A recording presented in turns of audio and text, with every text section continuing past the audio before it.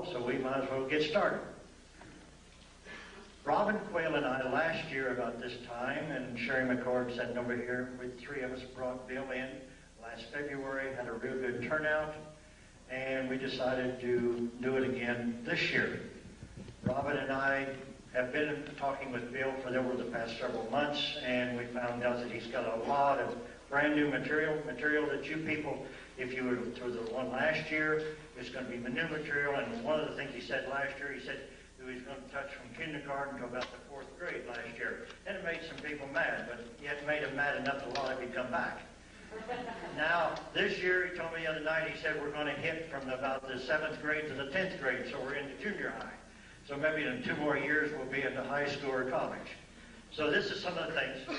Bill spent about 7 years in naval intelligence, and he'll get in a little bit about what he did in there. And then he spent the last 17 years putting together what he is going to share with us this afternoon. And at this time, I'd like to introduce Bill Cooper. Bill?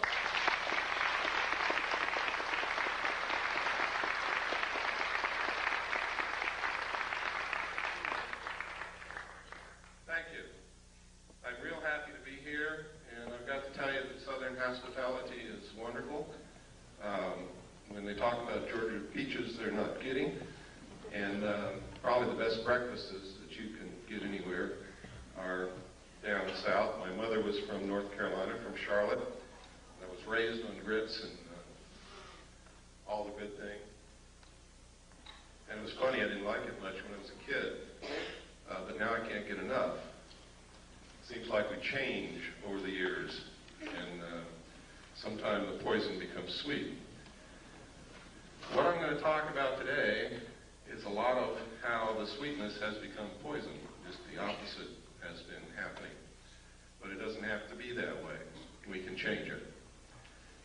I'd like to know, how many of you are here from out of state? Good, excellent.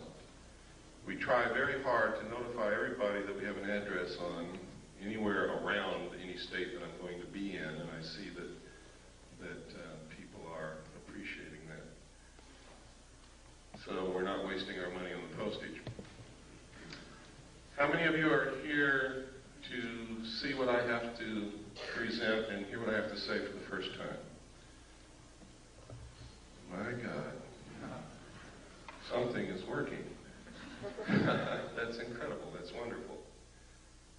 How many of you have never seen any tape or heard any audio presentation of mine or been to any of my personal appearances?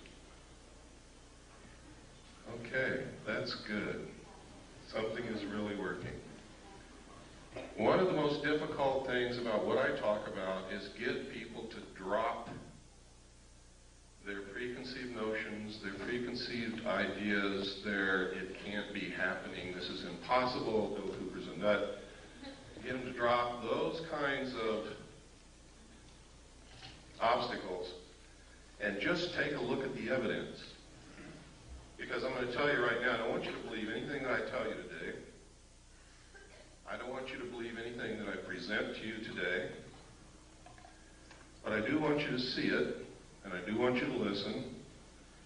And maybe, just maybe, what I'm all about is just maybe you will see or hear something here today that's going to convince you that something is terribly wrong. And it's going to empower you to become active and help us find out exactly what is wrong and fix it. Because I believe that we don't have too much time left to do this. I hope that I'm wrong. I sincerely hope that I'm wrong. But I have to tell you, ladies and gentlemen, since I have begun telling the world what I know and what I've found in my research, thousands of people have set out to intentionally prove me wrong, to ridicule me, to discredit me, to do all of these things, and no one has succeeded. Everyone who has gone to research the evidence to try and prove that I'm wrong has only succeeded in proving that I'm right. And I have thousands of letters from these people. And they're amazed when they do it. There are people here today who were at my presentation last year who I know didn't believe anything that I told them. They were very skeptical. skeptical and have since become helpers in our crusade because they went out and looked at what's available. Most of the evidence is in the public domain. It's there for anyone to find. That's where I found it. That's not how I got started on it, but that's where I found everything that I'm going to show you today, most of what I'm going to talk about. There is also a lot of deception. There is layer and layer upon layer upon layer of misinformation, disinformation, just plain old ordinary bullshit, and a lot of other things to get in your way. So wading through that can sometimes be difficult. You have to use your gut feeling, you have to use your common sense, you have to dig. But it's important that you learn to do that. For those of you who are here for the first time today, let me give you some background on who I am so that I won't be some mysterious character in here rattling off information which may or may not be true. I was reared in a military family. My father was a command pilot in the United States Air Force. He is a retired lieutenant colonel. He lives in the state of Texas now. A command pilot means that he literally has flown aircraft for thousands of hours and he's still alive. He started in biplanes and he ended up in jets. When I was a child, I can remember, I think I scrambled through every airplane that the Air Force and the Army Air Force ever had when I was a child. My dad used to take me out to the flight line to see these planes. I've flown in many of them. I used to eavesdrop on the pilots when they sat around the kitchen table, talked about UFOs and Foo Fighters and dogfights and things that went wrong with their airplanes and everything that you can think of, until they would get sick of me and my brother and sister and send us out in the yard to play. And then we would play what we heard. When I left home, also I was reared all over the world. We lived on Air Force bases in foreign countries.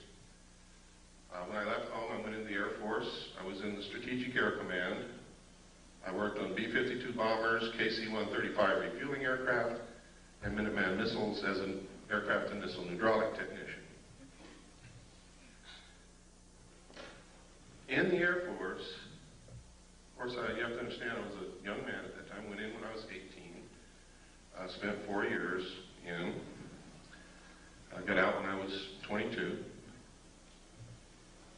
And I met sergeants, people who were over me, but who I became friends with, who sometimes after about 10 or 12 beers would begin to tell me the most incredible stories that I'd ever heard in my life about having participated in teams of Air Force personnel who recovered crashed extraterrestrial spacecraft. Now, you got to understand, if they'd already had 10 or 12 beers, so had I. That's the first thing you've got to know. Second, you have to understand that after 10 or 12 beers at the age of 21, I wasn't interested in extraterrestrial crashed spacecraft. I was interested in the girl at the other end of the bar. So I didn't pay too much attention to all of this, and you could never get these guys to talk about it when they were sober. And you still can't today. And in fact, today it's much more difficult because they have means that they have perfected of mind control and memory erasure, to where now some people who work in very top secret projects don't even know what they work on. They know that they go to work in the morning, they get off of work and go home, they don't remember anything that they did all day. The technology for this is well documented. It's in the public domain also, and it's one way that they've figured out how to keep projects secret. If you don't believe that the military can keep things secret, consider this. You just recently heard of the stealth fighter for the first time. This is 1991. I think the first mention of it publicly was in 1990. Did anyone hear of the stealth fighter before 1990? What year did you hear? Early 80s. Early 80s? Would anybody like to venture a guess on when the first flight of the stealth fighter took place?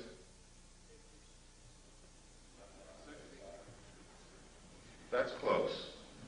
It was in the early 70s, ladies and gentlemen, first stealth fighter flew. So that's pretty good secret keeping. They can and do keep secrets for many, many, many years, and nobody knows about it. Now, I can tell you this for sure. If they have revealed publicly the existence of the stealth fighter, they have something else that's secret that makes that look like a Tinker Toy. That's the way these things go.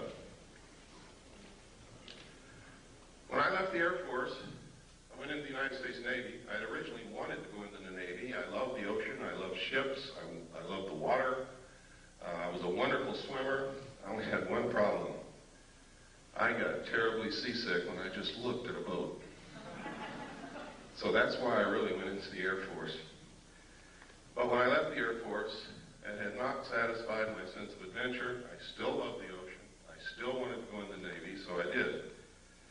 And I volunteered for submarines. I was stationed aboard the USS Tiger, SS-416, stationed at the Pearl Harbor submarine base.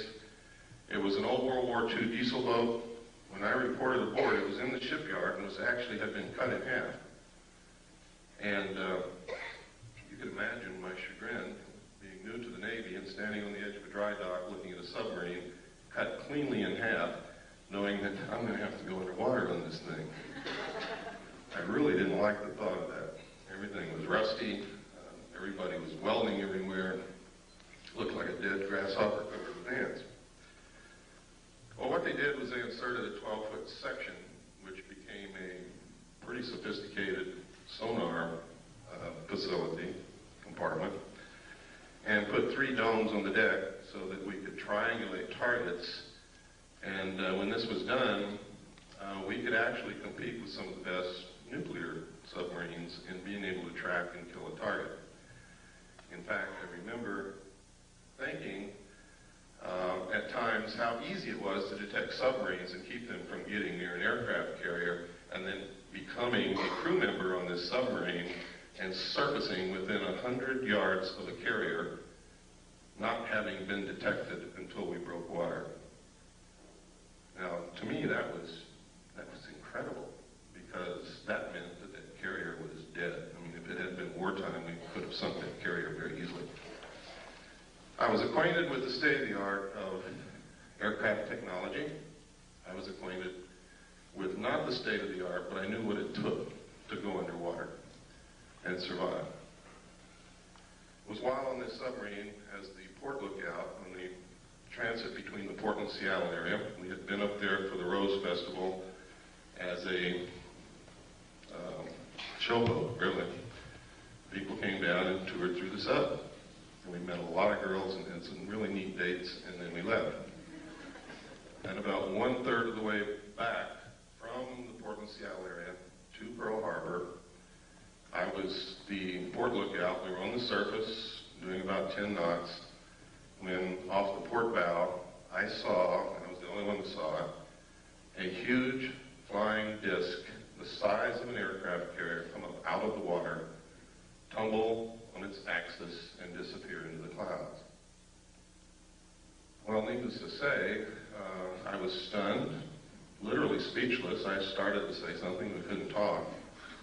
Nobody else had seen it, and I knew that they weren't about to believe what I had seen if I told them. And it scared me a little bit too, because I had never believed in these things, even though I had heard stories about them all my life. And I didn't see your little run-of-the-mill 30-foot flying saucer. I saw something as big as an aircraft carrier. But I had a duty to report this because it could have meant a danger to the vessel. My duty was to the vessel and to the crew. But I wasn't about to tell the officer of the deck that I'd seen a flying saucer. So I told him, his name was Ensign Ball, I told him that I had seen something off the port bow at a relative bearing of approximately 15 degrees. Would he help me find it because I've lost it? And you work that way on the bridge of a ship. You work as a team. Everybody helps everybody else out. Since the lookout can't leave his station, officers very often bring them coffee.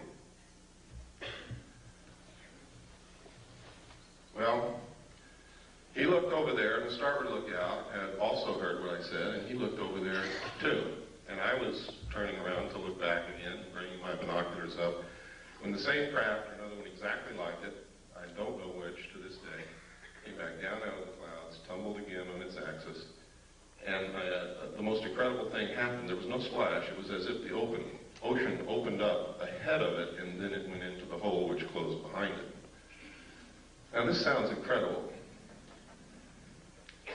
And to tell you quite truthfully, it is incredible. And if somebody had told me that and I hadn't seen it, I wouldn't believe it. And I would blame any one of you for not believing it.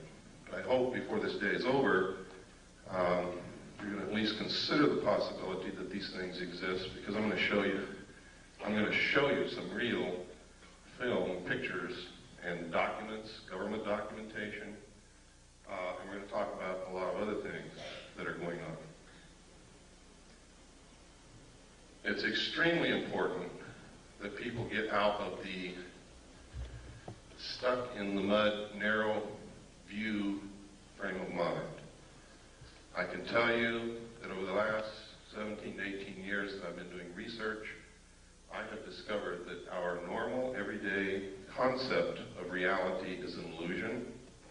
It is a manipulation in most instances of the power structure that really runs this country and the world to keep us ignorant so that we won't know what the truth is.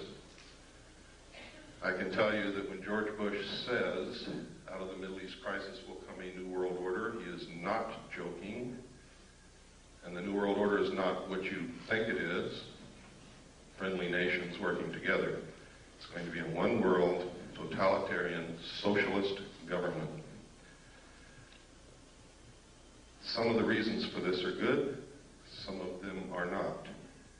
I can tell you that there is a hidden secret technology that is astounding, resembles nothing less than sheer magic, would literally set us free, enable us to cure most diseases, if not all, give us probably a source of, if not free energy, very close to free energy, very inexpensive energy, which we need very badly.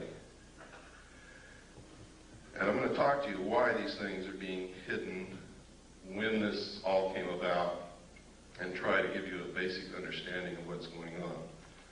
All of it's covered in my book, which you may or may not have seen. The name of the book is Behold a Pale Horse.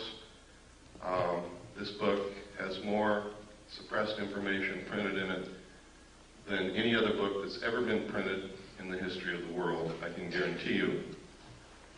And if they don't succeed in suppressing it, a lot of people's eyes are going to be wide open when they read it. Everything that I have found, I document. So it's not a question of deciding whether or not to believe me, it's a question of whether or not you can accept those documents as proof. Someone once said you can put 10 tons of proof in front of people. If they're not ready to accept an idea, they will not accept the proof. No amount of evidence will suffice to prove anything. It is the jury that will decide. And you are the jury. Smart people know that.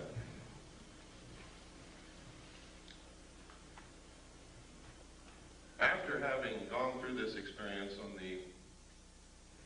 in the con, on the bridge of the submarine, I was later told by the captain that we were not to discuss this, not even amongst ourselves. I'd never been told that in the military. I'd never heard of anything like that. People who worked on projects together usually discussed them amongst themselves together. Now, when we reached Pearl Harbor, those of us who had been on the bridge, including the captain, were not allowed to go to shore.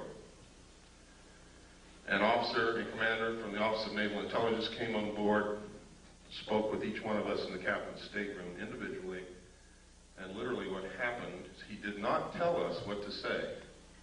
But every time we said the wrong thing, we were threatened. We were yelled at. It didn't take me long to figure out, having been raised by a Air Force what this man wanted to hear. So I told him what he wanted to hear. Sir, I didn't see anything. I want to get the hell out of here real quick. Please, let's get this over with. That pleased him. I then was given several pieces of paper to read, which literally all said basically the same thing using different words. They were different rules, regulations, and laws governing the safeguard of information pertaining to the national security. And then I had to sign a security oath saying that I would never talk about what it was that I had just told this gentleman that I had not seen.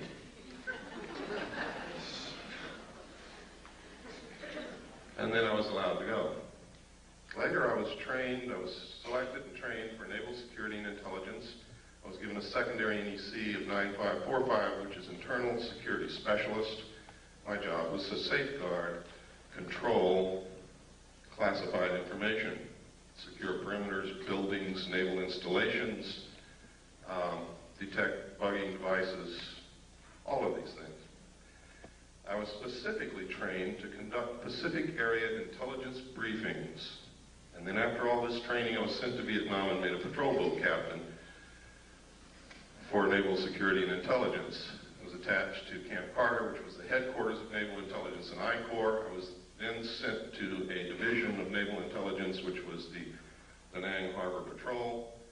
I was given a crew, a patrol boat, and a lot of weapons and ammunition, and they turned me loose. And that was crazy, because I was a young man who didn't know what the hell I was doing. But I did okay, thank God. Some others didn't. Later, I was transferred up to the Dong Ha River Security Group, which was another division of Camp Carter Naval Intelligence. And my job there was to patrol the river, make friends with the people along the banks, gather intelligence, and maintain the safety and security of the river. That river was at the DMC. It's the Takan River. The base camp was Qua Viet at the mouth of the river on the southern bank. And it was a major supply route for supplies that went to Quezon, which was under siege. While there, I learned that there was significant UFO activity in Vietnam. A lot of it.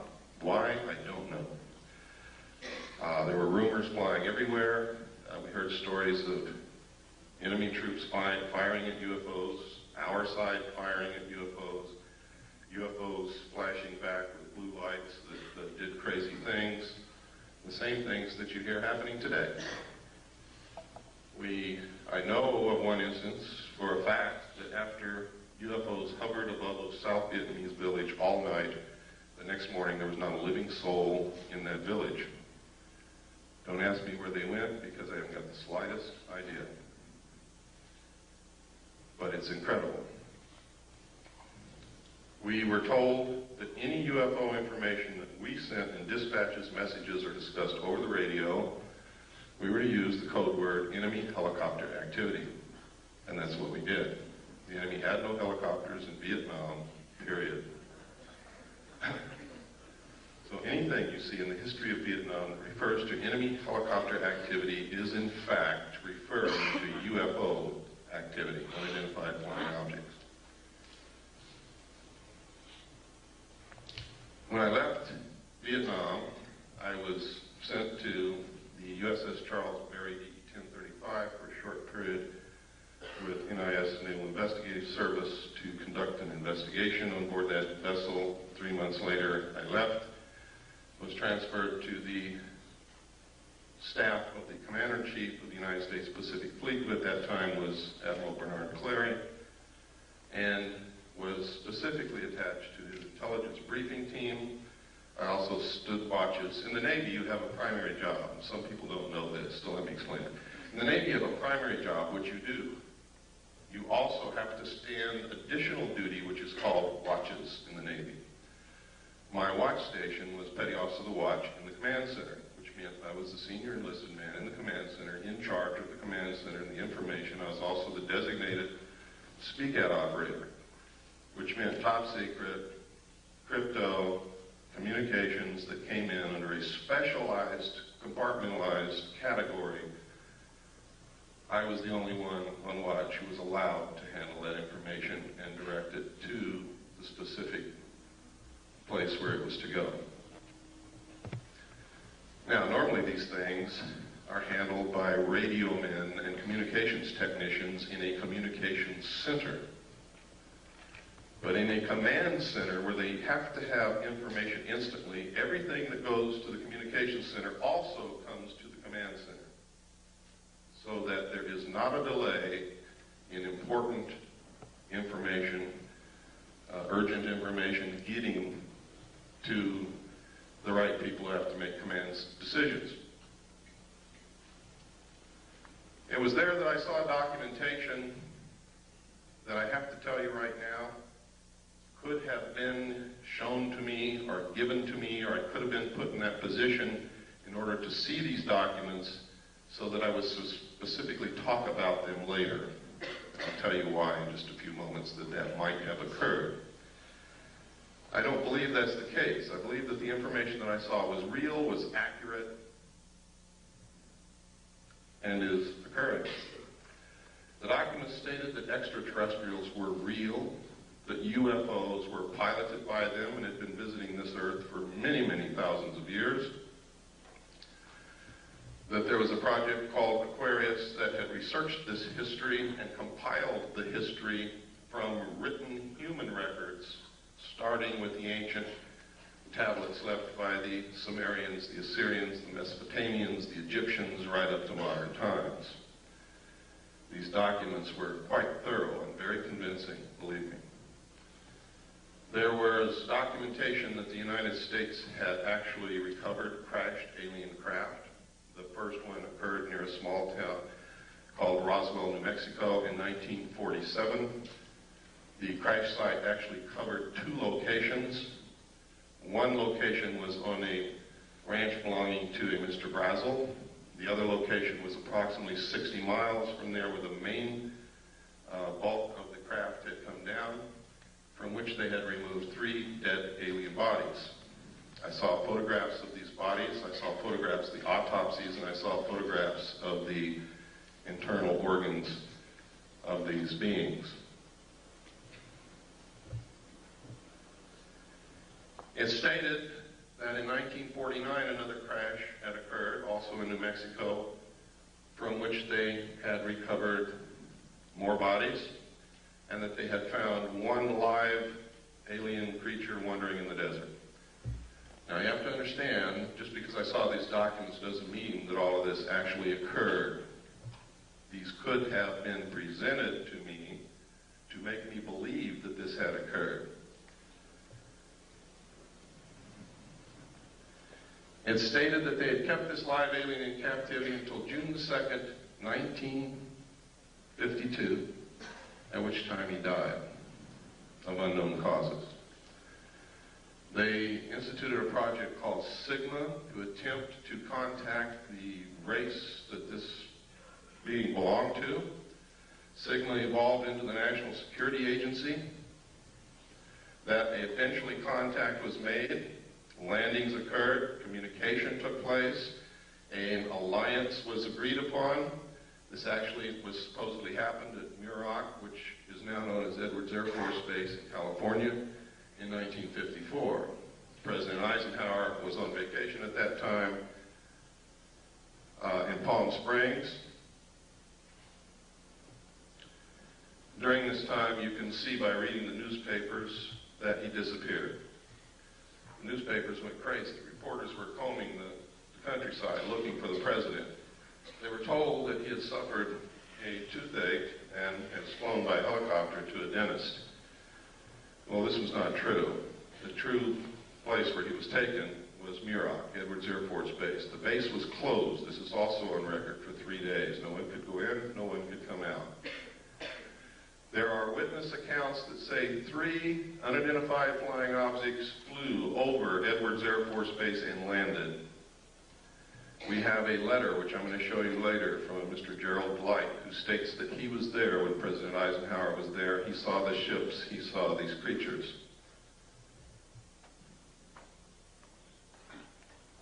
And that's just the beginning, but I'm not going to go much farther than that right now. We're going to get into some documentation so that your disbelief can start to see that this is not as incredible as it sounds. And I know what some of you must be sitting there thinking. It wasn't too long ago I could have been thinking the same thing. Now, over the years, if this is real, it's been suppressed and covered up and hidden for very good reasons in the beginning. Reasons that don't stand up now. Reasons that have resulted in criminal activity, in erosion of the Constitution, in all kinds of things. Now, I said that I believe that this is all true. I don't believe that it's a hoax. The evidence is overwhelming that it's true. And by overwhelming, I mean exactly that. When you get into really investigating this, looking at it, the evidence will overwhelm you.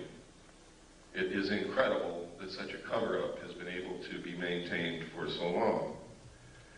On the other hand, I have found references as far back as the beginning of this century by a secret group of very powerful people to create an artificial alien threat from some other planet to help unite all humanity into a one-world government with them at the head.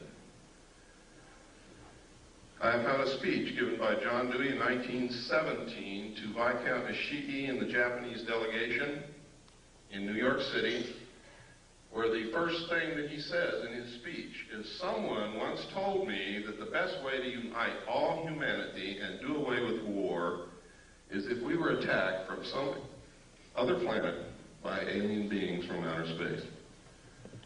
I have found reference in a report called the Report from Iron Mountain to the ultimate method of permanent peace on this earth and uniting humanity, doing away with nation states which cause wars, and substituting for war a tremendously wasteful space program that would unite humanity against an alien threat of an intelligent race from another planet. Now, I didn't know all this when I saw these papers back between 1970 and 1973 and the photographs and the records that I saw. This information came out during my research over the last 18 years. So it's something that has to be considered. I have to tell you that the intelligence communities, the powerful people in this world, have the capabilities to do this, to perpetrate such a hoax. They can do it. They have methods and ways to make us believe damn near anything they want to. But I will tell you this. The only question is whether extraterrestrials are real or not. There is no question whatsoever about the craft. The craft are real. They've been seen by millions of people all over the world. Credible people, military people, doctors, lawyers, bag ladies, elevator repairmen, people who work in grocery stores, heads of colleges, politicians, Jimmy Carter, Ronald Reagan, and many others. Now, Jimmy Carter said he saw a UFO before he was elected president. Now, if he's not credible, why did you elect him?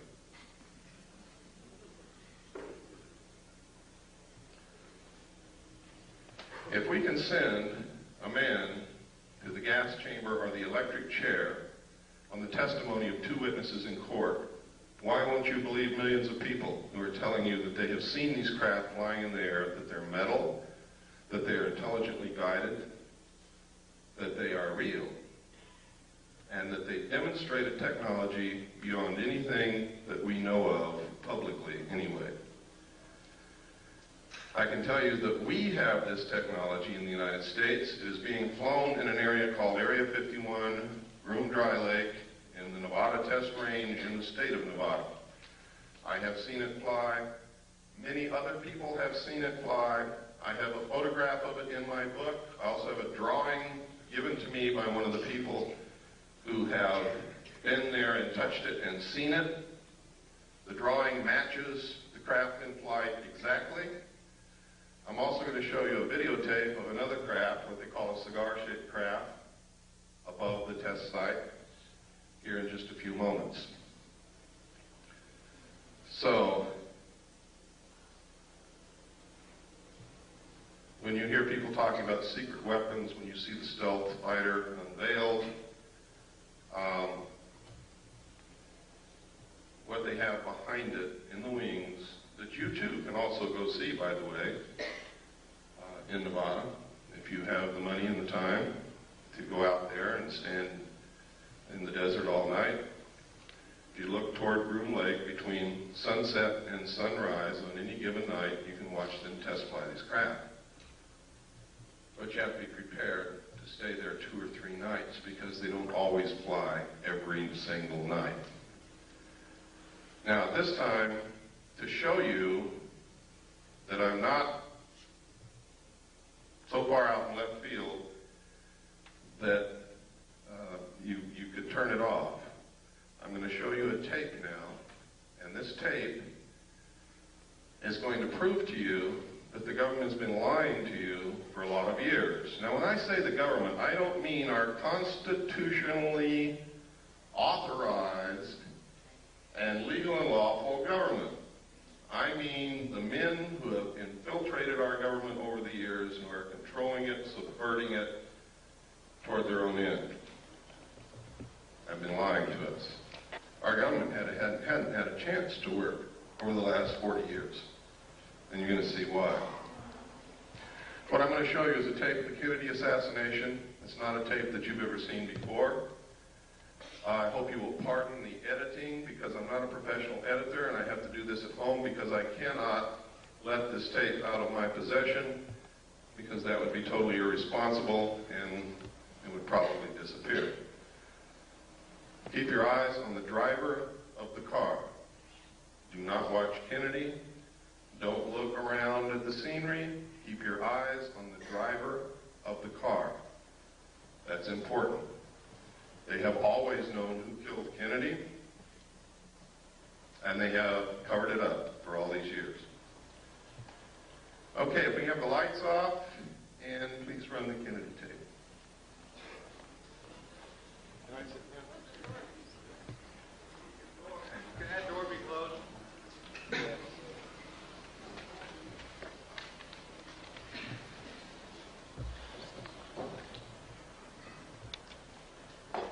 None.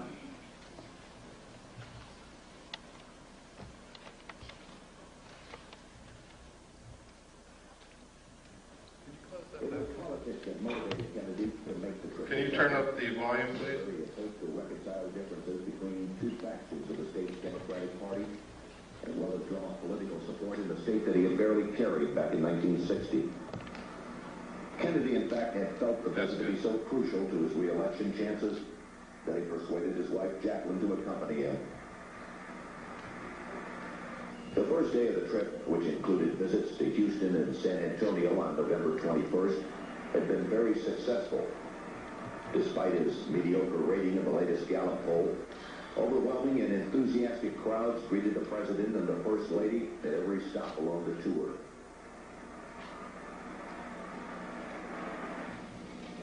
Late in the morning of Friday, November 22nd, the presidential party arrived at Dallas's Love Field, where the president was again met by a large and exuberant crowd.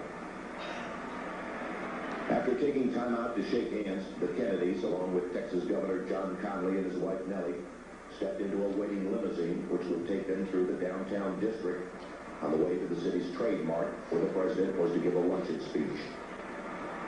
As the motorcade made its way through the streets of Dallas, it was obvious that Kennedy's trip was a tremendous success.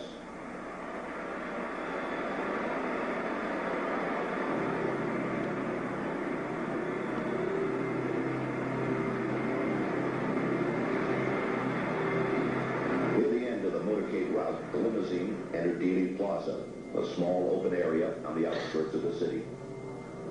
After turning right onto Houston Street, the president's car traveled one short block and then turned very sharply left onto Elm Street, where it passed beneath the Texas School Book Depository. It was 12:30 p.m. Central Standard Time. At this point, Abraham Zapruder, a Dallas clothing manufacturer who watched the motorcade from atop a grassy slope to the west of the book depository, turned on his 8mm Bell & Howell movie camera. Focusing his telephoto lens on the president, Zapruder captured the most shocking and sensational piece of film in history.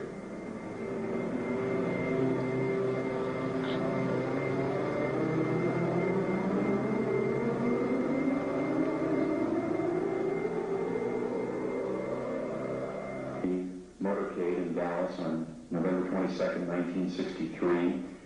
As the presidential car passes behind the freeway sign, President Kennedy is struck in the throat by a bullet that was fired from the grassy knoll. As he's grasping his throat through John Connally, turning around to his right, he at that point is struck.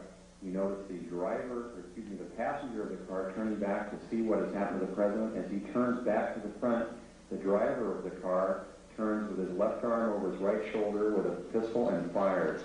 You see the 45 caliber nickel-plated automatic weapon in his left hand. He's firing over his right shoulder. You see it in relief. You see his head pointing backwards towards the president.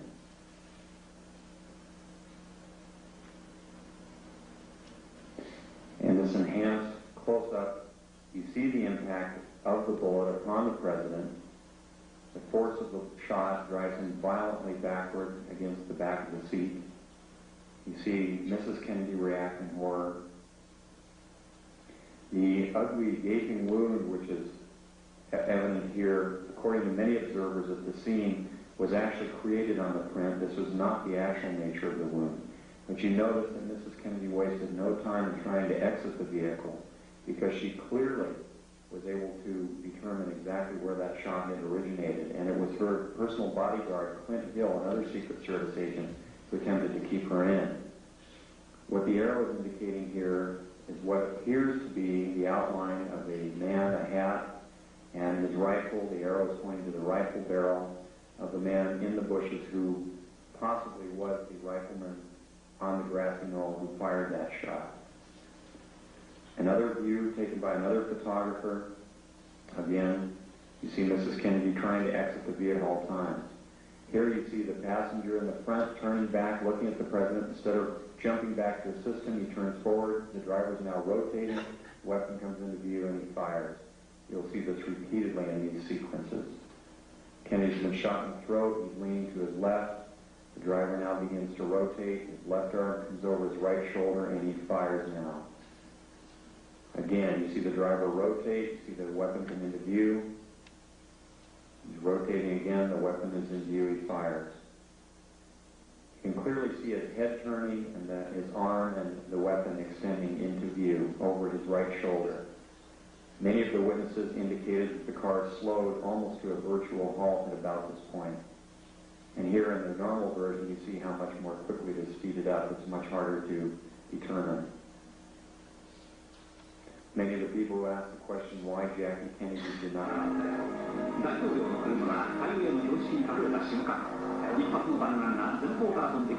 This is the same film that we sent to Japan to have a computer analyze. The Japanese concurred. They said that I was absolutely right in the outline what they found from the computer analysis.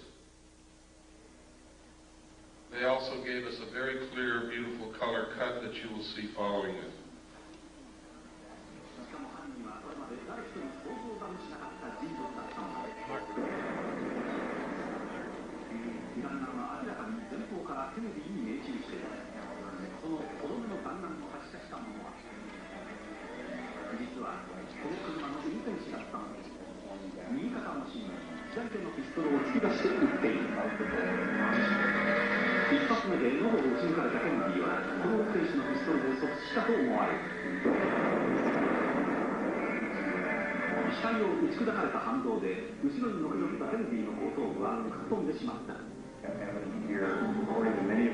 目の前で真犯人を目撃してしまったジャクリーン夫人は自分の身の危険を悟って車から逃がそうとした。だがすぐ後ろからつけてきたシークレットサービスによって押し戻され、レッキーに逃げるチャンスを失ってしまった。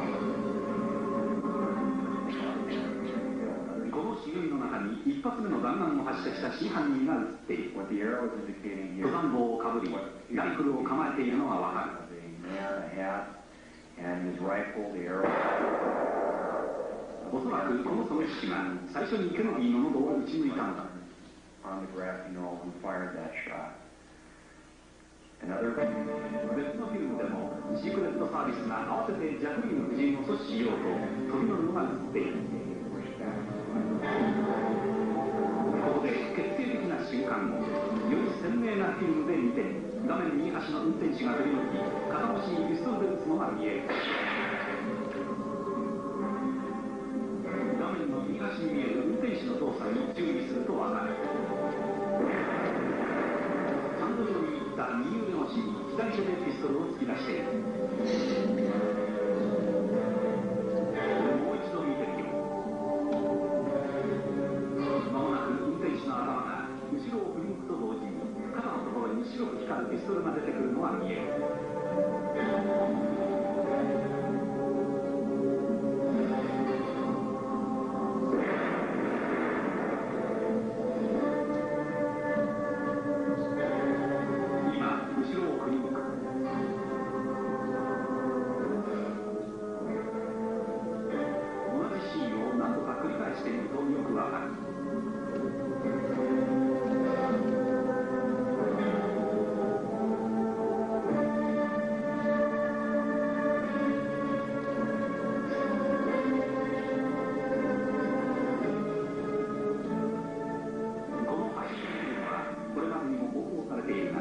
今までにジョン・ディア氏以外は誰一人運転 to save the president's life and to care for Governor Conley, who was also seriously injured in the shooting. Although the governor would make a full recovery, it was obvious to the doctors that Kennedy's wounds were fatal, and at approximately 1 p.m., the president was pronounced dead. Forth from this time and place to friend and foe alike, that the torch has been passed to a new generation of Americans born in this century, tempered by war, disciplined by a hard and bitter peace, proud of our ancient heritage, and unwilling to witness or permit the slow undoing of those human rights to which this nation has always been committed, and to which we are committed today at home and around the world. What began with such promise, however, would end less than 3 years later in tragedy. On November 22nd, 1963, President John F. Kennedy was assassinated, shot to death while riding in an open limousine through the city streets of Dallas, Texas. The death of such a young and vigorous leader was an overwhelming event which stunned both the nation and the world. In the years that followed, though, the Kennedy assassination became much more than a national tragedy. When viewed in light of later assassinations, the war in Vietnam,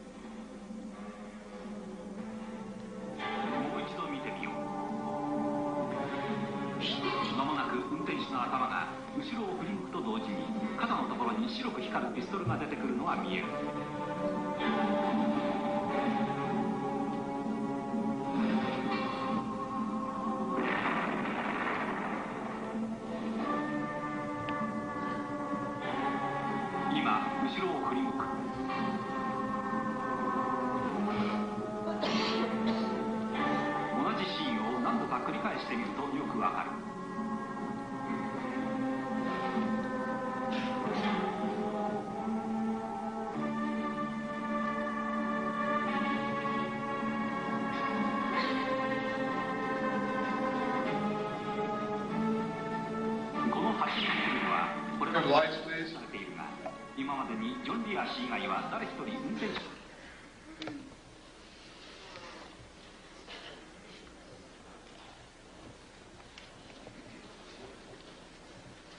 While I was with the Office of Naval Intelligence attached to the Commander-in-Chief of the United States Pacific Fleet staff, I saw documents that stated with no hesitation whatsoever, with clear understanding, that President Kennedy was killed by William Greer, the Secret Service agent driving his limousine in the motorcade.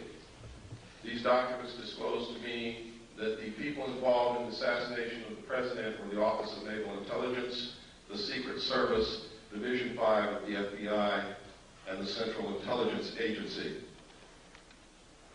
The reason stated was that he was a security risk, that he had ordered them to stop the sale and importation of drugs to the American people, and that he had ordered them to develop a plan to disclose the presence of extraterrestrial visitation to this earth within the following year.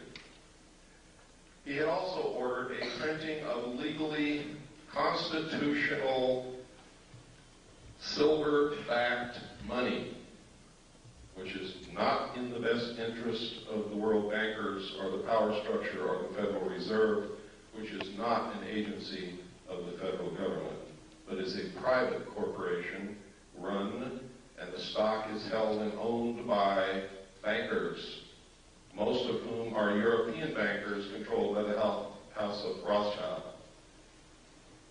They pay no taxes on the national debt that we pay them and the money that they earn from the interest. So they were dead set against the printing of this money. Kennedy had also discovered what the CIA had been doing for many years. You see, being president, you get to open a lot of drawers that nobody usually gets to open. And he had informed the CIA that he had intended, and he said this publicly, by the way, that he intended to disband the CIA and scatter it in 1,000 different directions. So you see, he made some pretty big enemies. And there were some pretty powerful people who thought that he needed to be killed. Many of you saw this and found this out for the first time today.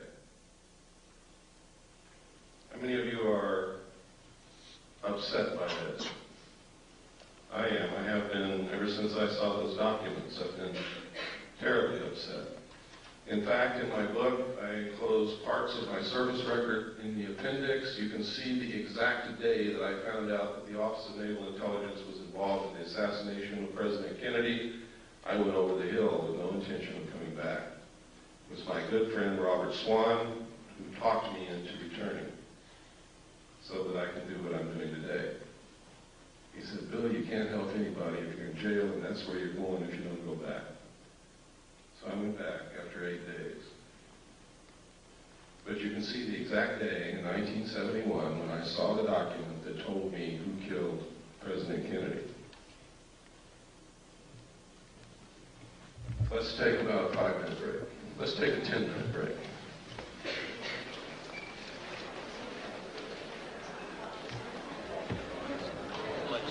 Bobby, please, we're going to get started again. I'm going to show a videotape of a UFO. You're not going to want to miss this because it's extremely rare footage of what they call a mothership, a cigar-shaped craft.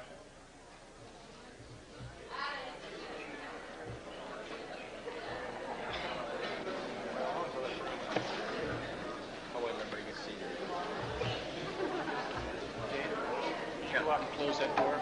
Sure.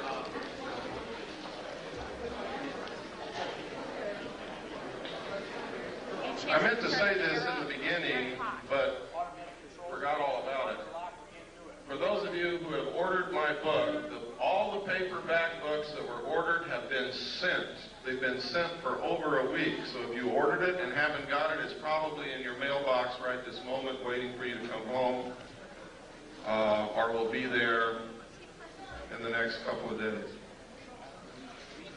The hardback books are printed, but they are not bound yet. They will not be sent for another 2 weeks.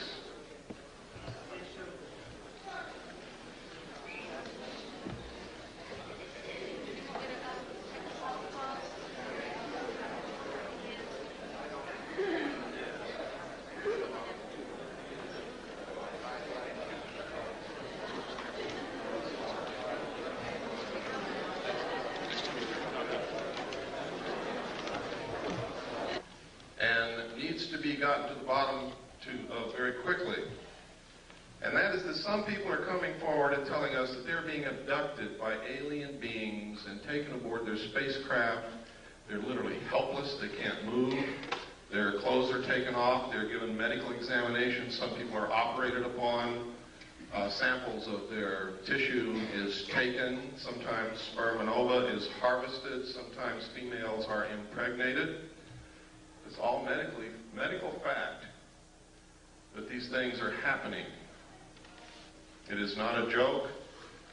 The only question is, was it really aliens and were they really taken into a spacecraft, or did something else happen and this is a planted story that's been put in their mind to disguise it? You see, this is a classic thing that they do in brainwashing.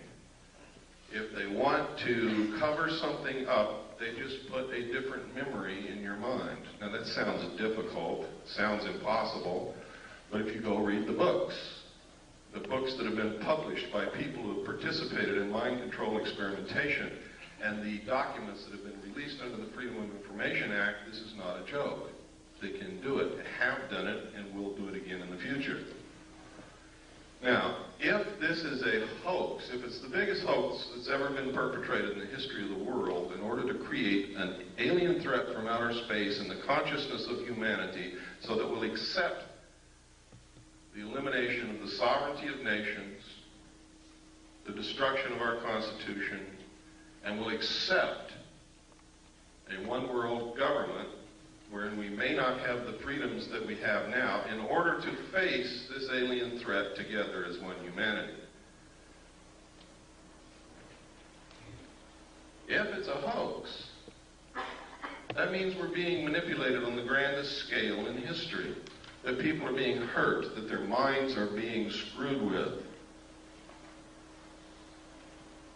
And if this is happening, we have to find out if it's really happening. We have to be able to gather enough facts to prove it, and we've got to stop it. If, on the other hand, these are really extraterrestrials that are doing these things, we have to find out why. Because these people are being implanted with very small devices, about the size of a small BB, that are literally microchips in the brain.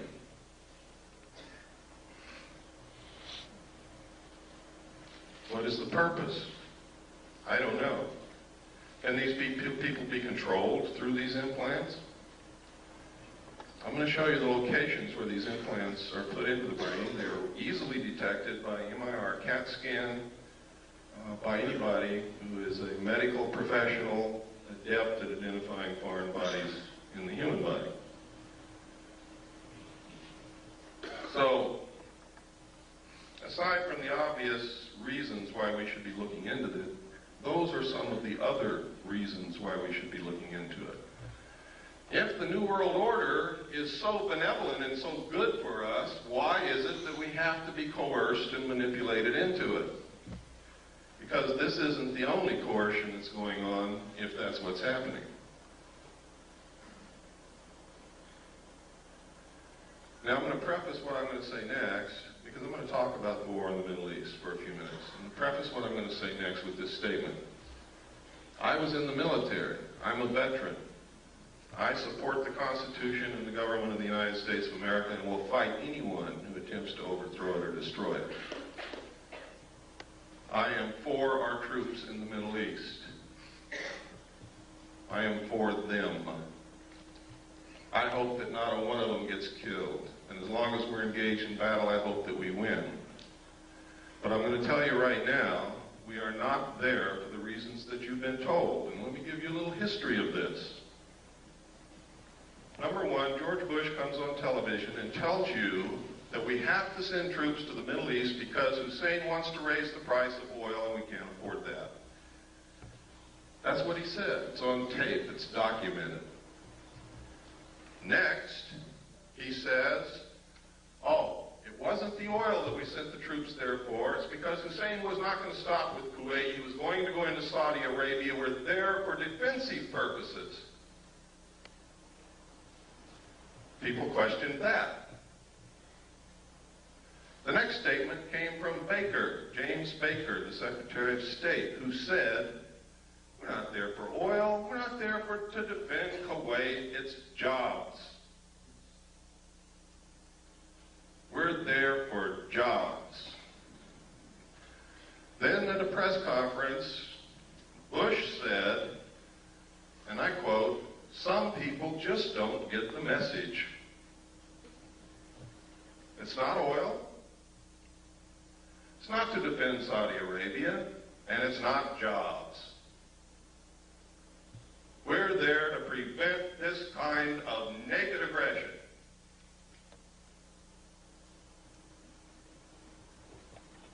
Now, I submit to you that the President of the United States and the Secretary of State don't know why the hell we're there, and they change their mind every minute, that none of the above is true. The truth is, a legal precedent has to be established that says that the United Nations is the ruler of the world. It has to be a legal precedent that all nation states submit to the will of the United Nations and give up their sovereignty to the United Nations and submit to the rule of the law of the world, which is the United Nations Charter and the resolutions passed by the United Nations. And the United States military is acting as the police force for the United Nations to establish that legal precedent. And Bush has said on television, no nation can ever again stand against a world united. And if they try it, the same thing will happen to them. Margaret Thatcher was the last world leader who was opposed to the one world government. And she is no longer the Prime Minister of England because of that.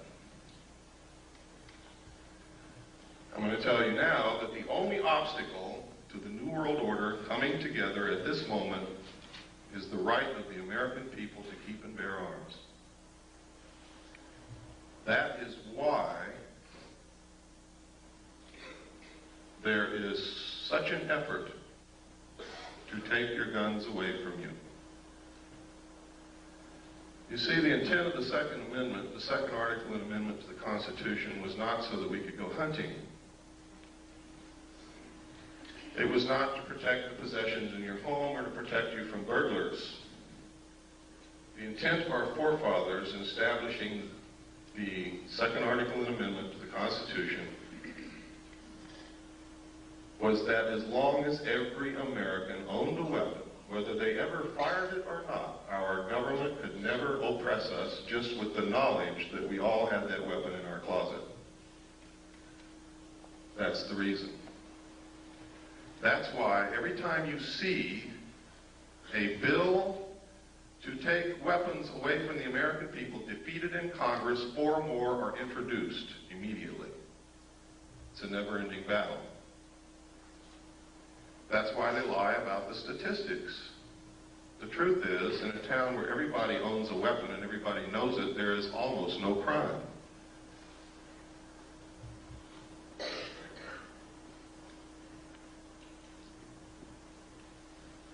I'm going to show you this next videotape while you're thinking about that, to show you that these craft do in fact exist. This was taken above the Nevada test site. This is what's called a cigar-shaped craft. They are very large. They're also called motherships. Every time they're seen, except in this photograph, usually you see other smaller craft exiting and entering these craft, like scout ships or something. I don't know what you would call it. But it's absolutely incredible. This piece of footage you're going to see is so rare. I've only seen one other piece of film footage on this particular type of vehicle, and it wasn't even 1/3 as good as what you're going to see here. So what you're going to see is extremely rare, and you'll probably be a long time before you ever see any footage like this again. It's very difficult to get. Go ahead, there's no sound.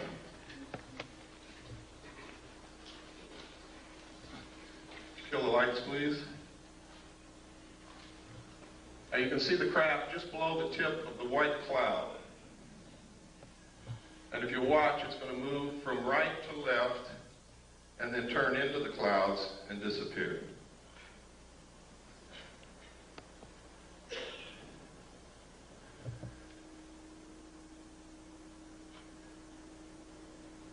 approximately 15 miles from that location when this footage was taken.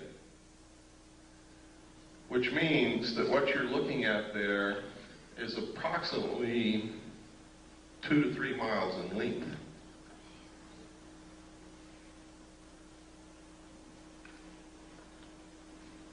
That's very impressive, and to me it's very exciting that someone can make something that flies in the air that's 2 to 3 miles in length. That is the actual time that you see there, those are the actual seconds passing.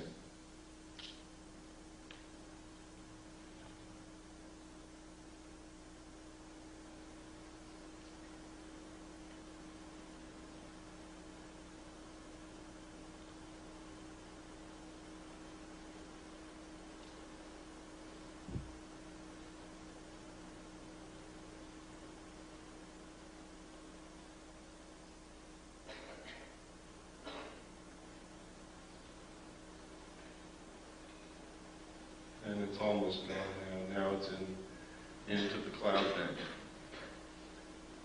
You can stop the tape.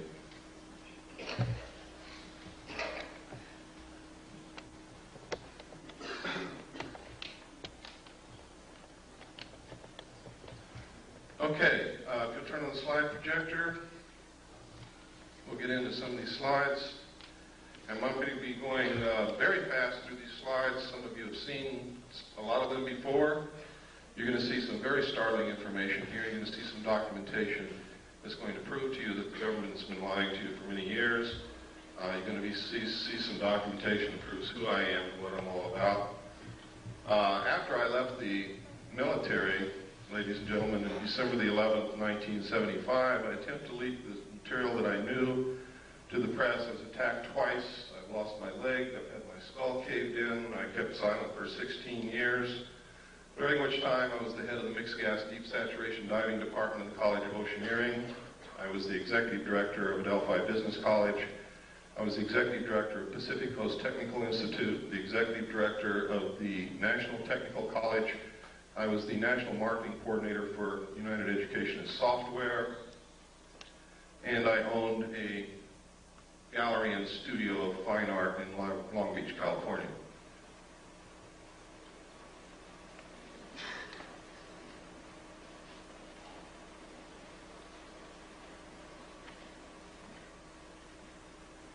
Is it on? It's on. Maybe just go forward one.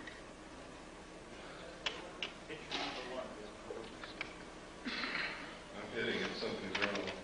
There we go. You want to go forward? That's the wrong. I want to go forward. There we go. Okay. This is a letter from Jim Joyner, who's the head of the Mixed Gas Deep Saturation Diving Department of the College of Oceaneering. And basically what he's saying in this letter is I worked for him, I was the head of the department, I was an instructor, and I'm a good guy.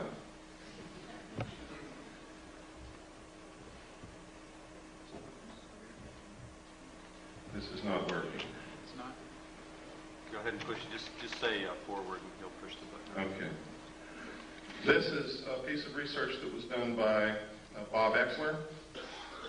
In his own research, he verified something that I had not told anybody, and that was that when I was with the Commander-in-Chief of the United States Pacific Fleet, I worked directly under Bobby Ray Inman.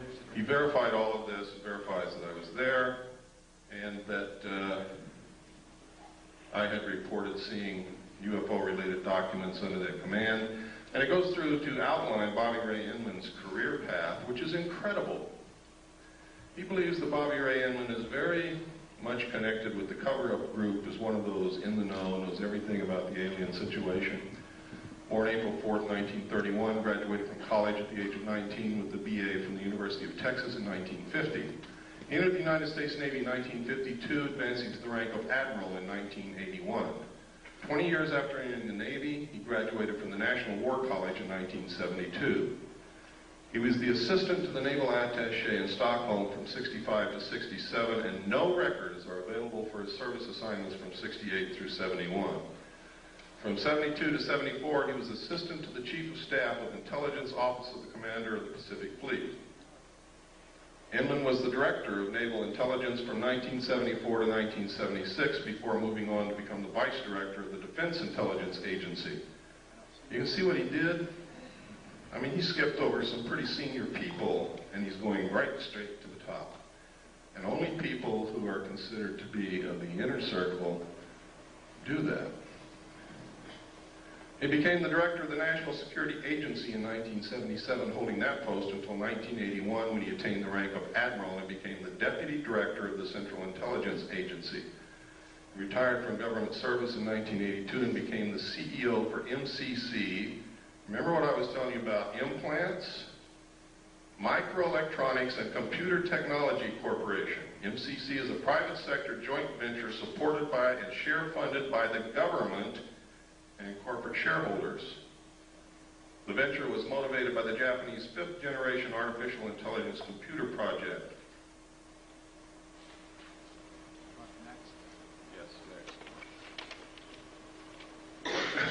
This is a letter from Bob. Remember I told you Bob Swan was the one who talked me into going back after I went AWOL.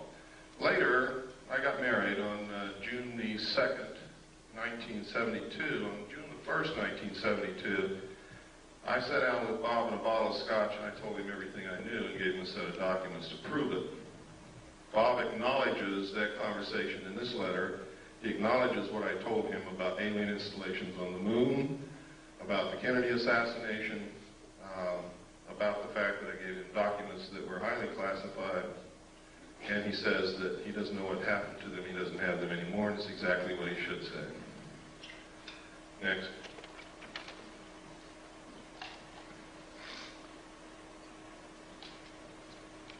And next.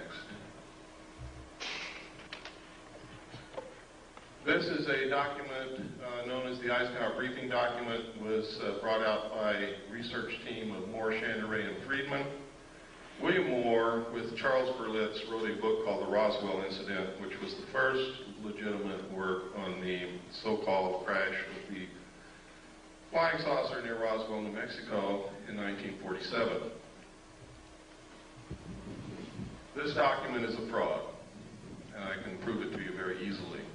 But it has a lot of truth in it. In fact, the document itself reads as if it were taken right out of Moore's book, The Roswell Incident. All of the designations on it are legitimate. Top secret and magic was the same designation given to the material that I saw when I was with Naval Intelligence. Magic means Magi controlled. Magi is the majority agency for joint intelligence, which reports only to a top secret group called Majesty 12, also known as Majority 12. It is made up of 19 members. There are 6 from government, 6 from the Executive Committee on the Council on Foreign Relations, 6 from the Jason Scientific Group administered by the MITRE Corporation and Dr. Edward Teller. This briefing document calls it Operation Majestic 12. The documents that I saw said that it was Operation Majority.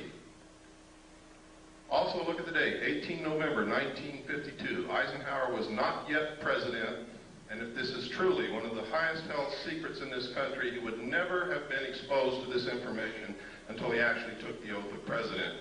He was not even in government service at the time he was elected. He was the president of a college. Next, please. I can tell you that of those listed there, those names, Admiral Roscoe Hillenkoetter was the director of the CIA when this group was supposedly formed. If in fact it was formed at that time, he would have definitely been a member.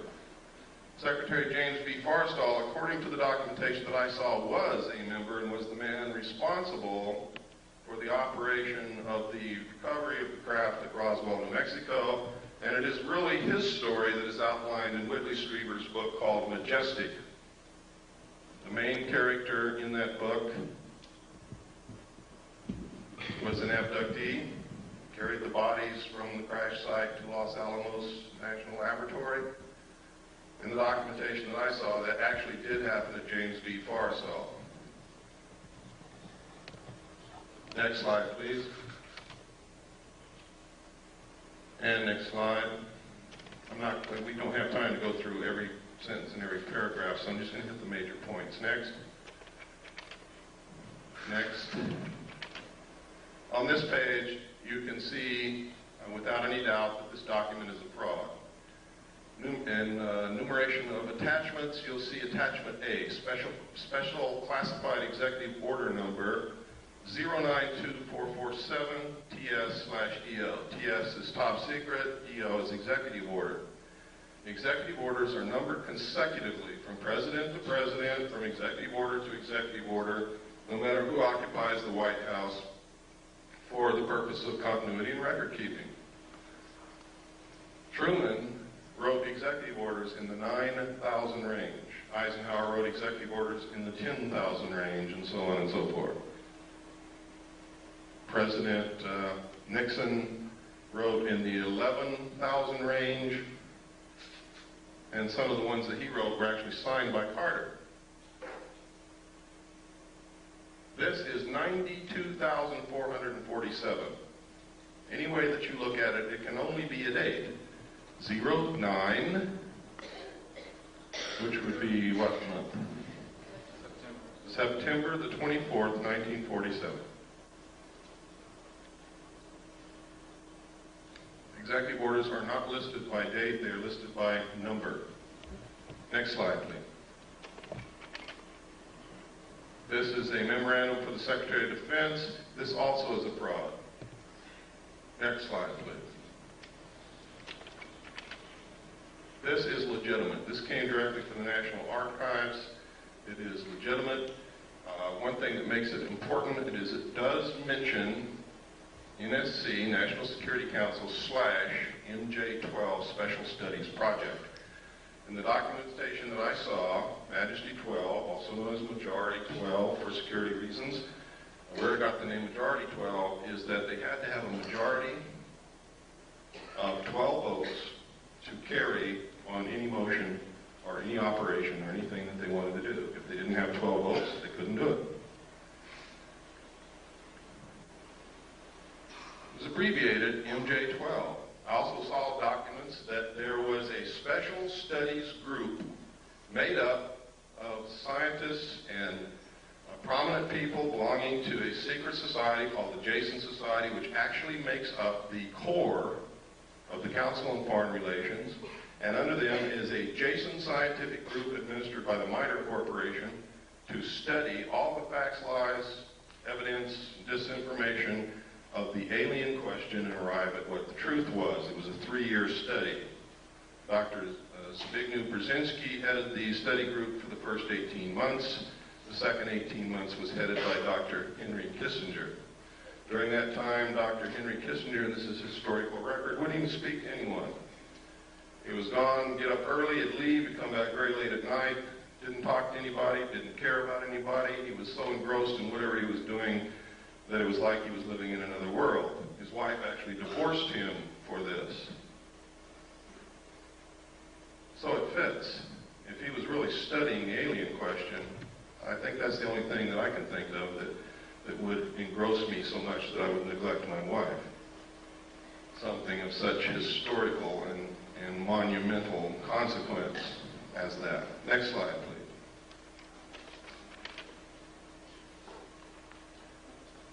This, nobody knows if this is real or not, but this is one of the documentation that Moore, Channery, and Friedman came out with. Next slide. This is a letter from Jesse Marcel Jr. In the Roswell crash in 1947, Major Jesse Roswell was an intelligence officer attached to Roswell Army Air Force Base, and he was the one who was sent out to check out this wreckage that Mr. Brazel reported on his ranch. When he got there, he determined that this wasn't anything he'd ever seen before, didn't know what it was, gathered it all up, put it in his car, took it home, showed it to his wife and child that night, and the following morning took it into the base. That night, when he showed it to his child, Jesse Marcel Jr., interpreted that this was a was pieces of a flying saucer. Now, I don't know if his father told him it was a flying saucer or not, but I believe that the suggestion was probably planted in the kid's mind because the only thing that the father had was bits and pieces of stuff that looked like tinfoil from cigarette packs and balsa I-beams, although they weren't balsa, it was some kind of metal, but they were very light. Next slide.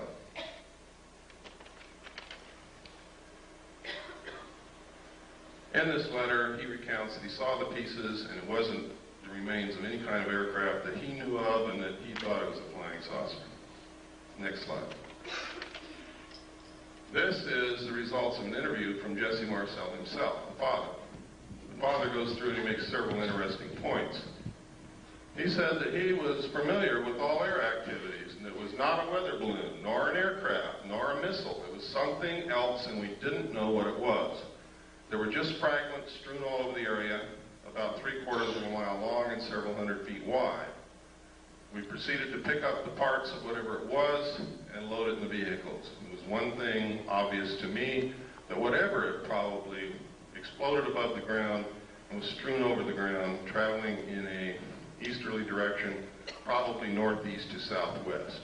We filled the vehicles and then proceeded to come back home to Walker Air Force Base, which is now called, or was then called, Roswell Army Air Force Base, where I was stationed, and that's how it was.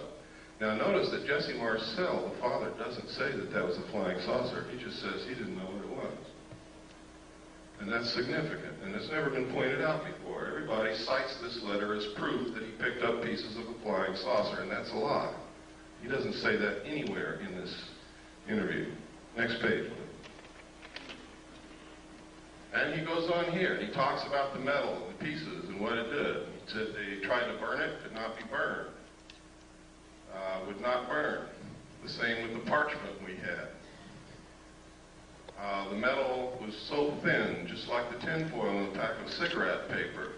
I didn't pay too much attention to that at first until one of the boys came to me and said, you know that metal that was in there, I tried to bend that stuff and it won't bend. I even tried it with a sledgehammer. You can't make a dent on it. And he talks about some other things that they did. But nowhere in here is significant. Does he ever say that it was a flying saucer or an extraterrestrial craft? He just says he doesn't know what it was. Next slide, please. And even here, he doesn't say or venture any guess as to what it was. Next slide. This is a letter. This is called the Smith Memo. Smith was a radio engineer for the government of Canada. He came down to Washington to see if he could get the United States government to participate in electromagnetic experiments and experiments involving radio waves and other things of that nature. While he was there, he read a book written by Frank Scully called Behind the Flying Saucers, and he wanted to know if it was real.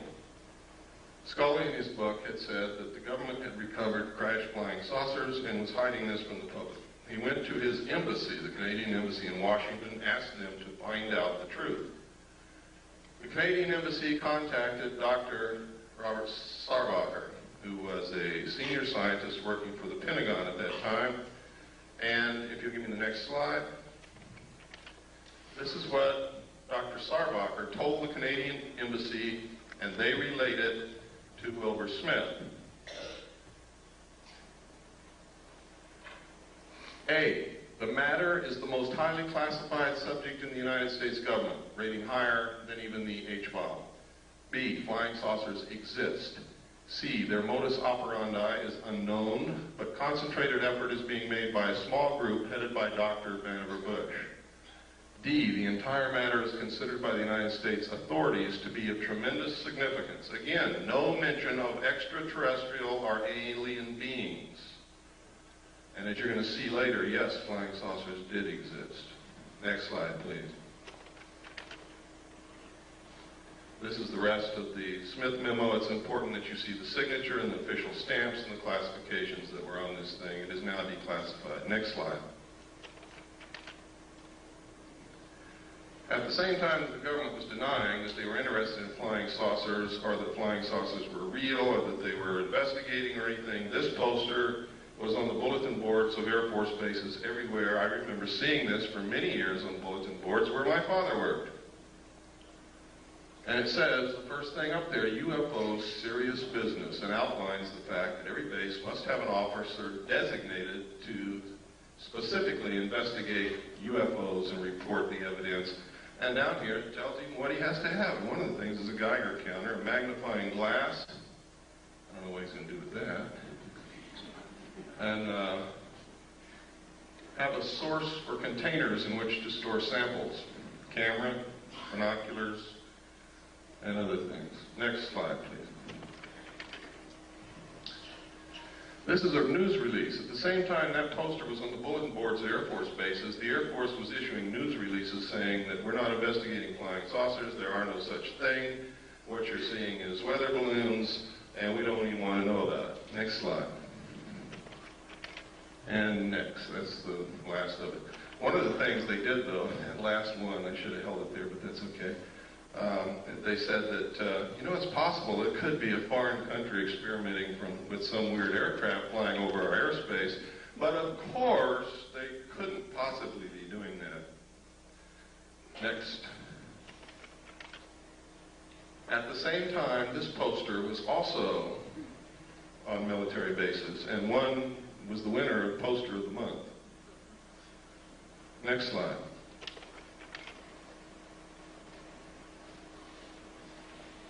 These are cows.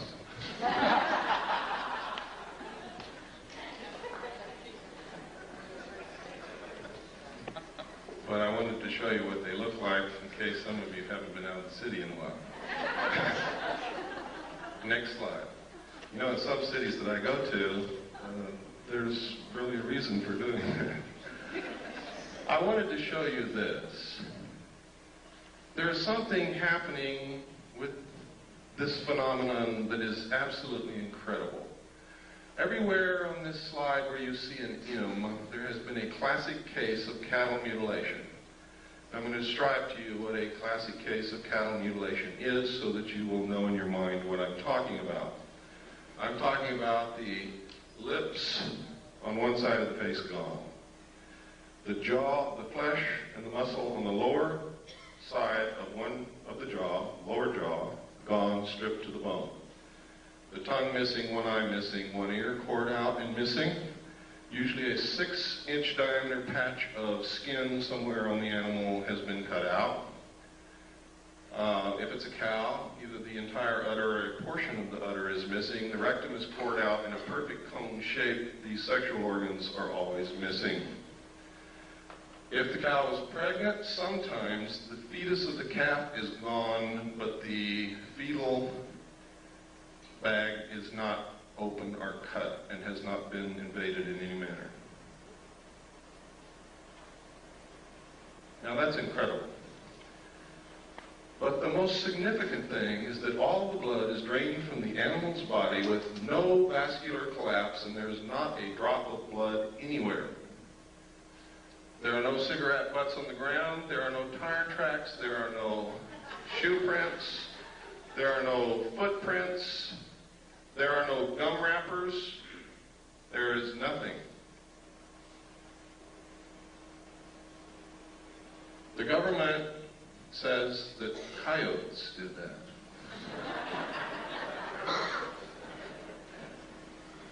Now, I'm not going to pretend that I know who or what it was, but I do know one thing, it wasn't coyotes. And I also know that our medical personnel, with the best surgical tools at their disposal, cannot make or duplicate the same cuts that are bloodless, that seem to be literally between the cells. There is no blood in any of the wounds. There are always 2 holes on the neck of the animal. Now, we got very curious about why would these specific parts of the animals be missing? And we came up with some things that are very interesting. Dust collects in the ear. Things that float around in the atmosphere collect in the ear. The lips touch the grass and the earth, so does the lower jaw. The eyes exposed to the atmosphere. The rectum is where most of the heavy impurities, the things that cannot be digested, that are poison to the system, collect, and that's why people get rectum cancer and colon cancer from these things. The sexual organs, which show genetic damage. And where does radioactivity show up first in a mammal? In the milk. So then we got very interested in where these mutilations occurred, what time of year, which way was the wind blowing, and what was upwind from these locations. And we found in every single instance there was a nuclear site of some kind, a power plant, a weapons base, a weapons storage installation, weapons manufacturing plant, a testing area, missile stockpile, uranium mines, and tailing piles, waste disposal areas. In every single instance were upwind from these sites. From that, I deduce that whoever is doing it is trying to find out how much radiation has leaked into the atmosphere, the food chain, and the groundwater, and what is it doing to the living mammals in its path.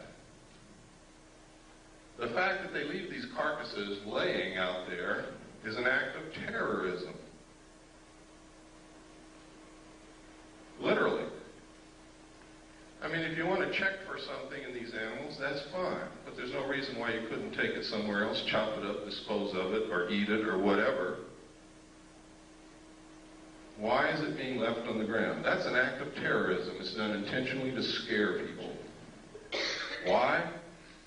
Maybe to create an alien threat from outer space. Maybe because aliens don't eat beef.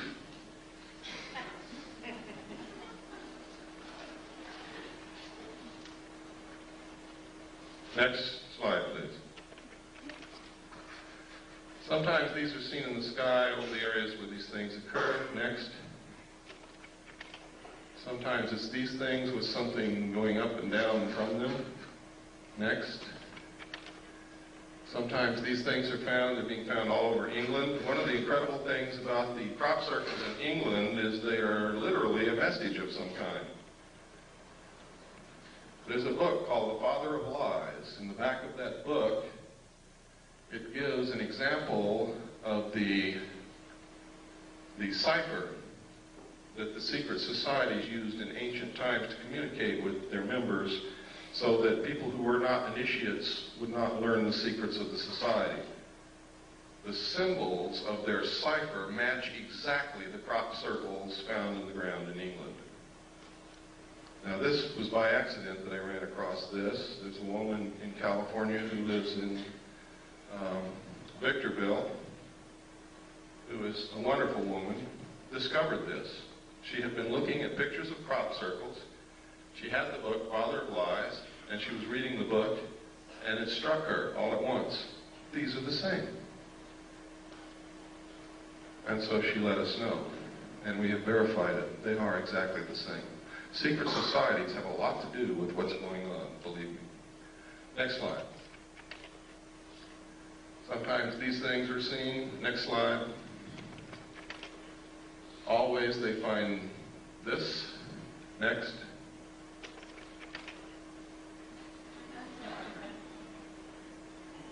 Then we got to wondering, gosh, all through history there's records of people and animals being found with the blood sucked out of them. Is this the source of the vampire legends? Way back through history, we have found that there are accounts of animals and humans who have been mutilated in this classic manner. Next slide, please. This is some of the information a man by the name of Bill English has released. It is some of the exact information that I saw while I was in naval intelligence. He was working as while he was working in England at a national security agency, listening post really, and he saw the same documents there. Next slide.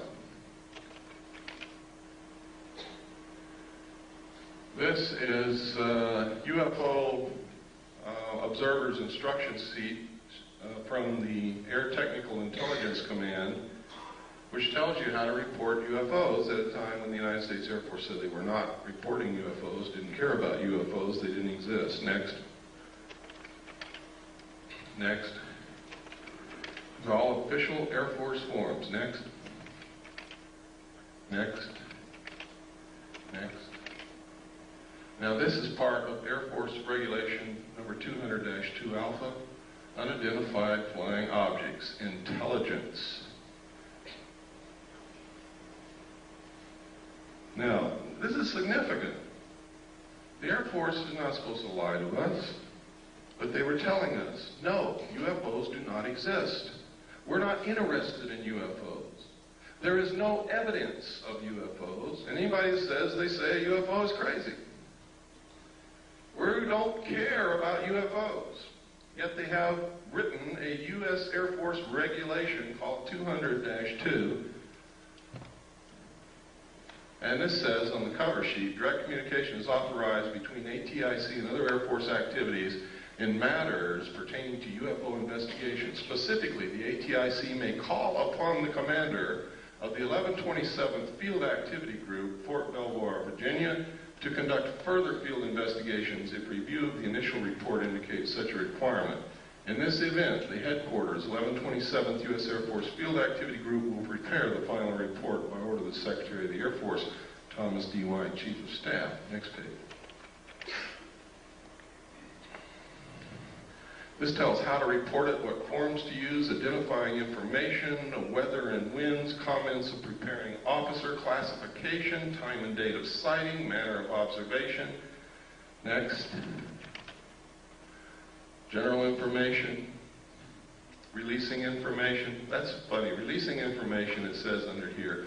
All information of releases concerning UFOs, regardless of origin or nature, will be released to the public or unofficial persons or organizations by the Office of Information Services Office of the Secretary of the Air Force.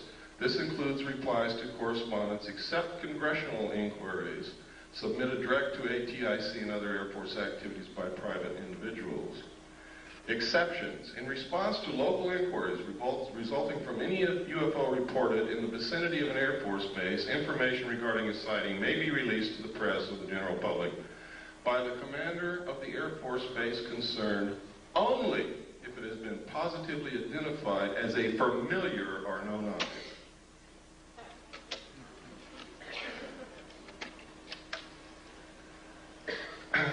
Next, please. And it goes on, but we just don't have the time. This is how to report one that moves around in the sky. Next. Next. Next.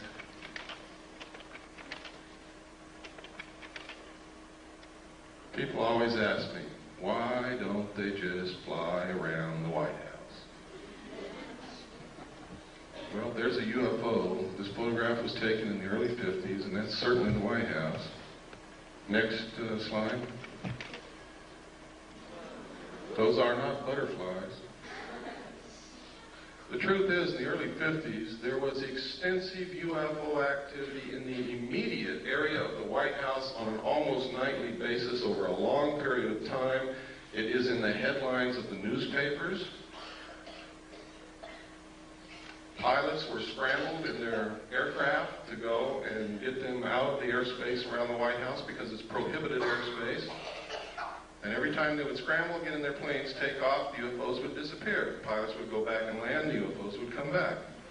This kept happening night after night after night until the pilots got so disgusted and so frustrated they wouldn't even get in their planes anymore.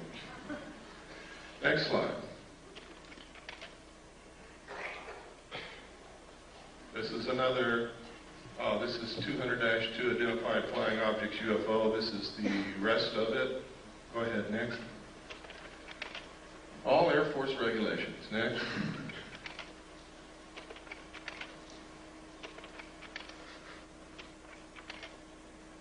Okay, I told you earlier about implants. Let me show you where these implants are being found in human beings. We don't know who's putting them there. The people who are being abducted are telling us that they are alien extraterrestrial beings from outer space. They all tell the same story. They all describe the craft exactly the same. They all describe the beings in the craft the same. They all have describes the same things that have not been made public knowledge, and they don't know each other. And these are people from all around the world. One of the best abductee researchers that I know is here in this room with us, Robin Quayle. One of the implants is inserted up through the nose and is lodged next to the optic nerve in this region. Another implant is inserted beneath the skull cap next to the medulla oblongata in this region. Another implant is found subcutaneously behind usually the right ear and can be seen and felt. I always like to watch everybody feel behind their right ear when I say that. Implants have been found in the wrist, in the calf, and in the lower arm. Next slide. Now, this is very strange because just before these began happening and after we began finding these implants, we began noticing newspaper articles like this. Computer chip implants can help find lost pets, and it goes to outline how this happens. And it tells us that the sheriff's department or the police department in the cities are given electronic equipment to communicate with a satellite that the government has put up. And if you put an implant in your pets, this satellite can find your pet wherever it is when it's lost, and your local law enforcement people, by tuning into this satellite with their electronic equipment, can tell you where your pet is and go get it.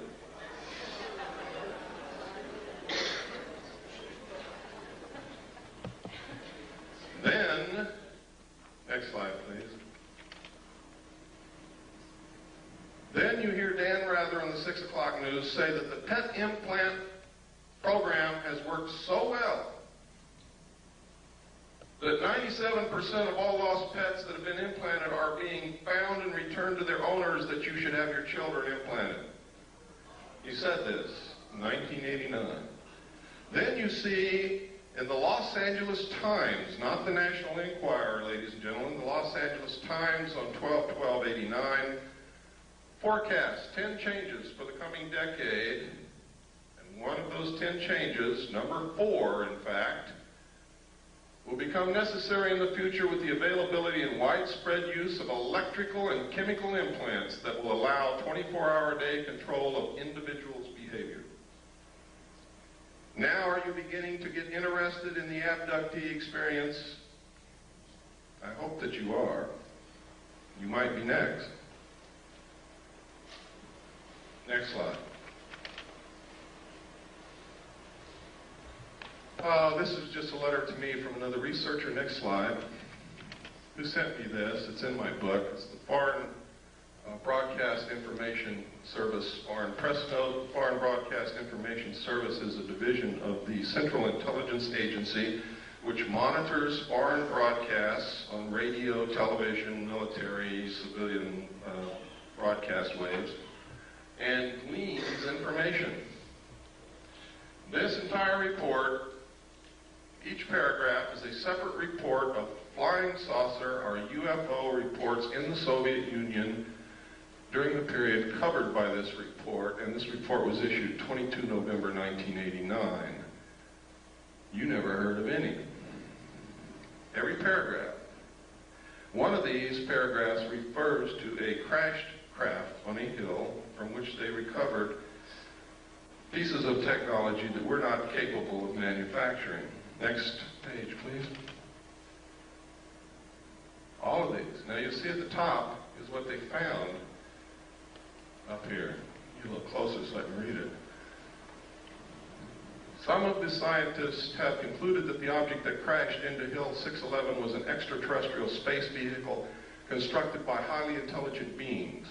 Doctor of Chemical Sciences V. Vysotsky, it's a good thing I'm not Russian, I couldn't talk, stated that without doubt this is evidence of a high technology and it is not anything of a natural or terrestrial origin. He cited the fact that the remnants of fine mesh included bits of thin threads with a diameter of only 17 microns, and that these threads in turn were composed of even thinner strands twisted into braids.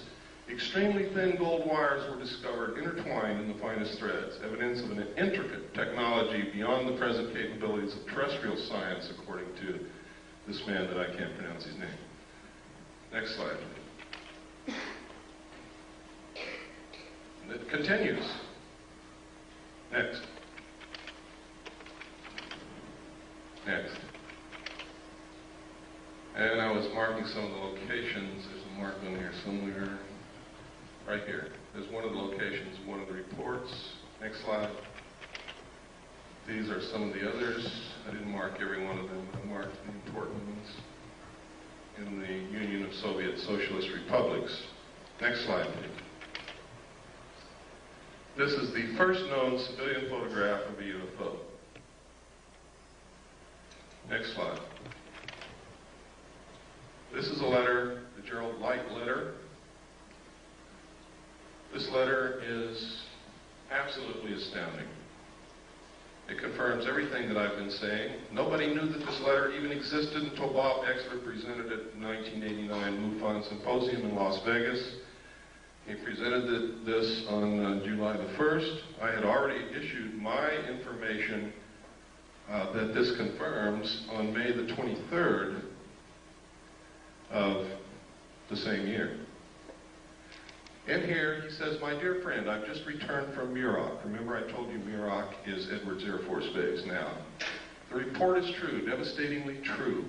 I made the journey in company with Franklin Allen of the Hearst Papers and Edwin Norris of Brookings Institute, Truman's erstwhile financial advisor, and Bishop McIntyre of LA. Confidential names for the present, please.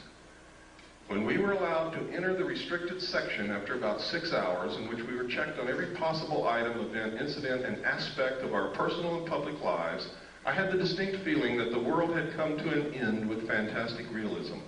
For I have never seen so many human beings in a state of complete collapse and confusion as they realized that their own world had indeed ended with such finality as to beggar description." Can you get the sense of what this guy had gone through? "The reality of other plane aeroforms is now and forever removed from the realms of speculation and made a rather painful part of the consciousness of every responsible scientific and political group. During my 2 days visit, I saw 5 separate and distinct types of aircraft being studied and handled by our Air Force officials with the assistance and permission of the Etherians." Notice he calls them Etherians, which means that he attaches some spiritual significance to them. And notice also that he capitalizes Etherians, signifying that he may have viewed them as gods. I have no words to express my reactions. It has finally happened. It is now a matter of history. President Eisenhower, as you may already know, was spirited over to Muroc one night during his visit to Palm Springs recently.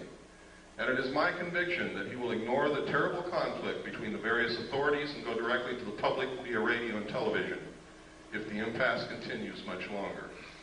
Well, we know that he didn't do that. And it goes on. We don't have time to read it all. It's in my book in the appendix. Those of you who get the book, you can read it at your leisure. Next. This is the second page. Next. This is Bishop McIntyre. Next. There's old Ike. Remember the slogan, "We like Ike"? Ike started this crap. Next. There he is again. Remember what Ike said to us when he left office? Does anybody remember that?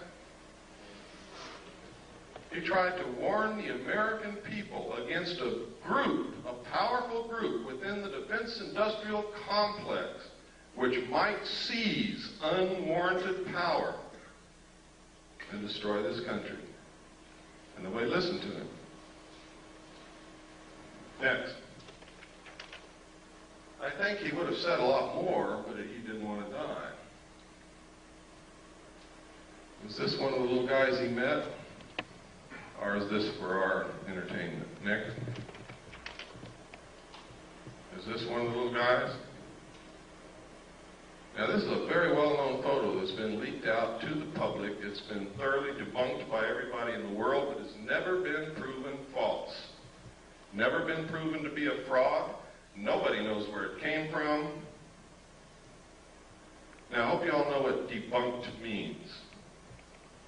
Let me show you what debunked means. What's your name, ma'am? No, it's not. What's your name? No, it's not. What's your name? No, it's not.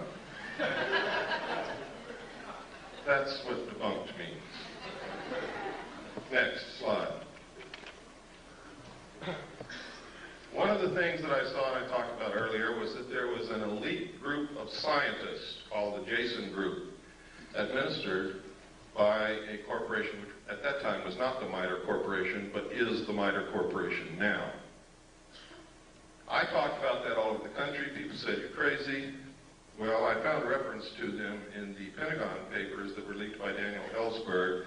And in the Pentagon papers, it said that the Jason Group had invented and come up with the electronic barrier that was placed across the DMZ of Vietnam to detect and prevent the North Vietnamese regulars from coming across the border.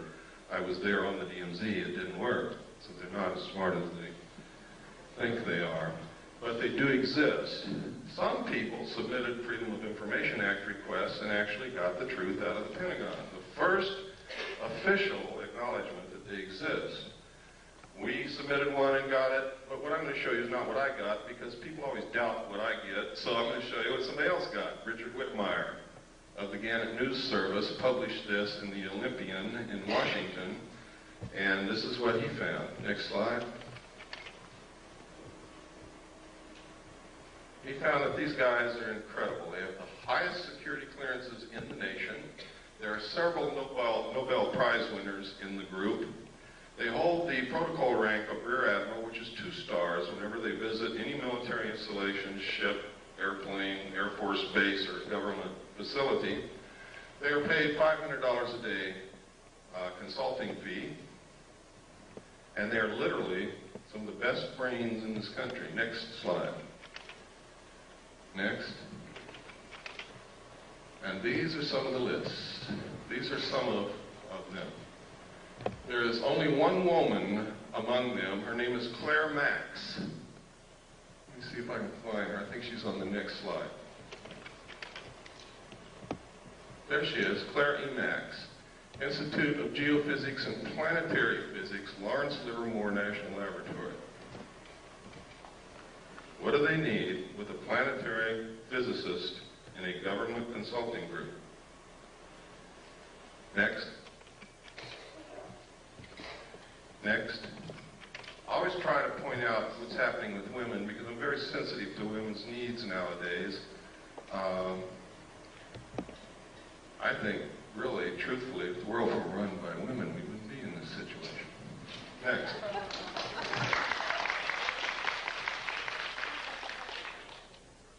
This is Bob Exler's idea of what the cover-up structure looks like.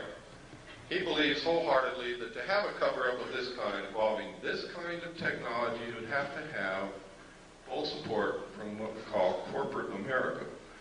Now, this would be very easy in this country because who is corporate America? It's literally the Council on Foreign Relations. And I'm going to show you later that not only is this possible, it's probably absolutely right on. Next.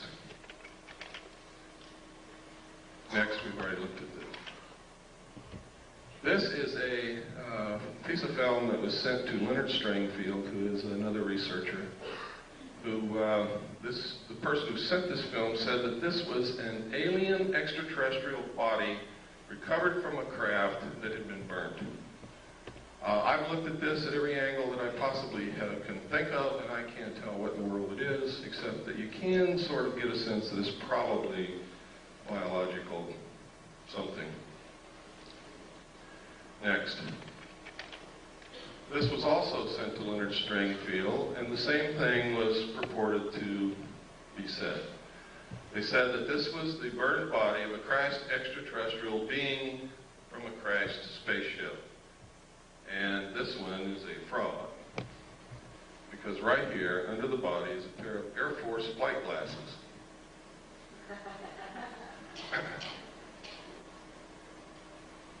I've seen enough of those in my life to know exactly what they are. Next. This is an official U.S. The newsreels captured it. We went down to watch Roy Rogers on Saturday morning, and they showed us this thing hopping around the flight line in front of a bunch of reporters in bleachers, and it never went anywhere.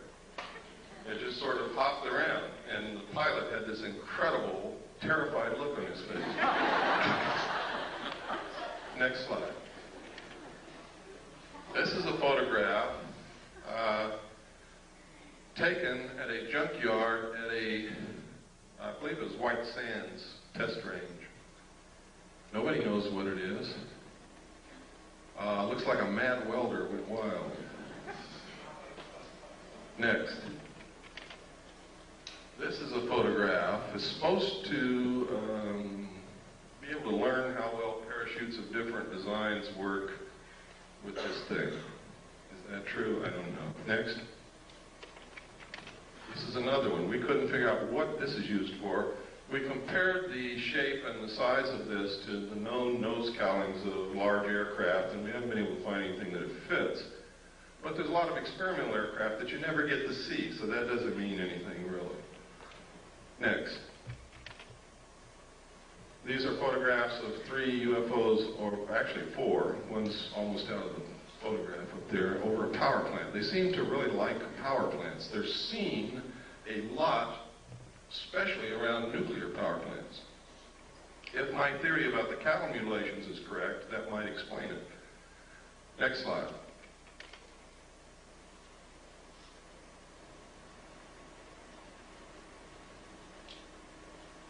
February 27th, 1951. Isn't Lassie beautiful? Next slide. This advertisement was in this magazine. Flying mobile camper of the future may be electric powered, plugging into any electric outlet for recharging. Now this is during the period of time when people like Herman Oberth, the world-renowned rocket scientist who was the teacher to Dr. von Braun, was saying that we couldn't take credit for all the technology that we've developed in the last decade. And when the reporter asked Dr. Oberth, what do you mean? What other nations helped us? He said, it wasn't another nation, son. It was those little guys from out there. And security people grabbed him and hustled him right out of the press conference. That was at his retirement. It was also the same period of time when William P. Lear, John Lear's father, said on a television talk show, when asked what he could see for the future, he said, you will be able to get into a phone booth in Los Angeles and step out in New York City. And he wasn't joking, and the audience laughed at this man. This was one of the bigwigs in the defense industrial complex who knew exactly what was being researched in our laboratories at that time. Next slide. And also in this magazine, this scientist, Richard Wilson, exposes flying saucers. He says what they've been saying for day one, they're weather balloons. Next slide.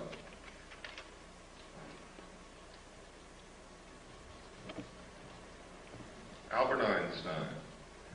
If, in fact, extraterrestrials were real and we had recovered that technology, I'm sure that Albert Einstein would have known about it, would have been in on it in one way or another. Next slide. And he may have known about things like this, the proceedings of the Lunar and Planetary Exploration Colloquium. May 13th, 1958. Look at that date because it's very significant when you look at what's in this book. And I'm going to show you a few pages. I've got this book at home. I guard it carefully because it's the only copy that's ever been able to be located, and I've got it. Introduction to the Initiating Group, Scientific Aspects of the Lunar Surface How did they find that out? The physical characteristics of the lunar surface. The geological aspects of the interior of the moon. Evolution and nature of the lunar atmosphere. Didn't someone tell us that there was no lunar atmosphere? Isn't that correct? Or was I not paying attention that day? Next slide. In this paragraph, they say the introduction to the initiating group is that this is a lunar-based planning group. And then it's going to be attended by the RAND Corporation, by people from UCLA, by North American Aviation. Next slide, please.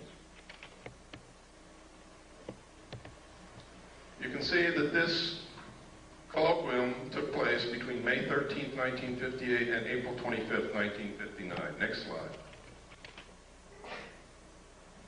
Next. Here's another contents of a separate section of the same document. The chemistry of the moon, chemical resources on the moon, power for a lunar colony, where to land on the moon, observations on Mars and Venus. It doesn't say observations of Mars and Venus. Gamma ray spectroscopy of the moon's surface, program of lunar and planetary experiments, and the crater Linnae, which is very important, ladies and gentlemen, because the crater Linnae has completely disappeared from the surface of the moon. You cannot find it. It's as if bulldozers have covered it up. Next slide. But in 1958, in this document, there may have been someone on the moon at that time. Next slide. Are orbiting the moon who took these photos of the crater Linnae. What's so interesting in the crater Linnae? Why did they have that in their colloquium? Well, there's a couple of things. One is this right here. Look at the crater. See the crater? See where the shadow is? And see where the sun is? There's another crater. See where the shadow is and where the sun is? That means this is not a crater, this is something sticking straight up from the surface or coming out of the surface of the moon. The caption in the photograph said that this is gas escaping from the interior of the moon. But there's even something even more interesting, and that is in this crater there is a dome. And in this crater there is also a dome. These are both the same photograph taken with different filters. Next slide. Now, supposedly we had nothing up there in 1958 and 59 orbiting the moon, and there was nothing on Earth that could take a photograph like that from the Earth. This is the Tonopah area of Nevada. Tonopah Test Range is out in this area. Next. Down here you see Nellis Air Force Base. See again up here, Tonopah Test Range. Down in here is Mercury. Over here is Groom Lake. Next slide. This is the Tonopah Test Range with some revelations on it. Stealth fighter flight path, turn off to TTR, rocket on stand, radar road, large radar facilities, unmarked runway used by stealth fighters is here. We could go on and on, but we don't have the time. Next. This area is also the test range. Nellis Air. Over here it says Force Base. Gold Flat, you see over here is Tonopah. Right up here it says Saucer Mesa. See that? Saucer Mesa. I don't know if that means anything, but I think that's a hell of a coincidence in an area where they're testing flying saucers, that you've got a name on a map called Saucer Mesa. Next. This is a letter from a man who worked in, this is in my book, so I'm just going to brush over it lightly, who worked in Area 51 and saw the saucer fly. Next.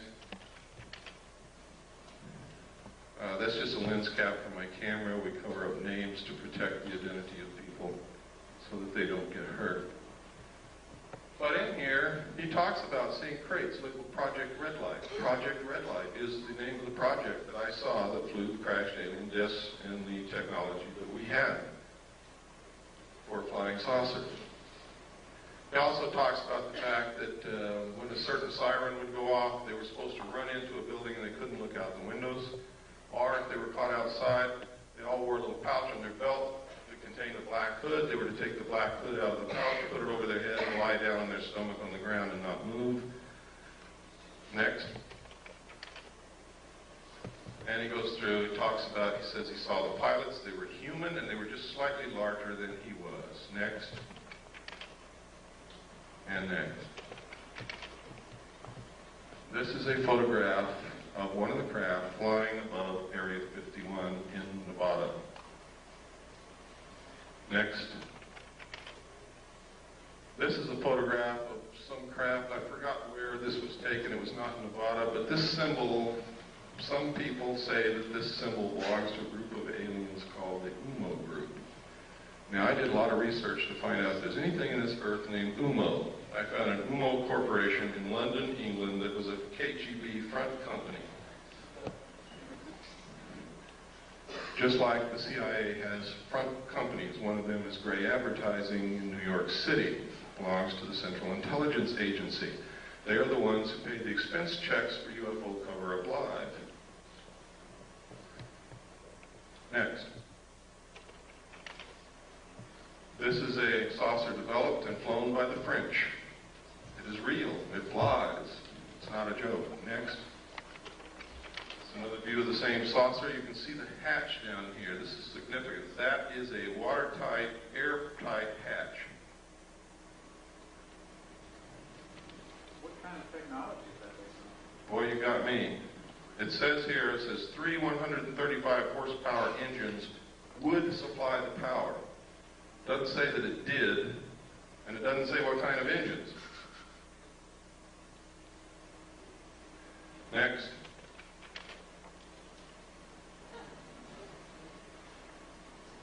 Now, if you remember, not too long ago, Jackie Gleason's wife, after he died, released an unpublished manuscript, and in it she says that Jackie Gleason told her that he was asked to accompany President Nixon to Homestead Air Force Base, where President Nixon showed him dead alien bodies in a morgue. Jackie Gleason was very much interested in UFOs and all of that kind of stuff, and he was a friend of President Nixon. Nobody knows if the story is true, but I don't think his wife has any reason to lie to us. Why would she want to discredit her dead husband with something ridiculous that wasn't true? Next. And that was the cover of this magazine, June 14th, 1955. Next. In which this story appeared. This was information leaked by a general. And he gave them a scoop. These are actual drawings of a United States Air Force flying saucer. Tells how it worked. Shows the air base of the future. And what is it? I'll be damned if it isn't an underground base. Where they can go in and out this way, out cliffs like they do under the Archuleta Mesa near Dulce, New Mexico, or up out the top. What a coincidence. Next.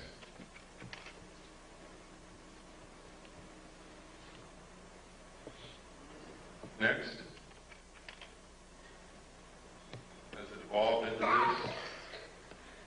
Here we are again at the Nevada test range. Next slide. Now, this is Broom Dry Lake right here. Notice it says danger. Right up here is where the 29.5-mile marker is. Right up here somewhere is the little alien. Down here is Las Vegas. This highway goes up out of Las Vegas through Alamo to Ash Springs. Then you take this highway down here to the 29.5-mile marker, and you look directly at Groom Lake on any given night from dusk till dawn, and you will see them fly. You can take photographs of them. You can videotape them. Thousands of people have done it. They have called into radio shows and said what they saw. When Billy Goodman was on KBEG in Las Vegas, every night, dozens of people would call in and report what they saw out there. Next slide. That's Groom Lake again, showing the tunnels that go to Los Alamos and up to Tonopah. Next. These are the facilities at Groom Lake. The United States Air Force and the government say that there is nothing there. It is a barren desert wasteland with a dry lake bed. There is nothing there. This is where they developed the U-2. Next. It's another view of the same thing. Next. Here's another view. Same. Another view. Another view. Another view. I guess by now you all know there's something there. The runway is over 30,000 feet long. That's 6 miles. It's really closer to 7 miles from the people that I've talked to. This is a satellite, an SR-71 photograph. Next, this is, no, the other one was a satellite photograph. This is an SR-71 photograph, I'm sorry. Next slide. And this is what we've been able to identify as being there. The runway was built in 4 phases. They have a TACAN, which is a tactical navigation tower, navigational aids, access road, refueling ramp, tank farm. Tank farm is fuel tanks. Pipeline, road, housing, MiG haven. They have one of every kind of MiG that was ever built here. Power lines, water supply. This is a National Security Agency, CIA satellite intercepting dish antenna. Next. This is one of the underground tunnels. We found a publication, we'll look for something called Project RAND, which turned out to be a deep underground symposium hosted by the RAND Corporation and attended by some of the biggest defense contractors in the country. And in it were these photographs. Next. The date of this symposium in this publication was 1959. Next. Next. Look at that drill bit, ladies and gentlemen. In this, they said they had the technology to drill a tunnel 45 feet in diameter at the rate of 5 feet per hour. No one knew this technology existed at that time. We thought the Hughes drill bit that drilled for oil was the greatest thing since butter. Next. Look at that. Next. Now you know why Howard Hughes knew almost everything. These were developed by the Hughes Tool Company. Next. Next. Next. What kind of engine turned these things? In the symposium report, it says, just as airplanes, ships, and automobiles have given man mastery of the surface of the earth, tunnel boring machines and shaft sinkers will give him access to the subterranean world. What in the hell are they talking about? And construction of underground facilities. I also saw in the documents that there were underground bases all over this country, specifically in the Four Corners area of Utah, Colorado, Arizona, and New Mexico. Next. Next slide tray. You got to go back to the beginning. Okay, next slide tray. Everybody, stand up, take a stretch so you don't get kinks in your muscles. And we're just going to keep going right on through, and then we'll take a break in about 30 minutes.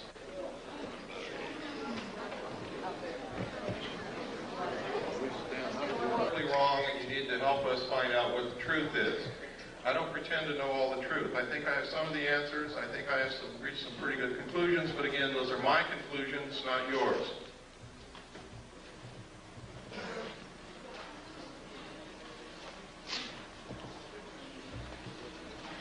If in your research or your activities you can prove something that I have said or done or shown you here wrong, I want to know about that so that I can verify your research and your conclusions and change it.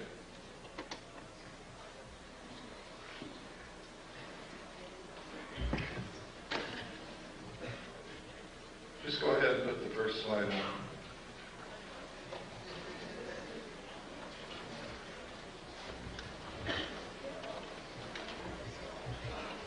Is that the first one? That's backwards. Backwards? I think so. Is it first? Okay, go back to 0. Oh, go back to 1. Is that one? Okay, go to 1. That's the last one. Okay. Should be number 2. Okay, when we began to research this underground stuff and these tunnels, we found newspaper articles that stated, this is the Los Angeles Times, Wednesday, June 28, 1989, the secret of Moscow's underworld. Moscow also has tunnels under it, as does much of the Soviet Union. And next slide. Next. This is the Dulce, New Mexico area. Let me get my little wizard zip gun here. This is the small town of Dulce, New Mexico. Everybody is making a big mistake calling this the Dulce base, the Dulce underground base, the Dulce papers, the Dulce this, the Dulce that. It causes confusion. I don't know how many people have gone to Dulce, New Mexico, walked all day around that little town, and have come back and said to me, there's nothing in Dulce, New Mexico. And they're absolutely right. There never was. Except some very nice people who are terrified. North of Dulce, however, there is an area called the Archuleta Mesa, up here. Under this mesa is an underground installation of immense proportions.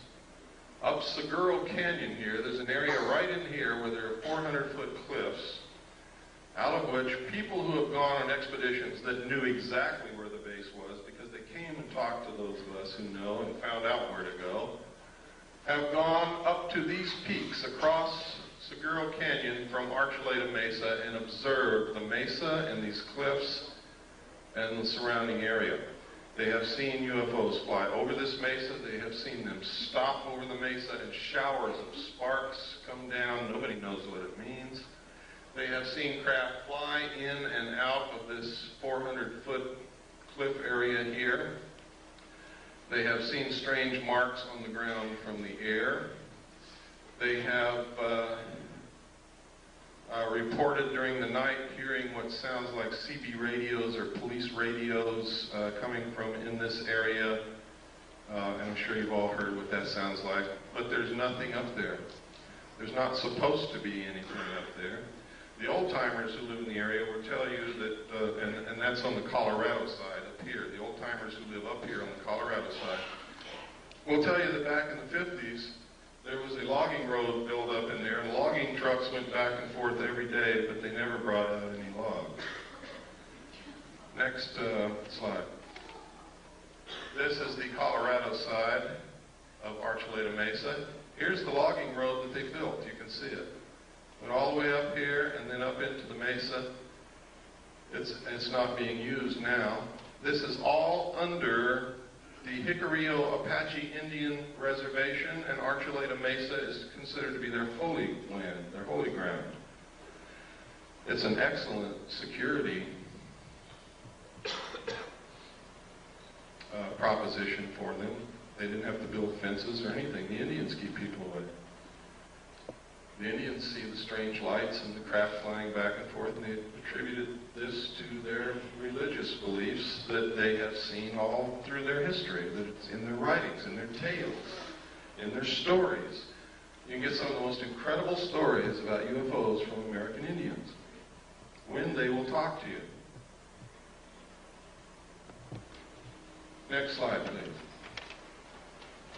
These are some more of the photographs from the Rand Symposium. Next. Oh,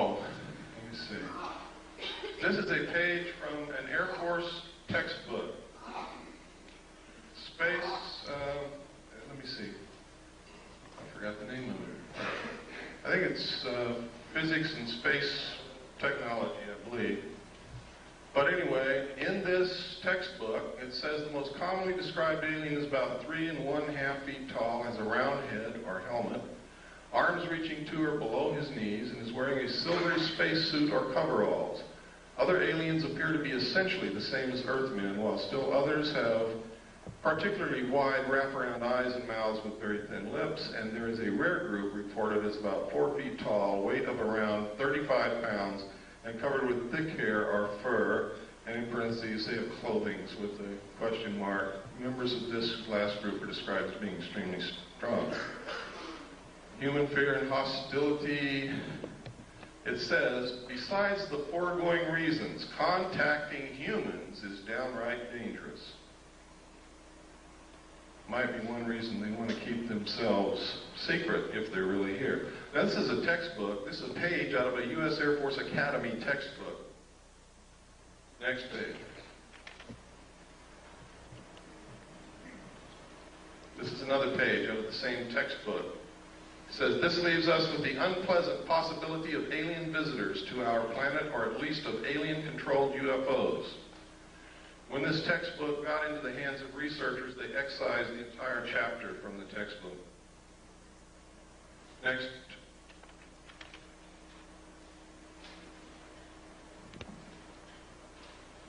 See if the name of it's on here. Nope.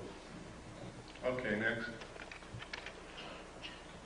This is Janif 146D. You want to know why people don't report these things? Want to know why more airline pilots don't speak up? Why more captains of ships don't speak up? It's because of Janif 146, Joint United States-Canadian Communications Instructions for Reporting, and notice it says vital intelligence sightings.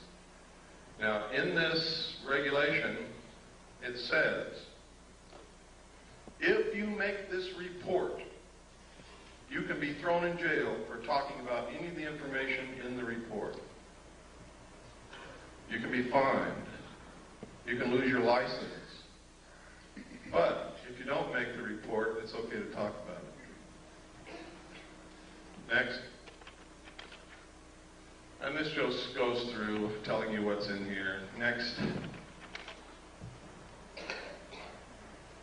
Next. Next. Wait a minute, go back to the last. Oh, here we go. Stay on that. Unidentified flying objects. Just want to make sure that you know that this specifically stated in this report that they are to be reported. Next. Okay, let's go through this. Go ahead. And go ahead. We just don't have time to cover every paragraph and all of the pertinent information. Go ahead. Keep going. Keep going.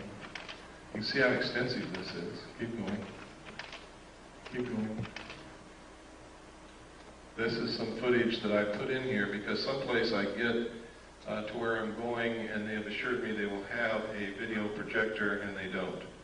So you'll see a little bit on Kennedy assassination here. I use these photographs because this man was extremely human and photogenic and charismatic. So much so that if you hated his politics, you still couldn't help like John Kennedy. Most of the pictures you're going to see came out of this magazine, next, this magazine, next, and this book, next.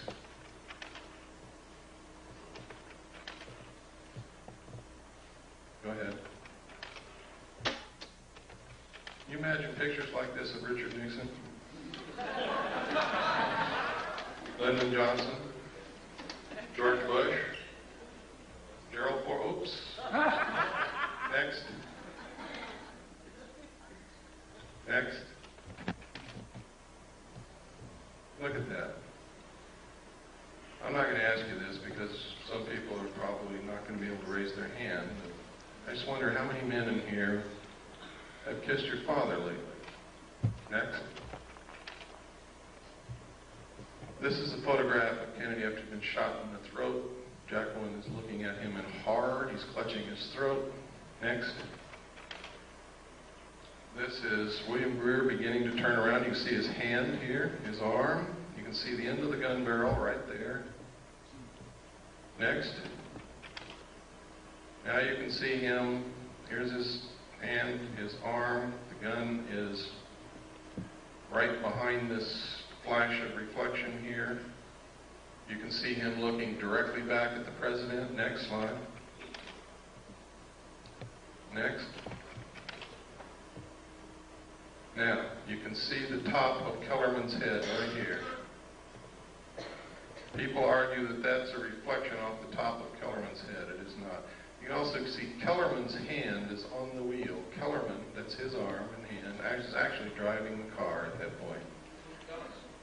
Kellerman is a Secret Service agent who was the passenger in the front seat.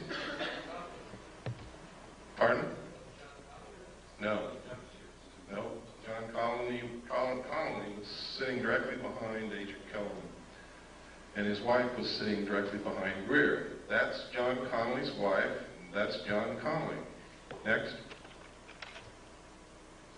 This is Kennedy's grave. Next.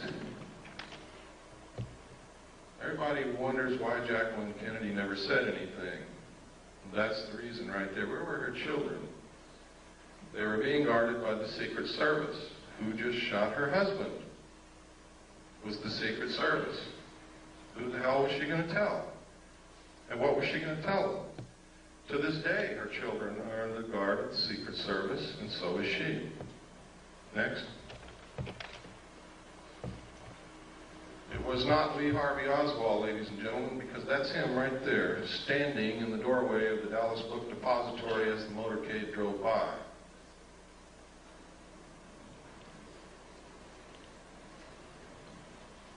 The Central Intelligence Agency has agents in the civilian community writing books and making statements to keep you confused.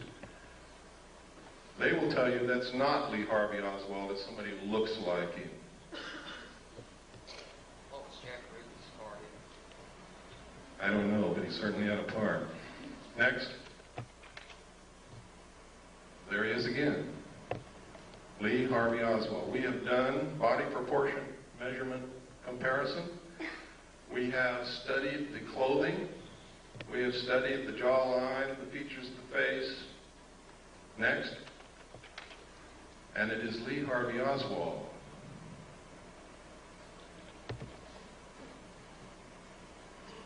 Next.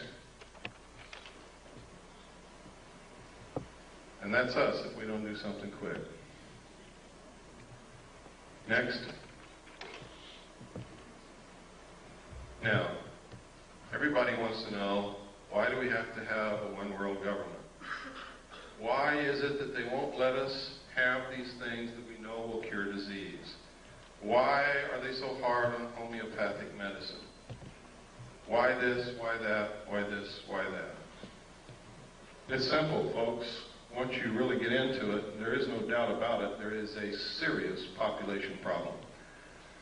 At the end of World War II, or actually during the war, they did a study to try to determine the effect of the returning soldiers from the war upon the economy. What these people who made the study projected was that there was going to be a whole bunch of babies born. They did a study again in 1957, which stated that the exponential increase of the population would ensure that the population would double between 1957 and 1990, and it did. They said that if something wasn't done, the increase in the use of insecticides, toxic chemical waste, effluent sewage, the pollution of the air, the use of fossil fuels,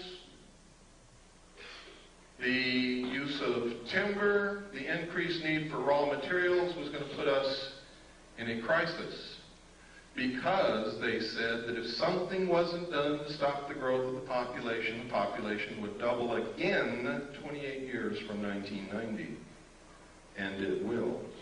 And then we will need twice as many trees, twice as many homes, twice as many cars, twice as much oil, twice as much food, twice as much everything. We will be putting twice as much sewage into the earth, twice as much pollution into the atmosphere, twice as much toxic waste material. And the study said if we don't stop this, if something isn't done, the human race will cause itself to become extinct shortly by or after the year 2000. Some people still didn't believe it. So the Club of Rome was formed secretly by Dr. Aurelio Pachechi in Rome, Italy. He got together a group of elite men and scientists, and they did another study and came up with exactly the same answers. They then commissioned a group of people in the United States at MIT. They put together a team to establish a computer model to determine what can be done to stop this, what can be done to ensure that it doesn't happen again, what can be done to ensure that the human race survives. And the answer is some of the things that I'm going to show you. All of this is in my book. It's thoroughly documented. It's going to really upset some of you, but it's true. The first indication publicly was this book written by Dr. Paul R. Ehrlich. Now, y'all wonder why is Dr. Paul Ehrlich writing these books? It's because his wife, ladies and gentlemen, is a member of the Club of Rome. Next slide. This was copyrighted first in 1968. It was the first indication of the results of the secret studies. This was published by Paul Ehrlich. Next. It says here, probably accurate to say that if all the food produced in the world today were in some sense equally distributed, that everyone would have an adequate diet. Does that mean that those who claim that there is no population problem, only a problem of distribution, are correct? Absolutely not. Population pressures are a product of animals as they exist, not as they might be. If lions ate grass instead of antelopes, the plains of Africa could support many more of them before the plains would be overpopulated. Similarly, the carrying capacity of Earth for saints is considerably higher than the carrying capacity for Homo sapiens. In theory, the problem of human overpopulation could be solved by a reduction in population size or by a change towards more saintly behavior.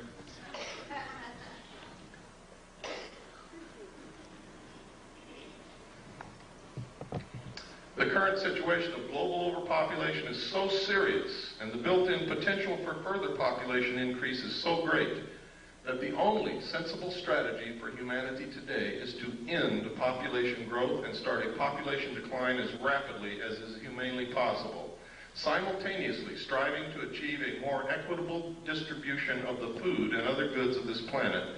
Limiting births and increasing social justice are not alternative strategies to preserving society. They are, ladies and gentlemen, necessary complements. Next slide. Now, here is the key. In this book, Paul Ehrlich told us that they had already decided on the solution because they had tried zero population growth and we didn't buy it. We didn't buy it. It worked in some small areas, but it didn't work in many, and it certainly didn't work worldwide. This paragraph tells you everything that you ever need to know about what is happening today and will answer a lot of your questions. Basically, then, there are only two kinds of solutions to the population problem. One is a birth rate solution, in which we find ways to lower the birth rate. Didn't work. Didn't work. The other is a death rate solution, in which ways to raise the death rate, war. You asked me about the Middle East. You asked me about what happened to Iran. You asked me about El Salvador. You asked me about Nicaragua. You asked me what's going to happen in the future. This paragraph tells you what's going to happen. Famine, pestilence, find us. They have just shut off the water to all the farmers in the San Joaquin Valley.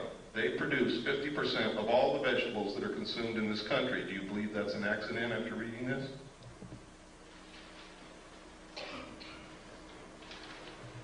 Large corporations and banks have been forcing the small farmer out of existence and buying up land which sits fallow. Do you think that's an accident? We have sold all of our grain to the Soviet Union. Do you think that's an accident? There's not 20 days supply of grain in this country if we needed it in an emergency. Now listen to this. The problem could have been avoided by population control, in which mankind consciously adjusted the birth rate so that a death rate solution did not have to occur. He's telling us, ladies and gentlemen, that they have already decided upon it and that it is in effect. Next. The next warning was the limits to growth. This was published by the Club of Rome. Next. The conclusions are, and this is only what they revealed to the public, what they told to the power elite of the world is an entirely different story and is much more radical. If the present growth trends in world population, industrialization, pollution, food production, and resource depletion continue unchanged, the limit to growth on this planet will be reached sometime within the next 100 years. The most probable result will be a rather sudden and uncontrollable decline in both population and industrial capacity, and what they don't say here that they said in the secret report is that the masses of people in the world will result to the overthrow of their government and anarchy will reign as they try to feed themselves and their families and find jobs. It is possible to alter these growth trends and to establish a condition of ecological and economic stability that is sustainable far into the future. The state of global equilibrium could be designed so that the basic material needs of each person on Earth are satisfied and each person has an equal opportunity to realize his individual human potential. Who would suffer the most under such a plan? Not the rich, ladies and gentlemen. They are in control. It's going to be us.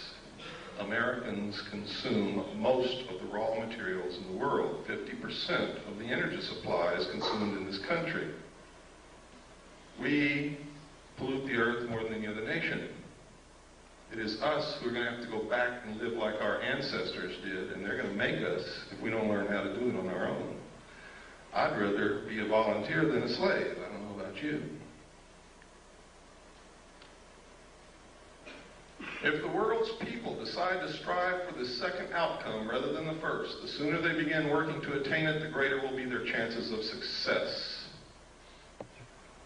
And down in the last paragraph, something really important. These conclusions are so far-reaching and raise so many questions for further study that we are quite frankly overwhelmed by the enormity of the job that must be done. We hope that this book will serve to interest other people in many fields of study and in many countries of the world to raise the space and time horizons of their concerns and to join us in an understanding and preparing for a period, and listen to this because they're not kidding, it's coming very soon, for a period of great transition, the transition from global to global equilibrium. Henry Kissinger said when asked what he foresaw for the coming decade, he said, everything will be different. There will be a new world order. Many will suffer. For those who survive, the world will be better. And the last thing he said, we will have the world we have always wanted. Now, if you know anything about Henry Kissinger, he never wastes words, and he knows what's going on. Next.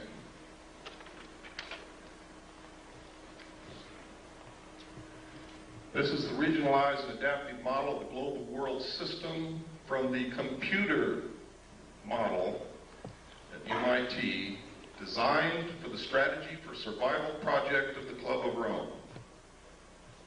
Patriots in this country have been running around calling the Club of Rome a subversive organization. They've been trying to ensure our survival. They're a study group. a think tank. That's all they are. They don't make the decisions. Next.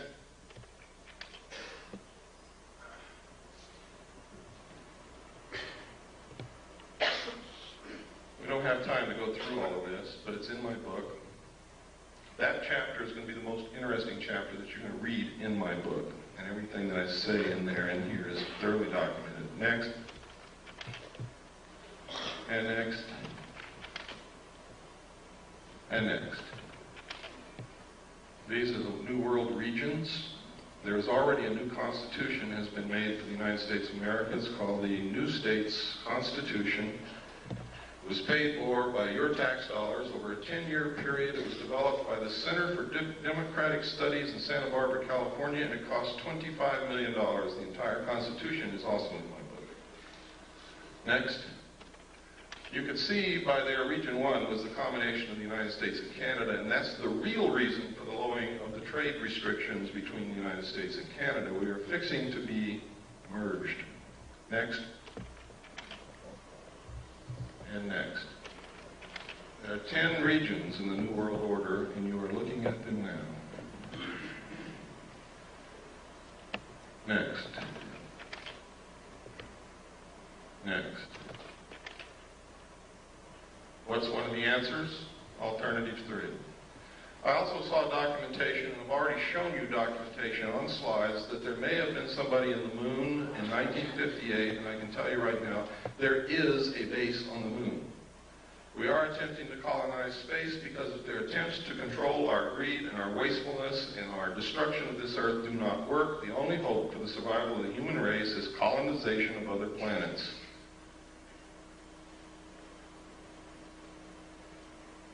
Next. This is verification. I can't tell you who wrote this letter, but it is a letter that was delivered into our hands from, well, I can't tell you that, but this confirms that as far back as 1962, working for the Jet Propulsion Labs in Pasadena, she was working on photography taken of the moon and Mars from objects that went there. I can tell you that the first landing on Mars of a probe occurred on May the 22nd, 1962, sent back photographs and verified the existence of an atmosphere that could support life.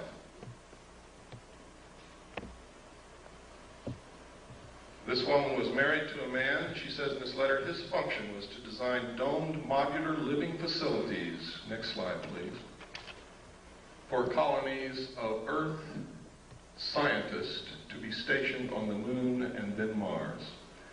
It was called Project Adam and Eve. We didn't get this letter, ladies and gentlemen, until August of 1989. I had already revealed the presence of a colony on the moon and Mars on July the 2nd, 1989. Okay, next. Next. Next. Report from Iron Mountain on the possibility and desirability of peace. Next. This is really important. Though not yet expressly put forth as the development of a long-range sequence of space research projects with largely unattainable goals, this kind of program offers several advantages lacking in the social welfare model. First, it is unlikely to phase itself out regardless of the predictable surprises science has in store for us. The universe is too big. In the event some individual project unexpectedly succeeds, there would be no dearth of substitute problems. For example, if colonization of the moon proceeds on schedule, it could then become necessary to establish a beachhead on Mars or Jupiter and so on. Next. This is a book called Exploring Space with a Camera, published by the National Aeronautics and Space Administration. Next. In which you see tracks on the surface of the moon.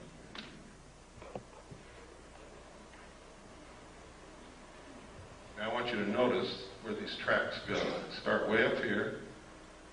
They go down, down into this valley, up over this hill, down in this valley, up over this hill, down in this crater, up over this hill, and down here. And NASA says it's rocks rolling downhill.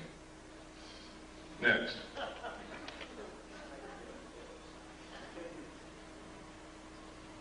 Next. Here's another one. Look at this. It goes way down in this crater, up here, over here, down in this little crater, up, down again, and stops right there and makes a long shadow. Next. Here's another one. So whatever was making those tracks was still there. Yes. Next. Look here. Look at those tracks. Look at that object and look how big the shadow is. Here's another small set of tracks here. Goes out into the washout and the light. And here's another one. It comes up out of the crater and down here. And there's the object casting a shadow. Rocks rolling downhill. Next. These are official NASA photographs taken right out of a NASA publication. I didn't fake them. You can go get the same book and look at them yourself. They told us there's no water on the moon. I guess that doesn't call for any comment, does it? Next. This is another book that we had to get because they had pulled it off the shelves when they found out what was in it, and another one also. Also printed by NASA. Next. There's the title page. Next. And this is the other one, Atlas and Gazetteer of the Near Side of the Moon.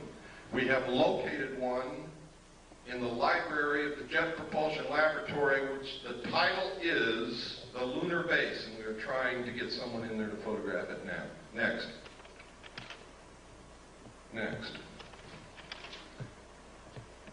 Next. Right here, you can see a machine inside the crater throwing dirt out of the crater, and right there you can see a saucer sitting on the rim. Over here you can see a crater that's already been artificially mined and is just left vacant. Next. That's another view of it. You can no longer see the disc that was sitting on the rim. It's gone. Next. Pardon? I don't remember. We've already passed that page. Does everybody want to go back to it? Got to be quick. Go ahead. Next. Down in this crater, you see all kinds of artificial objects. We have no idea what they are. They're not natural. It's really strange. You can see here a building with a ramp coming this way and then up to the top, and then a flattened off top here and square corners all around it. You never find anything like that in nature anywhere. There are other objects, I won't go into them. That is the most obvious. It has square corners all the way around. Next. Here you can see the antenna from the lunar orbiter here. Look at these weird things in this crater over here. These are the ones we just looked at, and that's where the mining is going on, or what appears to be mining up there. And this is the artificial crater that we looked at. All of the other photographs that you saw were macro photography taken from this photograph out of the book. Next. Anybody see anything strange there? It's right out of the book, folks. Don't see anything strange? What's that? Next. I don't know. What is it? Give me the next slide. What is that? Give me the next slide. Okay, go back one. This looks exactly like a B-24 Liberator bomber. Is it? I don't know. Look over here. Here's another one. There's a wing, there's a body, there's a tail section, small plane. Next. Look here. See this mountain that has been shaved off? The top is flat and there are 4 domes on it. Can you see it? Give me the next slide. I know there's somebody out there that's faking. They don't see it yet. Okay, give me another slide. Now can you see it? Right out of the book. Look at this dome here on this flattened off area. It looks like a piece of pie. There's a dome. 4 domes on this mountain. And we're talking from way, way up. Those domes are big, even though they look small to you. Next. This is the crater Kepler. Anything unusual there? Right out of the book. Look at this. You see those 4 domes lined up in a row right there? You see where the side of the crater has been cut out?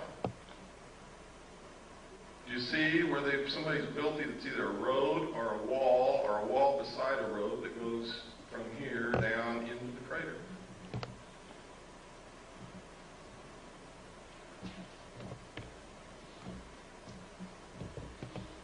Incredible things in these books.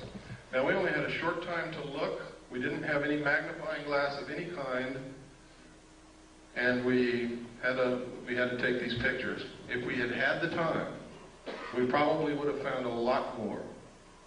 But we had to do what we had to do and get out of there because of the restrictions put upon us. Next. There's a close-up again. You can see the 4 domes right in a row. You can see the crater's been artificially cut out. Next. Look at this. What is this? This is the weirdest thing I've ever seen. We don't know what it is, but it resembles the freeway interchange in Los Angeles, doesn't it? We don't know what it is. We didn't know what it is. But look what's in this crater right here, and you see it all over the moon. If you look real good in these craters, it's a big, giant, T-shaped object that can bend itself to conform to whatever it's sitting on, and you see them in all of these photographs. Next.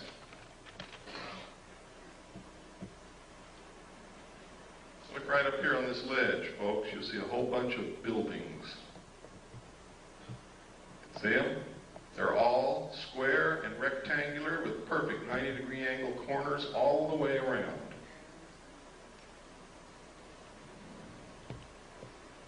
Next. This is what we were looking at, the freeway interchange. I don't know what it is. I just call it that because... Next. Oh, go back. I'm sorry. There's something I want you to see. What is this? Next. And you can see that a little bit better there. Next. This is one of my favorite photographs. Something crawled over this lip of that crater, gouged out the lip, crawled down, gouging the earth away, made a turn here, came back, crossed its own path, and went back over the lip of that crater. I guess it could have been a rock rolling downhill. Next.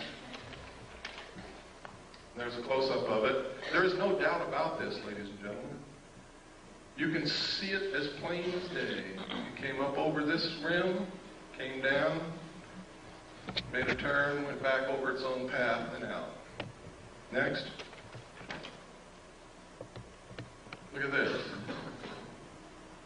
Experts that we have taken this to say that that resembles the crater made by a very large artificial explosion, such as a nuclear weapon.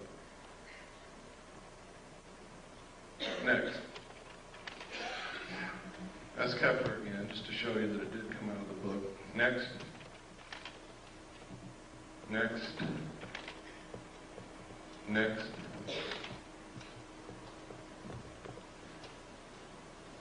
What was it? Oh, you can see these T-shaped things again. There's another one. You can see here an opening into the moon here, shaped almost like a triangle or a pyramid, and there's something parked right there. I have no idea what it is. There's another one up here, the opening, triangle shape, and something parked right there. Look here, there's another T-shaped object here, or cross-shaped here. There's a building right here, or what appears to be a building. Look here. Look at these tracks. Look at this. It has an arm coming out the side and something trailing behind it. Next. Look at it. Boulder rolling downhill. Next. I forget what this was. I think we were just looking at this strange, looks like somebody's been running around there with a bulldozer. We don't know what it is. Next. Can you see the clouds? Can you see the clouds in the lunar atmosphere, ladies and gentlemen? This is an official NASA photograph out of an official NASA publication, a book that they printed that shows clouds in the atmosphere of the moon. Next. Of course, we could be imagining things, but we're not, because you can see those clouds go over geological formations and over the rims of craters. Next. You ever seen a square crater? Next.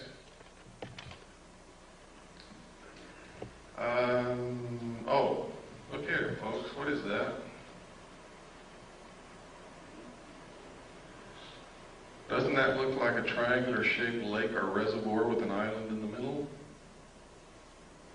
Is it? I don't know. Next.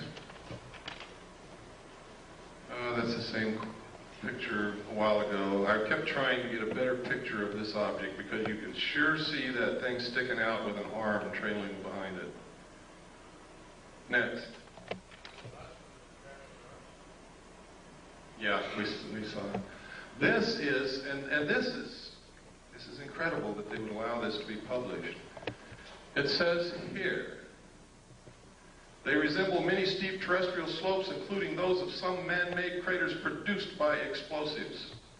Next. Here are again 2 triangular-shaped openings into the moon. They are not the same location as the other ones, and they have a platform at the lip, but there's nothing sitting on these as there was on the other ones. Next. Anybody see anything unusual here? What we're looking at is across the entire crater Copernicus. What I'm looking at is a page of the book in which, in a very small portion of that photograph, I have taken this with macro photography, and in this you can see a base in that crater across on the far side of the crater, and you can see towers, you can see buildings, you can see tanks, you can see another tank or a tower over here, and you can see it even better. Next slide. Check it out. Next slide. Look at this. Look at this big Christian cross right here. Look at these buildings here. Look over here. It looks like what's a building up under this ledge. These are all perfectly square corners. They do not occur in nature. Any expert will tell you that. Next. This right here is a pyramid exactly to the same scale of the Pyramid of Cheops. This is a Christian cross. Now, this is so far away that this cross has to be hundreds of feet high. A rock. Next.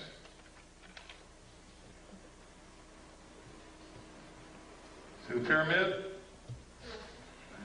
See the tower? See the buildings?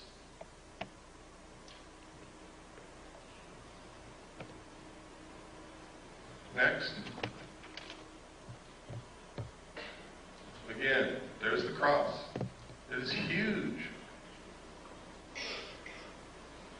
You can see tanks right along here. They look like oil tanks. Here's another tower over here. See it? Next. Again, you can see the pyramid, you can see this tower, you can see the cross, you can see looks like a city here. These are buildings. All have perfect 90-degree angles, all over the place. Again, here's the tanks, look like oil tanks. Next.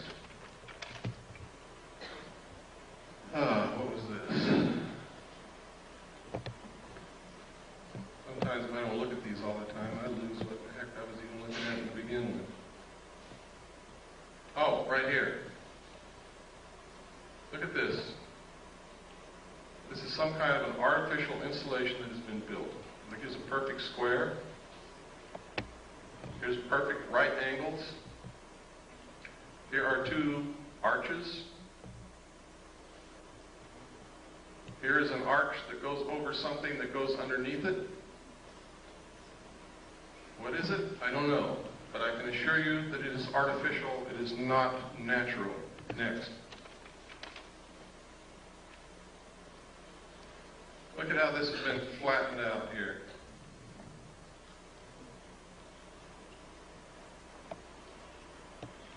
And I think there were some domes or something here, if I remember correctly.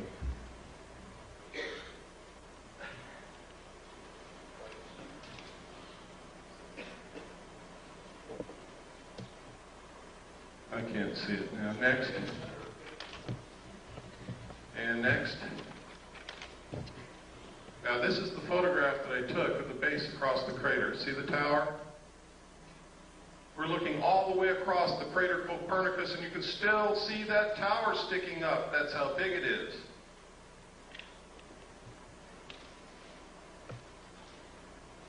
That's what caught my eye. And then I began to take macro photographs. It wasn't until we really developed the film that we knew that we had anything from that, because this is the photograph that I was photographing. That's why NASA put it in the book. They overlooked it. Next. That's Kepler again. Next. That's the crater Copernicus. That's the one. This is the photograph that I took the pictures over there. The last one you looked at was a close-up of about this area. And the close-ups that you saw where the base was were right in here. Next. That's the one, remember, we talked about, we didn't know what it was. It looked like a bulldozer had run back and forth inside the crater. Next. Next. Next. Next. Boulders, downhill, moonquakes. There's the Christian cross. This is the base again. These are the buildings in here. Next. These are photographs of Mars, ladies and gentlemen. What you're looking at is agricultural terracing. Ancient agricultural terracing. You can follow each terrace all the way around. NASA says this is wind erosion. But NASA tells us that Mars doesn't have any appreciable atmosphere, only 1% as dense as Earth's. Next. Next. These lines are exactly like the lines on Nazca, and you can see that each line carves into the lip of that crater. Next. Here you can see the face on Mars. Up here you can see an arrow in the surface of Mars. See it? Over here you can see pyramids, what we call the fort. We don't know what it is. Incredible? Damn right it is. Look at this plateau with these buildings on top of it. Next, or whatever they are. Another view. Next. Under computer enhancement, the face has eyeballs and also has teeth. Up here, I was reading this book, which is the Encyclopedia of Space or something put out by NASA, and this covers Mars. And on here I notice it says Mars airplane, robotic surface exploration, Mars airplane. What are they talking about? They told me Mars only has an atmosphere 1/100th as dense as the Earth, yet they're preparing to build a Mars airplane? Well, maybe my concept of a plane is wrong. Let's pursue it a little further. Next. There's an official NASA photograph of the Mars airplane that they intend to build. If what they tell us about the atmosphere of Mars is true, this airplane will not fly in the atmosphere of Mars. It's absolutely impossible. Look at the nose of that airplane, ladies and gentlemen. You will see a propeller spinning. Next. Now, this confirms the alternative 3 scenario. Franklin D. Martin, NASA's Associate Administrator for Exploration, has the host of reasons for sending humans to Mars, but after he gives all those reasons, he says, science is one of the reasons you do these things, but it's not the driver. The driver is the survival of the human race. Next. These are some more of those lines like Nazca on Mars. Here you see the arrow.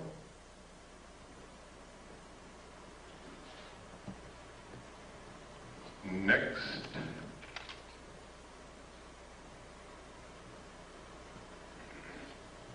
Next.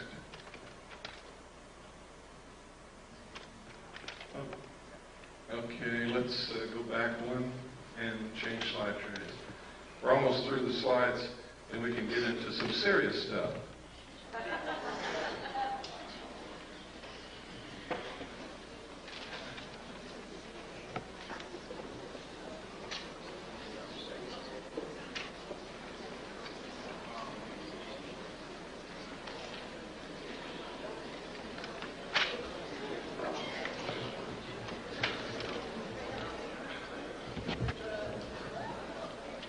Robin Quayle told me if I came to Georgia and did this, that she would take me to dinner tonight.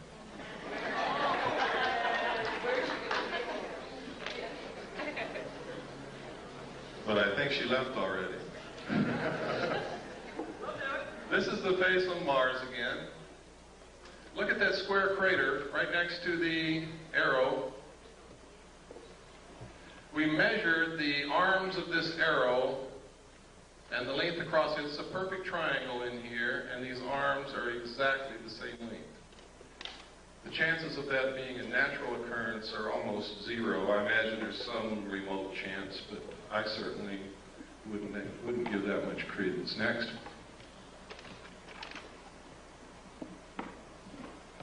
And look at this down here. It's almost boat-shaped with what appear to be buildings on top. They may not be buildings. We can't get perfect 90-degree angles on it, but that could have been eroded away over who knows how many centuries. Next. The black dots. Those are places where the spacecraft was sending back the information and it didn't make it to Earth. They're not freckles, they're not painted dots on Mars, they're just where the bits of information didn't make it from the spacecraft to the Earth. Yeah, the face is approximately 1 mile across. Next. I really don't know, ma'am. I try not to guess at things, especially if it doesn't even remotely look like what we might guess it might be. You have to understand, when we're trying to interpret something totally alien to this Earth, we have to understand the concept of what the word alien means. What we might perceive as a landing strip might be a carnival to them. Who knows? Look at this. This is the Martian probe that we landed in 1976, I believe. And it took this picture of something flowing from up here down to here. Could be sand. Sand does flow under the right circumstances, or it could be water. If that's flowing water, then that's significant. If it's sand, it means nothing. Next. Government scientists call newly discovered heavenly object a stray asteroid. Sounds kind of interesting, doesn't it? Until you read the subhead. A astronomers worldwide in disagreement with official explanation call phenomenon an intelligently guided object. London Evening Standard. I think that's 7/10/60, page 3. Next. Now, if you won't believe all this other stuff, how many people in here believe that Gordon Cooper, the astronaut, is a credible individual? Can I see a show of hands? He's an astronaut. He's also a colonel in the United States Air Force. Now he's retired. He wrote this letter to the United Nations, and in the first paragraph he says, "I wanted to convey to you my views on our extraterrestrial visitors, popularly referred to as UFOs, and suggest what might be done to properly deal with them."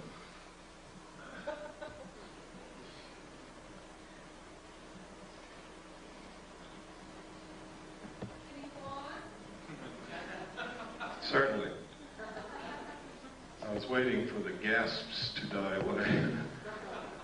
I believe that these extraterrestrial vehicles and their crews are visiting this planet from other planets, which obviously are a little more technically advanced than we are here on Earth. I feel that we need to have a top-level coordinated program to scientifically collect and analyze data from all over the Earth concerning any type of encounter and determine how best to interface with these visitors in a friendly fashion. What's another reason for a one-world government? I'll tell you why. If people can't get on a bus with black people without causing incidents, if they can't accept a Chinese person who moves into their neighborhood because they're a chink, how in the hell are we going to interface with a completely alien race from another planet?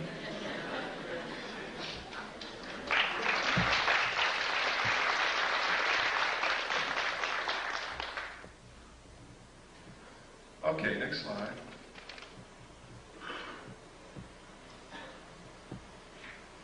This is in my book too. A lot of this stuff is in my book with a lot of stuff that you're not seeing here. In fact, there's a lot of stuff in my book that nobody has ever seen before in their life outside the secret government. This is an accident report that occurred at Ellsworth Air Force Base, South Dakota. 7 miles southwest of Niland, South Dakota. They got an alarm situation that at a missile site called L9, there had been a security breach. They sent a SAT team out that consisted of Airman First Class Jenkins and Airman First Class Reiki. There was SAT alert team, or security alert team called SAT. Next slide. When they got out there, they saw these crazy little guys running around in silver suits with helmets on their head and something hovering real bright above the missile silo. Reiki went up the hill, challenged them, told them to stop. They didn't stop. He raised his M16, and they blasted him with some kind of a light, melted his M16. They never even found a piece of it, and gave him second and third degree burns all over his hands and arms. He called back to Jenkins, who came from the vehicle. Jenkins saw 2 of them, fired at both of them, hit one in the helmet, one in the chest. They both fell to the ground. A few seconds later, got up and ran off and went up into this craft, which zoomed away into the sky. Further investigation showed that the nuclear components of the warhead was missing from the missile. Next. And next. UFO photographed over Disneyland, that's it down there. In the space of flicking the shutter of the camera, this thing moved back and forth about 12 times and then caught it here. That's how fast it was moving. And the reason I included this, because while people who go to Disneyland may be interested in fantasy, they're usually families, they're usually middle-class people, they're usually respectable, they're usually credible, and thousands of them saw this. Next. There it is.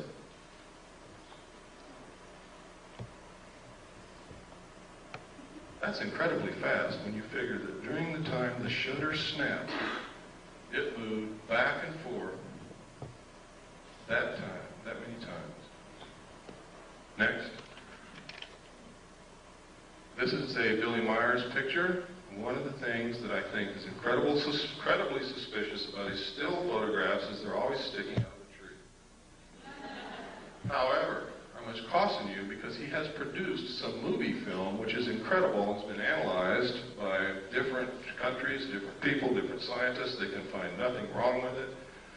Shows craft way out in the distance with trees in between, flying over cars that are moving on the ground and all kinds of things. Next. This is one sitting on the ground. Looks like, never mind. Next. This is a drawing that an abductee made of the craft that they were supposedly abducted and taken up into. Next.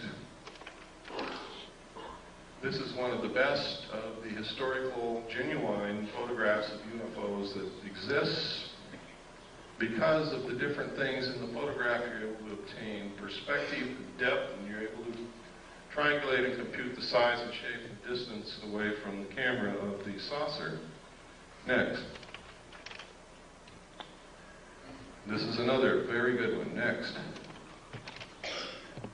This was over Phoenix, Arizona. It was seen by hundreds of people. Next. This was taken over Mount Rainier in 1948. It's original Kodachrome slide, which we made the prints from. And I made slides from the prints that we had then, and we also made 4x5 negatives and transparencies in case something ever happens to the slide. This is given to us by someone who works in the government whose identity cannot be revealed. This is perfectly symmetrical. It is not a meteor. It is moving exactly parallel to the ground. This is ionized air. It is not fire or flame. Next. This is commonly what's known as a lenticular cloud formation.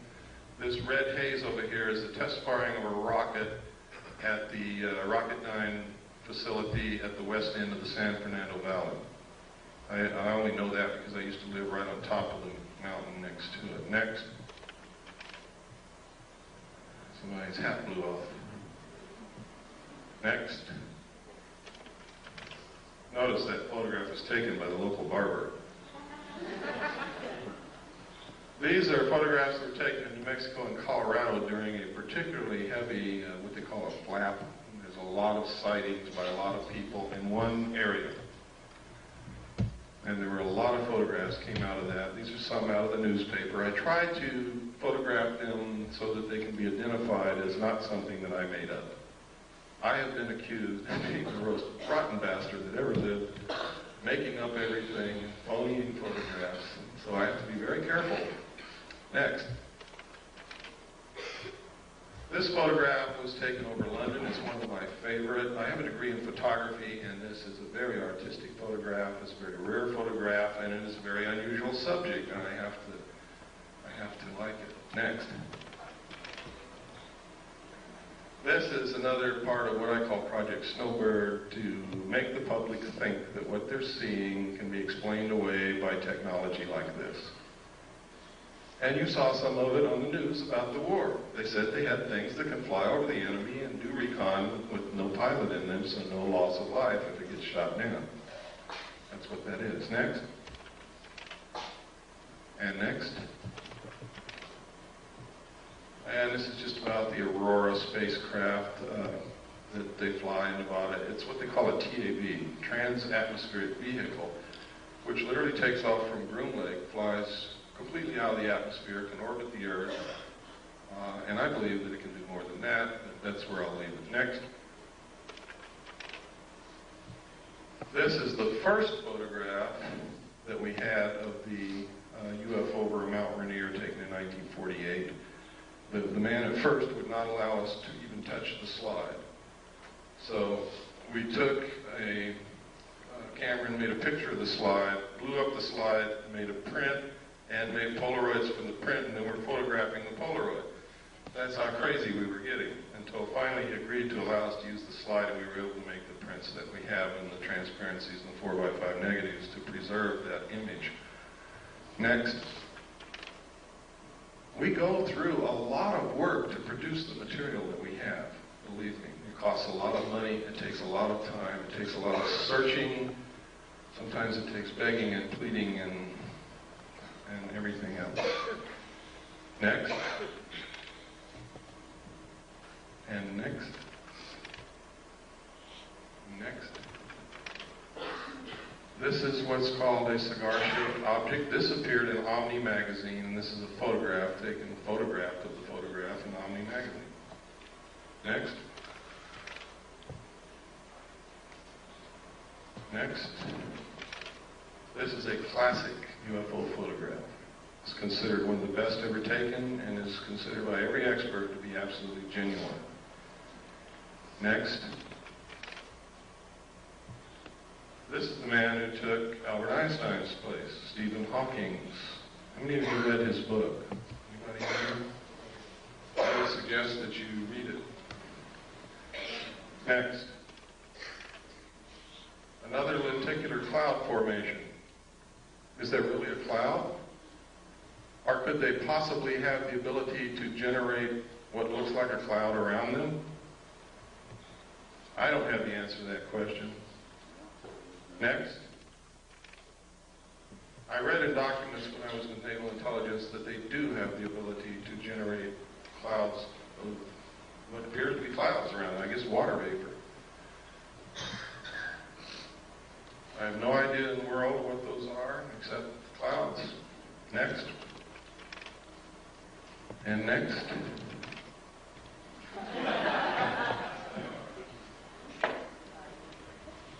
Is this what they're trying to make us believe is happening?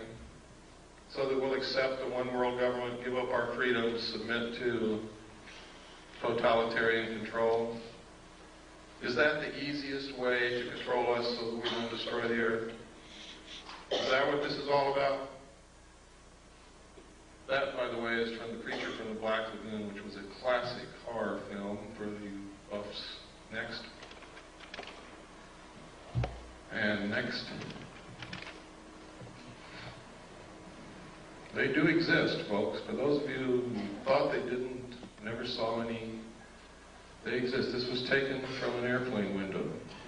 So you know that nobody threw a hubcap into the air. It's above the clouds. Next. This was taken by a tourist in Hawaii. He didn't even know that it was in the sky. He was taking a picture of these beautiful women, and it wasn't until he got the pictures back and he was showing his vacation photographs to a friend, or at least this is the story, that his friend said, "What's that?" And he said, "What?" I never saw that. And this is a close-up. Next slide.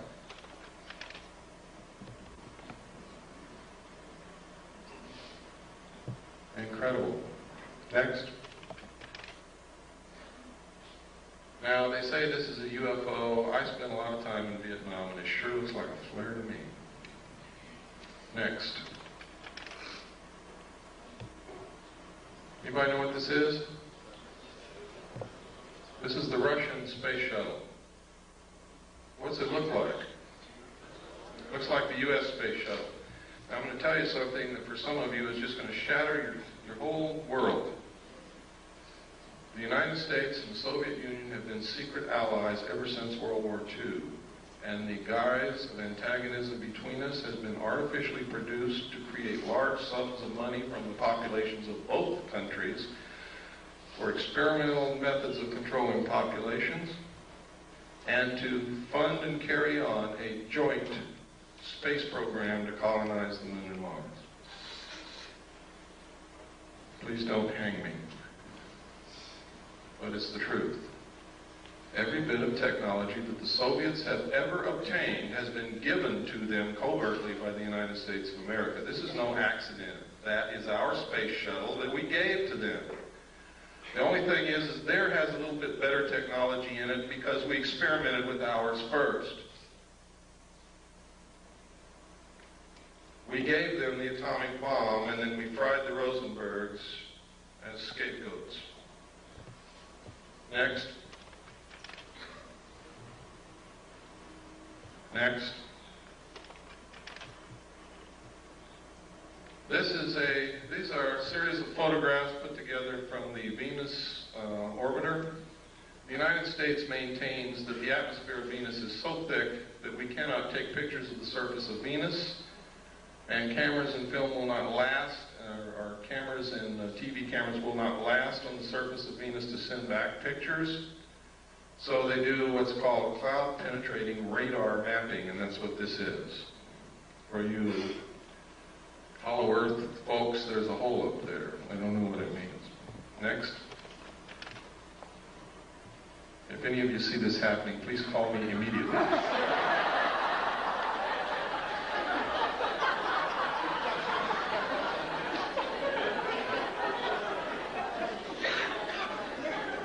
Next. This is a photograph of the Russian Venusian lander sitting on the surface of Venus, sending back pictures of a sun-drenched desert landscape. Somebody's lying.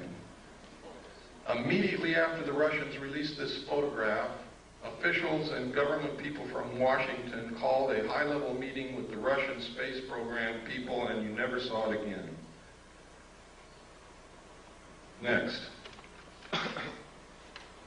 These are comparisons of the two, the Russian photographs and the photographs that we get. Now, I want to give you some food for thought. Recently, they had a flyby of Uranus. Remember that? And most of us were glued in the middle of the night to our TV set, hoping to see something strange that we'd never seen before and get a little bit of illumination from what was happening out in space. The target of the probe was the planet. Does anybody remember that? The target was the planet. The main interest for the flyby was the planet. What did we see? Anybody know? Did anybody stay up like I did and watch? We saw the moons of Uranus. We saw one long-range shot of the planet, and we never saw it again. But we saw the most incredible close-ups of the moons of Uranus that you could possibly hope for. Why? Why wouldn't they show us the planet? And it happened elsewhere also. Next. This is a book after its kind. In the documentation I saw, that symbol there was said to be the trilateral signal, or the trilateral symbol used by the aliens as their symbol. It literally means, in ancient writing, I found it finally. The first place I ever saw it, outside of the official documents, was on this book. The second place was in a Bible that contained a page of old ancient Christian symbols. And another one, I found a book in the library, I forget the book, but it was about symbology and symbols. And this is an ancient symbol that means mother and father with the children.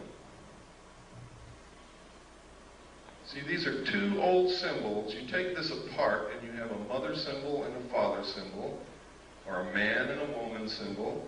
Put them together, it's mother and father. It could also mean the process of reproduction. With a circle on one side, it means one child. With a circle on the other, it means two. This literally means mother and father with the children. The thesis for this book is a scientifically dependable yet popular analysis of the theory of evolution. In it, he inserts that there must have been some outside interbreeding or influence or genetic insertion into the human race to produce modern man. Next slide. This book was first written in 1927. Next. This is an article that just says how they can move technology, secret technology, from government laboratories into the world. Next. And next. Oh no, go back one. Go back one. Right here. This is a perfect illustration, folks. Look at this photograph, and you'll see that in the shadows there is no detail whatsoever. In space, without an atmosphere, there can be no detail in shadows, because the only thing that will produce light in shadows is diffusion of light through an atmosphere. Now, next photograph, which which proves that this photograph was not taken on the moon. Or if it was taken on the moon, there is an atmosphere. Next.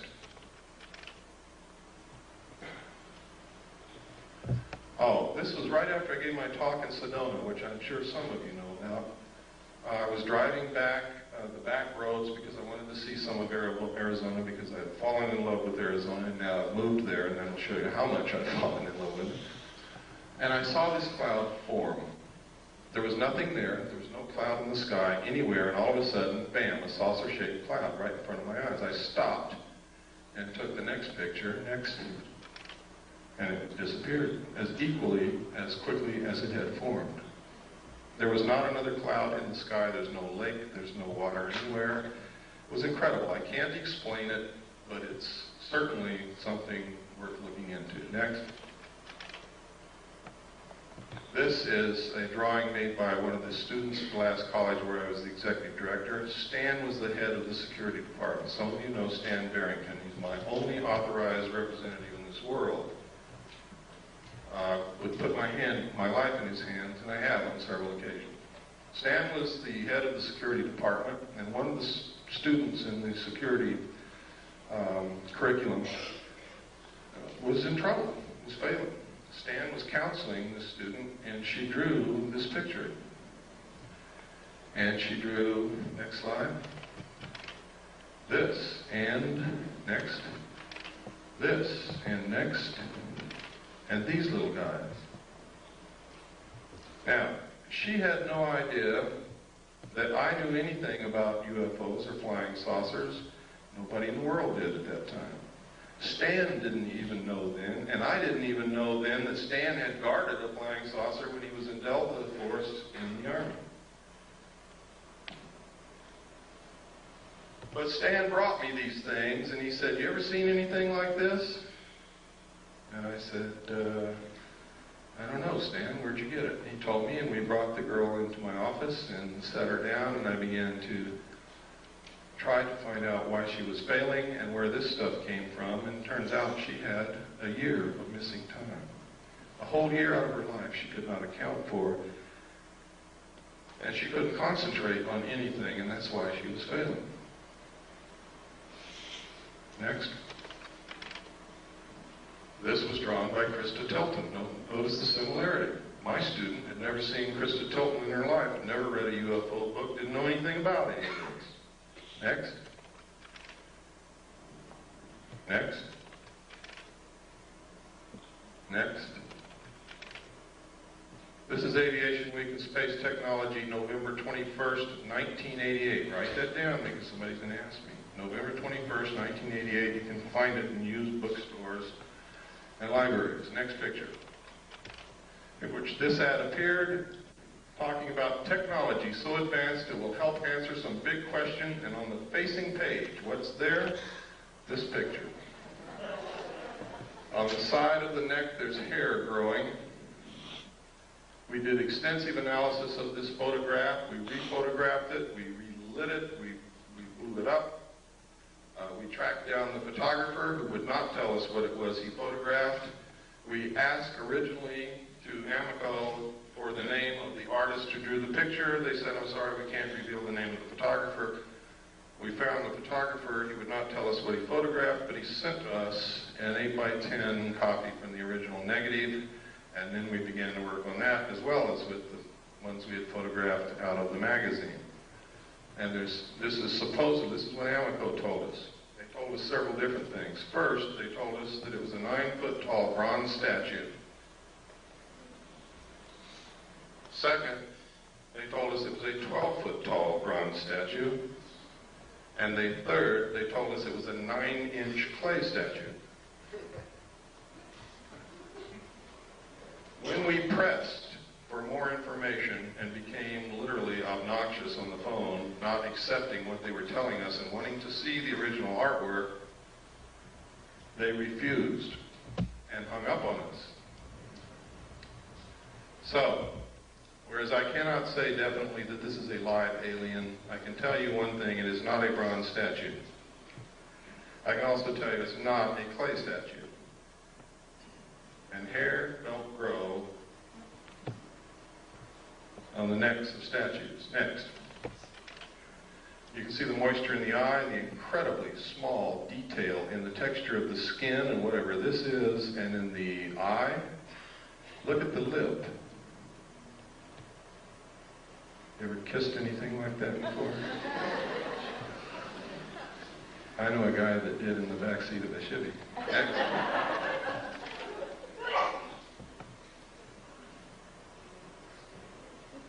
Look at the incredible detail. I have never seen an artist in my life that was capable of doing this kind of work. But I haven't seen all the artists that there are either. Next. Look at the lines on the neck. Look at the detail in the arm. Next. Look at the hair on the neck. Can you see it? It's kind of hard to see, but it's there. That little fuzzy hair. Look at the lips. Look at the throat, the detail. The wrinkles. Next. Look at the moisture in the nostrils and tell me that's a bronze statue. Look at the moisture in the eyes. Look at the incredible detail in the folds of the eyes. Look at this bag under the eyes. Next. I think they're trying to tell us something. Next. Next. These are letters from England that was a big hoax. Next. It purports that an alien craft crashed in the Kalahari Desert of South Africa is perpetrated by one guy named James Van Grunen. It's a total hoax. Don't believe it. If you want proof, write to me. If you think you can waste your time pursuing this, I'll give you the proof. Next. Next. Next. Next. Next. Next. Next. Next. Just keep on going right on through.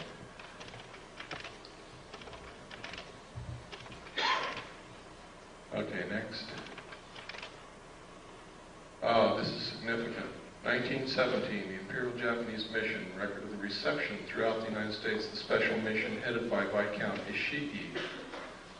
John Dewey, professor of philosophy at Columbia University, he's the one who built our education system that is not teaching our kids anything. He said, first sentence in his speech, someone remarked that the best way to unite all the nations on this globe would be an attack from some other planet. In the face of such an alien enemy, people would respond with a sense of their unity of interest and purpose. Next. Knowing who John Dewey was, and knowing what he's done to our educational system, and knowing that this was written and planned a long time ago, this is probably going on. Next. This is from the report from Iron Mountain. Credibility, in fact, lies at the heart of the problem of developing a political substitute for war. This is where the space race proposals, in many ways so well suited as economic substitutes for war, fall short. The most ambitious and unrealistic space project cannot of itself generate a believable external menace. It has been hotly argued that such a menace would offer the last best hope of peace, etc., by uniting mankind against the danger of destruction by creatures from other planets or from outer space. Experiments have been proposed to test the credibility of an out-of-our-world invasion threat. It is possible that a few of the more difficult to explain flying saucer incidents of recent years were in fact early experiments of this kind. Next.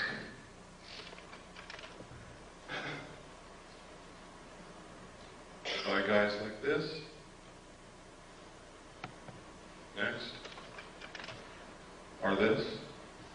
You might know who this is? It's John Lilly, one of the fathers of the CIA mind control methods. Next. Is this what's going on?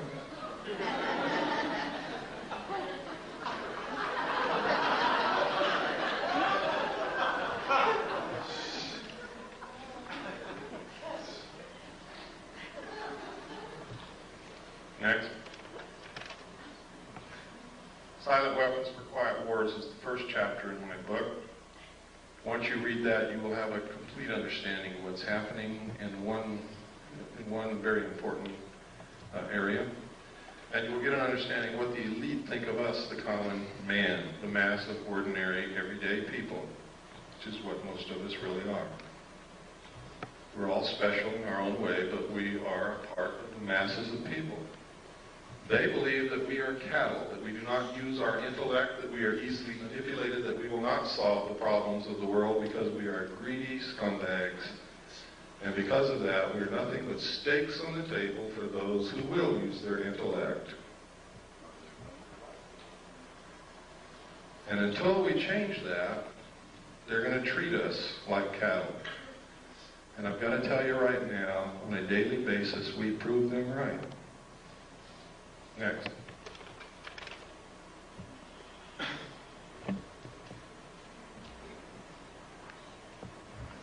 Close Encounters of the Third Kind, E.T., V, many others. Many movies. We've been bombarded with alien movies, alien commercials, an alien spaceship landing at the end of the 1984 Olympics to reinforce in our consciousness the creation of an alien threat that does not exist, or to wake us up to an alien presence that has been here for many years. It's not an accident that these things are happening. It's not an accident that you're seeing on your TV.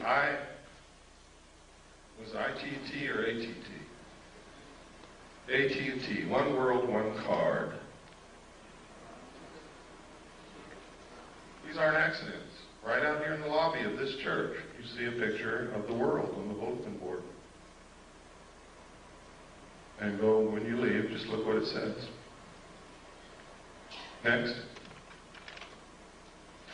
Don't get me wrong, ladies and gentlemen, I'm not opposed to a one-world government at all. I think in the evolutionary future of mankind, it is absolutely necessary and unavoidable. What I'm opposed to is being manipulated into something I know nothing about, and knowing the fact that if I have to be manipulated into it, I'm not going to like it. And knowing that the best government that's ever been created on the face of this earth is going to be destroyed in the process. And that we're going to lose our Constitution and our Bill of Rights in the process. That's what I'm opposed to. I want to be included. I want to help them decide what this is going to be so that I can be satisfied with whatever it turns out to be. Stephen J. Kurzweil, MD. I've met this man, I've talked to him, I've researched this case thoroughly. This is his credentials, his curriculum vitae. Look at who this man is. This is no flake. This is a medical doctor with many degrees, a lot of credentials and memberships in many of the medical society, what do you call them?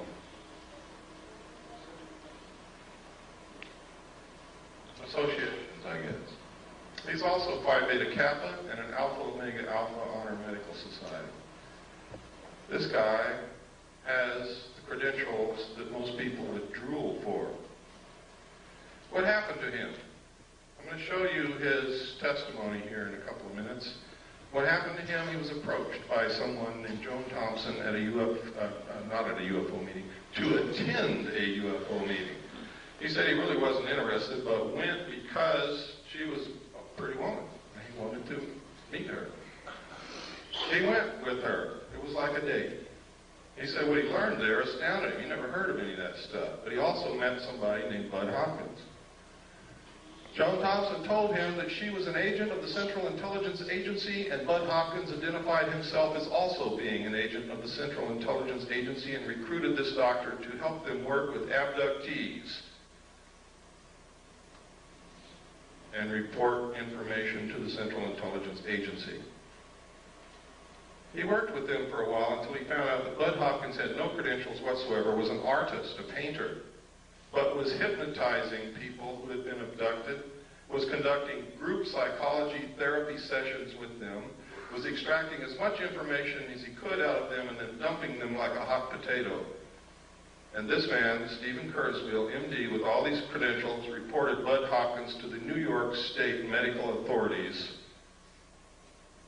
and nothing happened to Bud Hopkins. Stephen Kurzweil, on the other hand, was charged for being delusional, and they're trying to take his medical license away from him, because he told them that Bud Hopkins was engaged in this research of alien abductions that the government was covering up, and he was judged to be delusional. We have all the documentation, the medical reports, everything. Next. It's all in my book. These are the official charges that the state of New York brought against him. It's incredible. Next.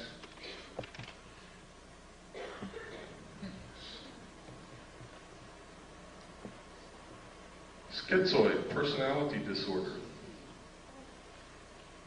Grandiose and paranoid type. Next. This is his testimony, sworn under penalty of perjury, signed and notarized. It's in my book. It proves the assertion that I've been saying all along, that most of the people that you ever see on the stage of a UFO symposium are working for the government. When they have a show on TV like UFO Cover-Up Live, which William Moore participates in, who is an admitted government agent, with all the others, and then they give a phone number at the end for you to call in to tell if you've ever had an abduction experience, and you go to your phone and call the CIA and tell them that you have had one.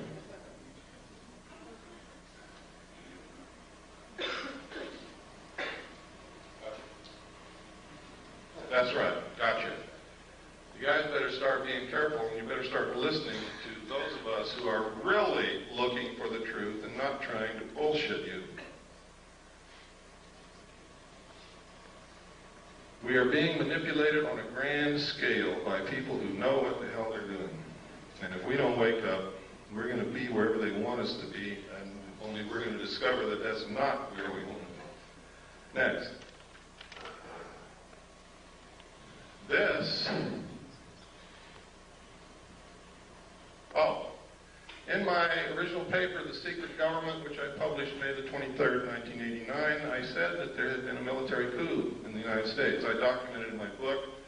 3 other people have confirmed that they saw the same message that I did, and that message was before Nixon resigned. Nixon was not going to resign. He didn't think that they could impeach him. And I don't know whether he could or not. Nobody will ever know because no trial occurred. But the Joint Chiefs of Staff sent a message to all military commanders of all the military forces, and the message said, upon receipt of this message, you will no longer accept any orders from the White House. Acknowledge receipt. That's unconstitutional. That is a military coup. Nixon was forced to resign because they yanked the military out from under him. They cut off his communications to his commands because those communication centers are under control of the military. In my book, it's documented. You no longer have to take my word for it. Nobody believed me when I published that at first. But now 3 other people have come forward and stated that they saw exactly the same message that I saw. And that's in my book. Their names, everything. Their statements, sworn statements. This is the sworn statement of David Race.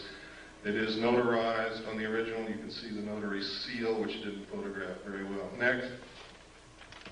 He also named 4 other witnesses that saw it with him.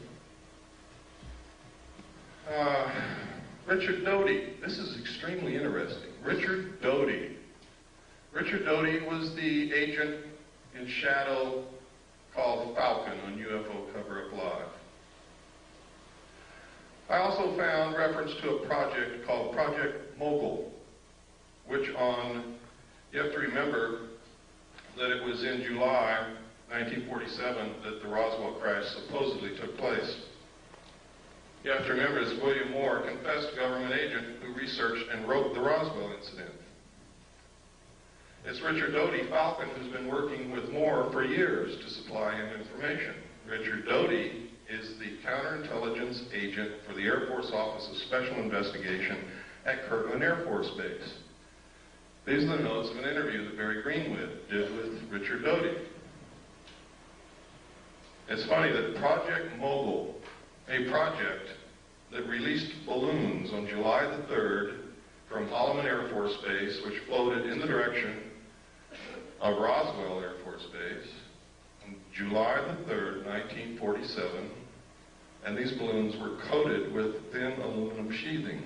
Now go back and remember the description that Jesse Marcel gave of what he found in the field on Brazel's Ranch. And the man in charge of that Project Mogul was Richard Doty's father.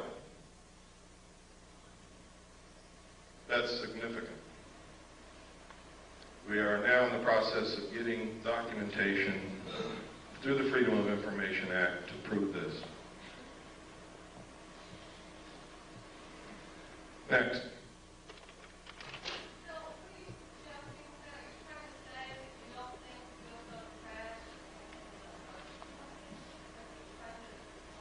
I'm saying that we can no longer accept that a UFO crashed on the basis of the evidence that we now have. We've got to find out there's something else to this.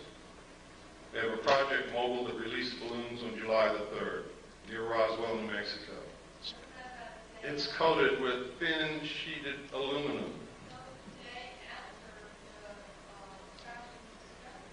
No, it wasn't. No. No. They also released balloons from Project Mogul also in June, on several dates in June of 1947. What I'm saying is that Richard Doty is participating in putting out phony flying saucer information to the world, and his father was in charge of Project Mogul, that we need to look at this more closely. That's what I'm saying.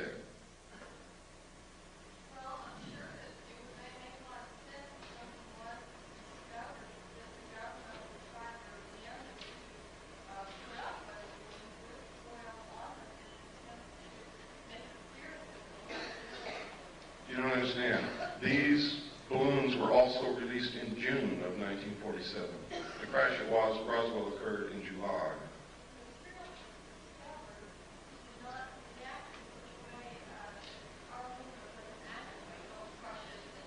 Well, you have to also understand that you're taking the word, you have no evidence, you're taking the word of an intelligence officer who may be participating in creating something for you to believe that doesn't exist.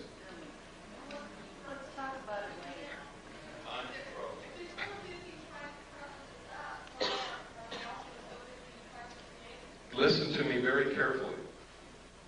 One of the best ways to bring about a one-world government and get you to accept the destruction of your Constitution and the loss of the sovereignty of this nation is to create an artificial alien threat from outer space so that all humanity will give up whatever they have to and band together to face this threat.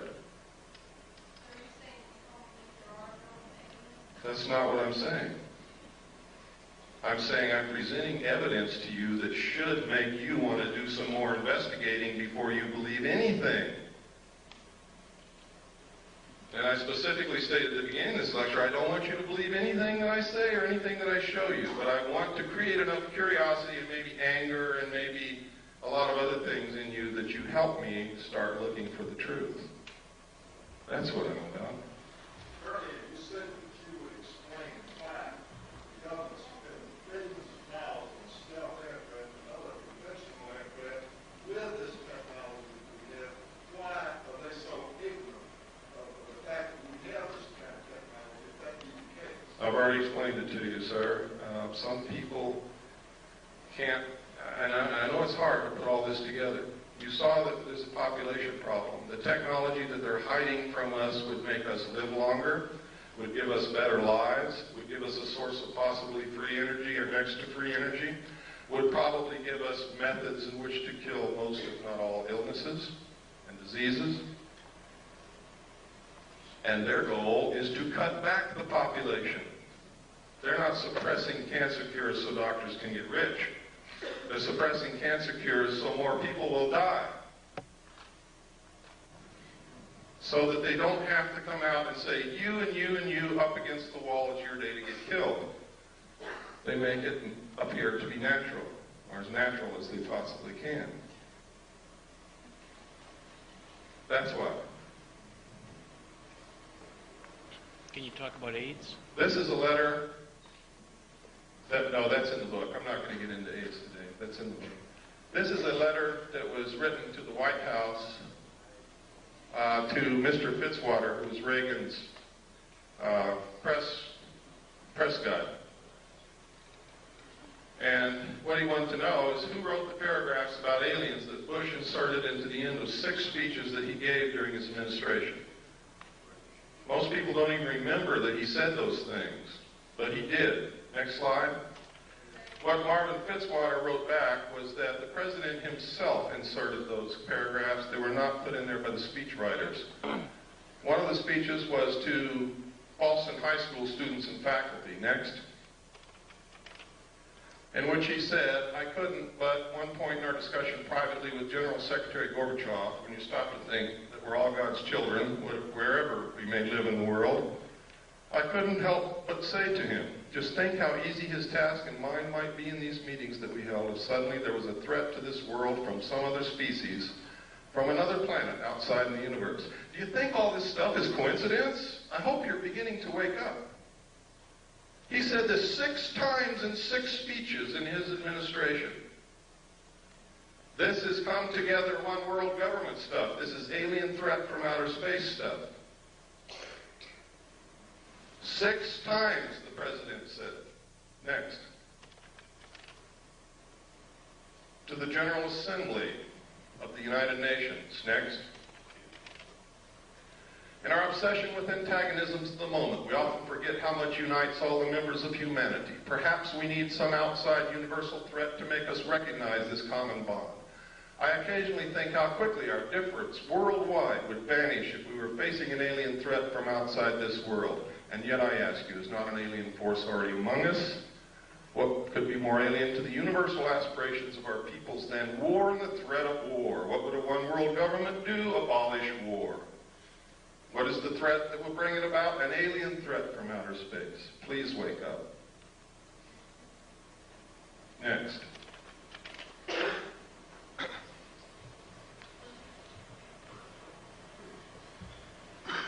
In my book, I document the things our own Congress and our own people have been doing to destroy the Bill of Rights, the Constitution, and join the one world order. Document it. I don't just say it, I document it.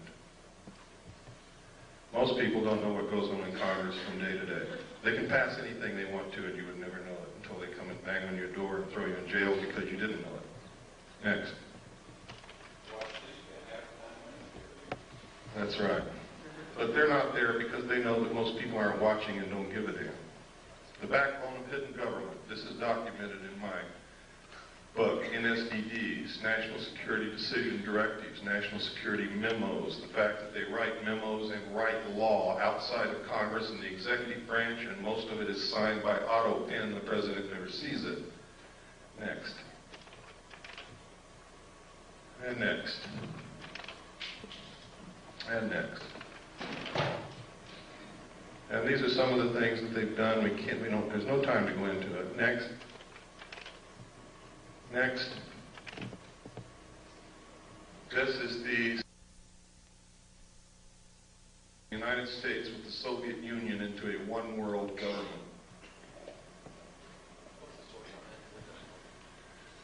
That's from an organization called Free, put out by Johnny Stewart. The address over there, it's in my book.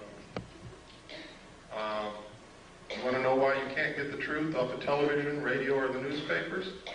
CFR owns, controls them. Barbara Walters, all of them are members of the CFR. Next slide. This is the super world government. I have the Bush administration. It's updated in the book of all the membership in the Bush organization. Next. This is George Bush. No, notice Dan Quayle's not a member.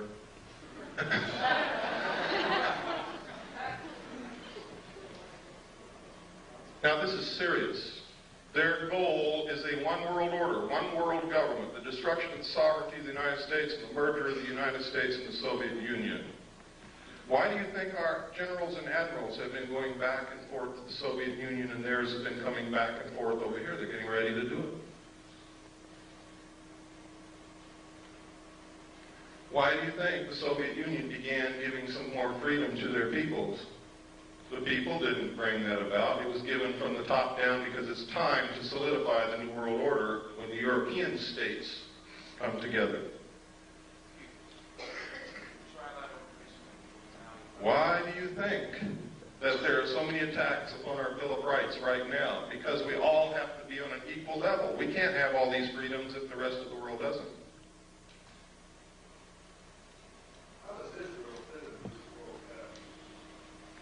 I don't know what you mean by how they fit. There's certainly a thorn in everybody's sides, but not because they're Jewish, but because they will not settle the Palestinian question. There'll never be peace in the Middle East until they do.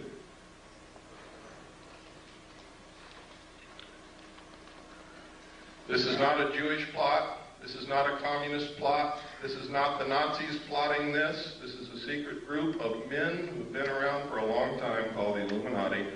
They are made up of all different religions, all different political viewpoints. They believe in reason. They believe in solving problems. They believe in controlling the populace if the populace won't control themselves.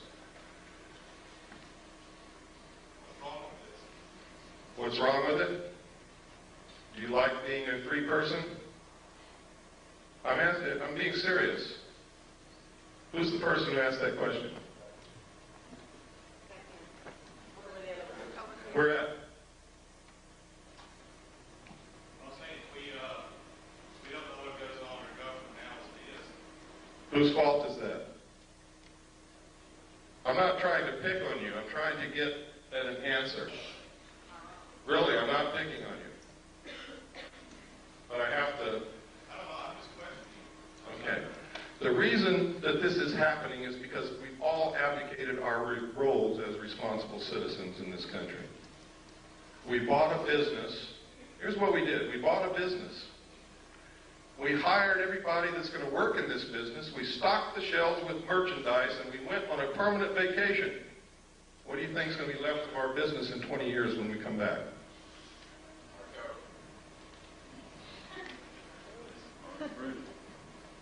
Nothing's going to be left. Because as soon as all those people that are working for you find out you're gone, everything's going to go, too. Oh, yes.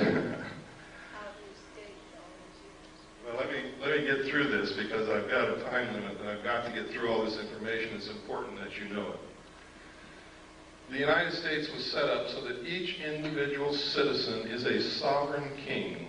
It's the first time in history that's ever happened. A king. Can you imagine that? A king. The government, for the first time in the history of the world, worked for the citizens. We sent representatives to represent our will in our state government and in our federal government. And while they were gone, we took care of their family and their business for them, and we sent them along a little stipend to live on. And they really represented us up until a certain point in time when all of a sudden somebody created professional politicians. And we quit watching what they are doing. How can we tell our politician what we want out of him if we don't even know what the hell he's doing in Washington, what bill he voted on, even what's coming up in front of him, and we never read the bills anyway. H.R. 5210 was introduced as the omnibus drug bill of 1988 to help get drugs off the streets, and everybody said, yeah, support it. But when you read it, inside it, it establishes funds to develop a national identity card. It establishes military installations as mental treatment centers that legalized concentration camps. It authorizes prisons to borrow money to manufacture products, to sell those products on the open market with slave labor, which will destroy small business. I can go on and on and on.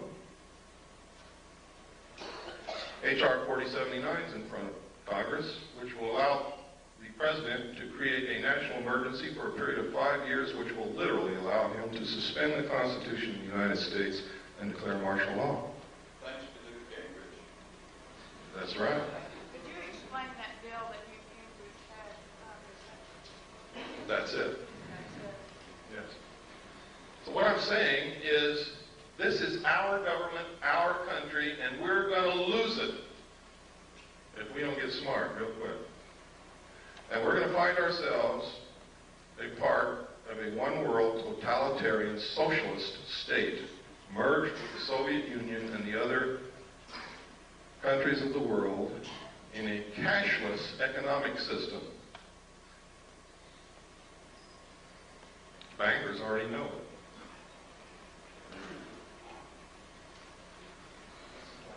That's my message to you.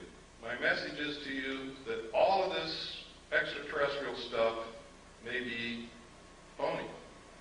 I may have been used. They may have passed me all this kind of stuff. For years I believed it was real, and now I have doubts, real doubts. Now I'm telling you, I don't know if extraterrestrials are real or not, but there's no doubt in the world that the technology is real. And I've shown you documentation after documentation after documentation. And there's more in my book. Much more. So much, in fact, that that book is probably going to cause me a hell of a lot of trouble. But it's worth it if we can save our country. Next slide. There's the membership in the media.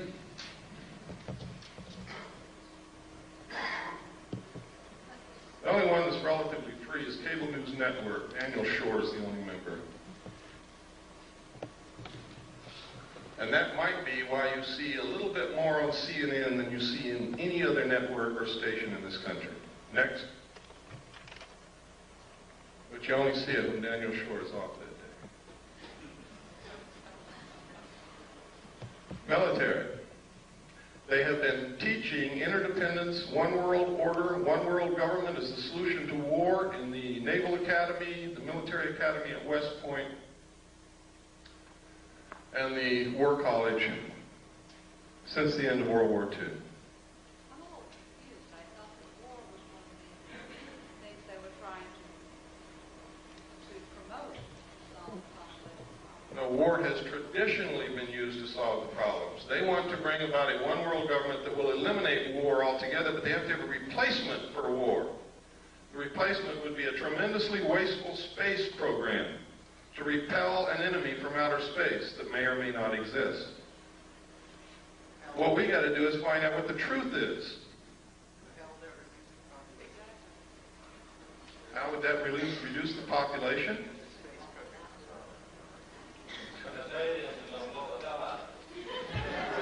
Next slide, please. Next. Next. Is Colin Powell on that list? Next. Next. These are the letters I get back from Congress. Thank you. Next. Thank you. Next. Thank you. Next. Thank you. Next. And from Alan Cranston. Thank you for your letter expressing your views on foreign policy. And he goes on to tell me what all he's done in the 100th Congress and what he's going to do in the 101st Congress. Next. Thank you. Screw you, Alan Cranston. Next. Out of 500 and I forget how many letters, sent a letter to every senator, every congressman. Those were the only replies that I ever got. Ever. I sent one to the president. I sent one to the vice president. I sent one to the attorney general and each of the Supreme Court justices. I never received replies from any of them. This is one reason why I never received replies from congressmen. This is a person who is a staff member of a congressman on Capitol Hill. She's actually the office manager. She says she sympathizes with everything that I sent, But the reason that the congressman isn't going to answer my letter, my inquiries, is that she threw it all in the trash can. Next. This is George Bush and the secret team.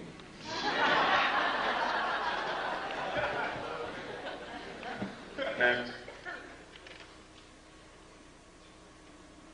Another reason for a new world order is if extraterrestrials are real, who speaks for planet Earth? Who? I mean, if they're really real, who's going to speak for all of us? Who's going to represent the Earth?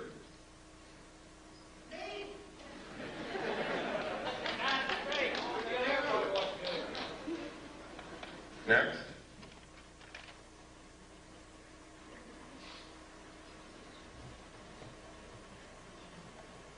For all those of you who were going to tell me that you're just one person, there's nothing that you can do, I think this says it all. That young man stopped 17 of the most dangerous killing weapons of war that have ever existed right in their tracks, and they didn't move again until he walked away. That's a real hero. He has not been executed yet. He is a real hero. He's the only real hero that I know in this whole world. In this whole world. That's him right there. He's Chinese, and most of us would say, here comes the chinks into the neighborhood. That man is my brother. I don't care who he is. And I hope that you learn that he's yours. His heart's probably bigger than all of ours in this room put together. But that's your answer when you come to tell me that you're only one solitary little person. There's nothing that you can do. This is our country. It belongs to the people. And we can do whatever we want to do with this country, but we have to do it together. I hope that we can all find a way to do that. If we could have I believe that's the last slide. If we could have the lights, we'll have some questions and answers. Or we'll have some questions, I don't know how many answers.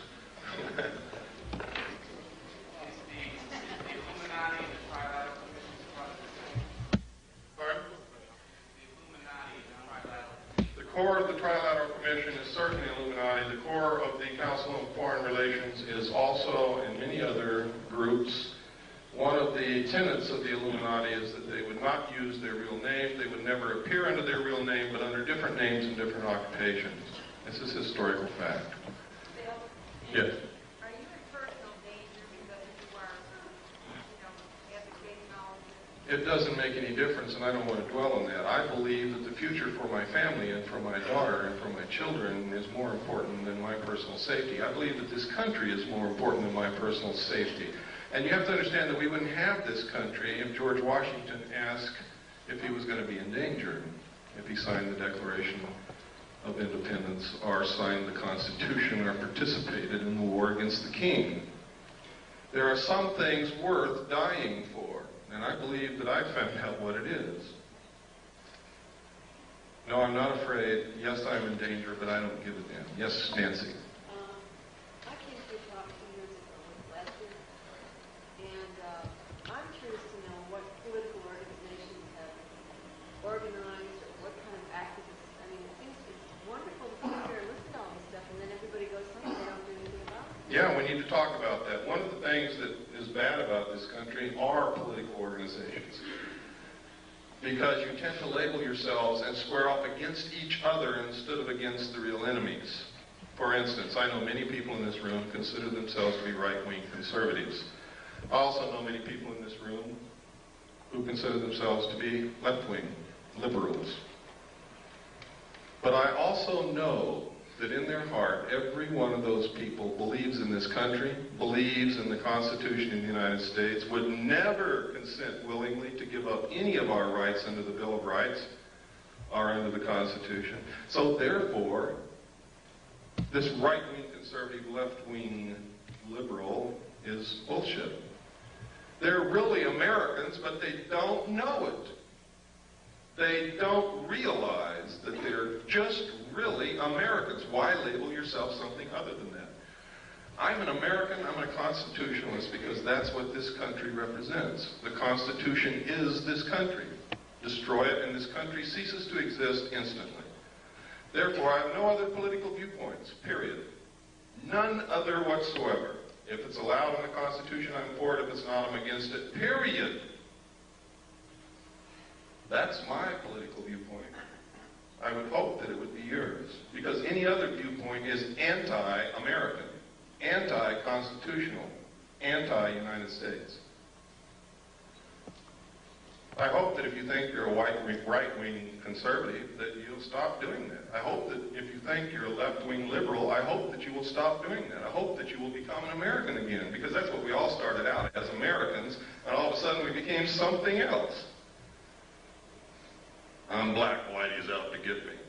I don't want them blacks in my neighborhood, they're scumbags. They're Americans, folks. Pardon? I just did. No, I asked you specifically what has been done by the people who are interested in the project. Have the senators, been contacted on that? The only thing that you can do is throw the people in Congress out. People, we've been telling you this over and over and over again for years. Somebody's not listening.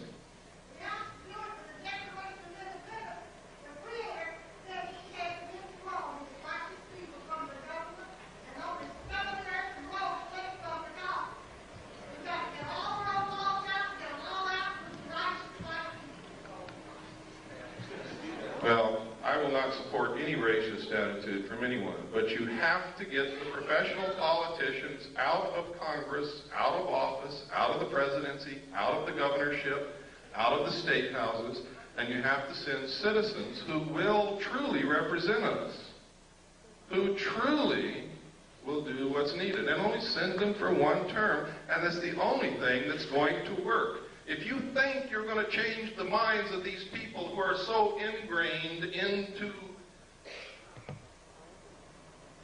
well, it's not politics, it's the destruction of this country. They're bent on it. If you think you're going to change their minds and all of a sudden they're going to start representing you, you're wrong. They're not. Yeah.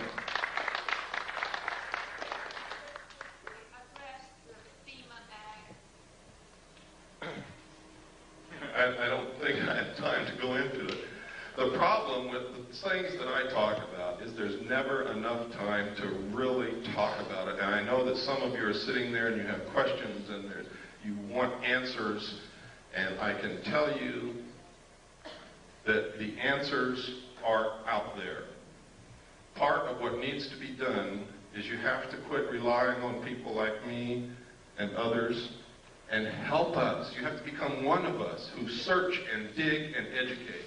If all of you could go out of here and educate 10 people, each one of you, and then they could go educate 10 people, and it doesn't have to be in one day.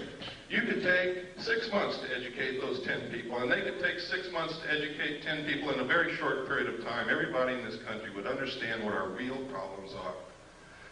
The real problems are we're not paying attention. We're not running this country. We don't know what the problems are. We don't know what's going on. We've left our business and gone on vacation. We are fighting amongst each other while the real enemy is destroying the country. That's the real problem. That's correct. Yes. May I suggest that everybody get a little copy of the Constitution? It takes about 20 minutes to read. And if you don't have one, if you write to me and send me a self-addressed stamped envelope with 50 cents on it, I will send you a copy free. Come up to me in the parking lot, I'll give you a copy of it. Excellent.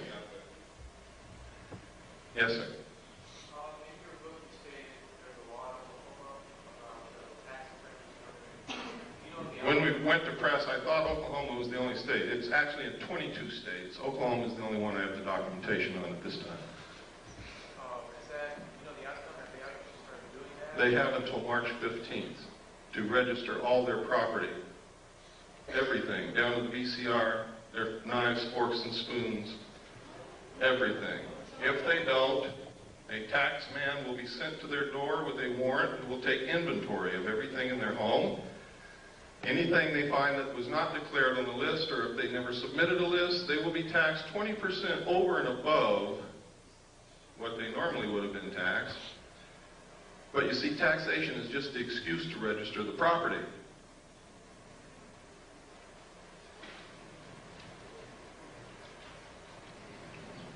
For those of you who want to order a copy of my book, I'm not a salesman. I didn't bring books with me. I never do that. I don't bring tapes with me, but we have them. Part of what I want you to do is get active. To get active, I'm not going to bring you the books or the tapes. If you want them, the order form is outside on the table. Pick one up, write to us. We'll send you a packet of information. If you order the book, send for the book, we'll send you the book.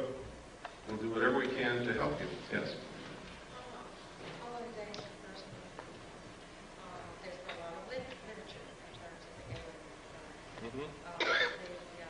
Animal mutilations, human mutilations, the genetic things.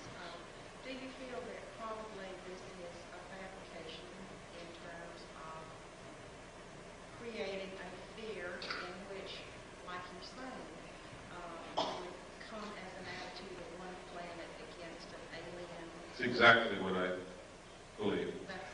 Now, you have to know that when Hitler got ready to go into Europe, to invade France and the other countries of Europe, he began broadcasting Nostradamus' predictions. What did you see on television last night? Why do they use these predictions and prophecies? Why all of a sudden are you hearing that the book of Revelations is coming true in front of your eyes? To get you to give up. If it's been prophesied and it's going to come true, you're not going to fight it. To neutralize the Christian community so that they won't fight the new one world government. Hitler dropped the prophecies which said Hitler was going to win and was going to be the ruler of a 1,000-year time of peace.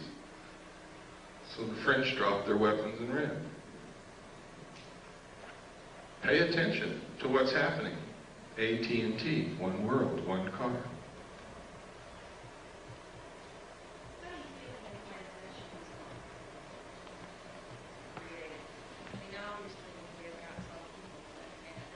Ma'am, I really don't have the answer to that question. The abductees say that it's alien extraterrestrial beings. You start doing research and you find out that the intelligence community has done so much work into mind control and implantation and being able to control individual human beings with this technology that you begin to wonder if it's really aliens or if it's really us. And then you look in the UFO community, you find out most of these people are connected directly to the intelligence community, are active agents that have been caught or have confessed. And you have to wonder what in the hell's going on. Which one, John? Pardon? Which one, John? A list of I can tell you that Richard Doty is, John Lear is, Bob Lazar is. You've seen evidence that Bud Hopkins is. I can tell you Whitley Strieber is, because there's no other place he could have gotten the information that he wrote in his book, Majestic, except from the same top secret documents that I saw, only he's never been in a position with a clearance to see them. He's an author. I could go on and on. Yes, sir. What about personal property? If this new war, world over, will go like you suggested tonight, what about personal property, like land, home? Private property will be abolished. You will use what the state gives you. Remember I said totalitarian socialist state. In a socialist government, everything belongs to the state. Will there be any places in the world that will have that kind of situation? The question was, will there be any place in the world where they won't have that situation? Let me say this again, as George Bush. Read my lips. New world order. New world order. There's places you could go and probably escape for a time because it's not number one on their agenda, but they're going to get there sooner or later, believe me. What about changes in banks? That's coming. I foresee a cashless system where you use a card or a laser tattoo on your hand, And I'm not trying to connect this with any religious prophecy. This is what I know is coming. This is what they have planned. I've talked to bankers who already know this is coming, and they're prepared for it. They're already withdrawing $100 bills from circulation now. Next will be $50 bills. They're doing it now. The president has already said, out of the Middle East conflict will come the New World Order. And people still keep asking me, how much time do we have? There is no time. Yes, sir. I wanted to say that ever since I was in high school, early high school, and I learned that the Federal Reserve was a company that was formed by, there's 9 families that own the Federal Reserve. It is a company. It's not a part of the government at all. The Federal Reserve, at the same time the Federal Reserve was formed, 2 constitutional acts or amendments were passed. And one of my point is this, is that, well, I want to ask, I put a question out there, which is that Bush made a comment the other day on the news, and I think I've followed it for years. It's very interesting to me. I watch the Federal Reserve, the news that comes out of the Federal Reserve. I understand. I'm not trying to rush you, but could you get to the point because we're running out of time? Okay. I have 2 points. One point is that Bush made a comment that this war will not create any trouble for the banking industry, which leads me to tell that as soon as the war is over is when they're going to call the notes due, and we'll go to a cashless system with a card. And my comment about that is that I don't see how people are going to, when you go to somebody and say, okay, give me your money and here's your card, this is where you are today, you're negative $500, or you're plus 2,000, whatever. The people are so attached to their monetary value in life that I find it really difficult to see American people to battle that. In other words, that in lieu of, oh, give me the card, let me be able to sell my future and give me this card, and it's okay if I can't have a card right now. You know what I mean? It's like, I see the money thing as being another piece of the picture of going towards a totalitarian type government, because you're taking the money, your money is not yours. A cashless system literally is slavery, and I'll tell you how that works. First, as it stands now, the money in your pocket is not your money. And you're going to go to the bank one day and you're going to say, I'm sorry, we're not taking this anymore. It is not yours. It belongs to the Federal Reserve. And you'll see that on the note. the Federal Reserve notes in your pocket are actually instruments of debt. And one way that they're going to get your property away from you is you can't pay for something with a debt. So you don't own what you think you own right now anyway, legally, under the Constitution. And that's the truth.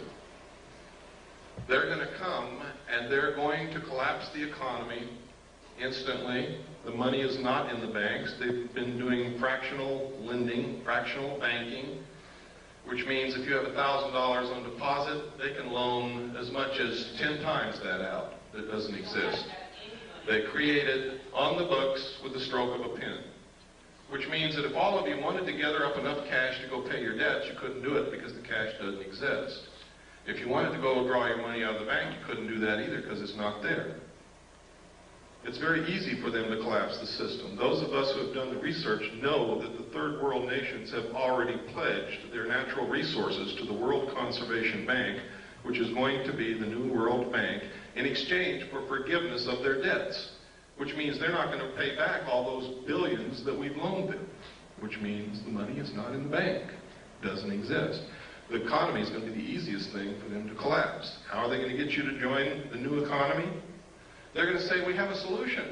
You see, one of the tricks of the Illuminati is they create a problem, and then they provide the solution when you beg them to. They're going to come to you and say, you have a house, and we have the note on your house. If you'll accept our new economic system,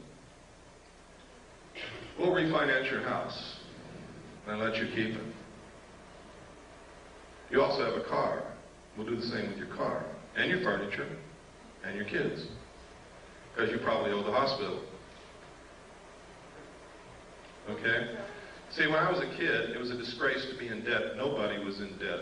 There was no such thing as credit cards, and if you even mentioned debt, People got angry with you. Now, in just my lifetime, and I'm 47 years old, they've changed all that to where everybody is in debt and it's accepted, and if you're not in debt, you can't get a hotel room because if you don't have a credit card, they won't let you in. And that's the truth, and that's how they're going to do it. And you're going to say, well, I want to keep my house, I want to keep my car, and I want to keep my kids, so I'll join. And they say, fine. For every dollar you used to have, we're going to give you 10 cents, and we'll start all over. They're going to devalue the money at the same time and eliminate the middle class. And there will be two classes of people, the rulers and the rest of us. This has all been public knowledge for years, but people have ignored it, and they've called anybody who tried to educate them a conspiracy nut, an idiot. But you can see it coming through true right in front of your eyes now today.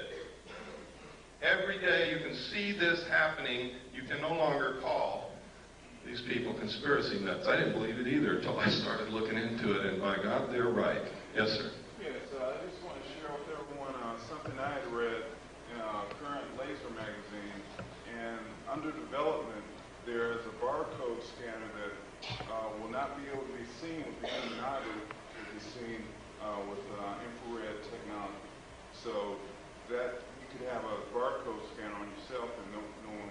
That's right. It's an invisible tattoo, but it can be scanned. I'd like to say also that the reason I left California, took my family and left, I went to vote in the last election, and I saw on the voter registration form, next to my name, the Universal Product Code. I packed up my family and I left California. I now know, and I just left California, I was just speaking in Pasadena, I have seen them, it's true. The driver's license in California now have the Universal Product Code on the driver's license. It's not far off. The UPC, yes. The barcode, for those of you who don't know what Universal Product Code is. Yes. It's been used in over 700 cities in Europe for over 70 years now, where they inject plastic under the skin with the right hand or the forehead. It's going to be the new world. It's going to be your accountant. It's not going to be any more cash. There will not be any more swap meets. There won't be any selling your mattress to your neighbor when you buy a new one. Everything will be registered. They're already starting it in Oklahoma and 21 other states. You will register all your property. If they come to your home and something's missing, you're a criminal. There will be no black market. You will not be able to work. You will not be able to buy. You will not be able to sell. You will not be able to get medical care. You will not be able to do anything except with your number through the computer. This is the truth, folks. I'm not making this up. If you have a banker that knows you well enough to be honest with you, he will tell you this. I don't know, man. I don't know. But I do know that Star Wars is not what they're telling you it's for. Star Wars is the satellite computer link-up between the nations to make the one world banking and economy system work. And it's paid for by American tax dollars. If they want to imprison you in a 2-square block area, all they have to do is zero out your computer account outside that area. And you won't be able to live if you walk off your 2-block square area. If they don't want you to leave your city, they can do the same thing. Your card will only be good in your city.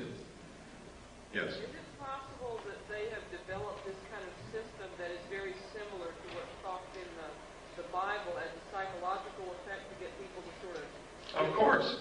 It's like I said a while ago, they're following the book of Revelations like a script to neutralize opposition against them. If you believe that it has been prophesied and it's ordained by God, you won't oppose them. I'm a Christian, and I'm not buying it. I'm going to oppose them.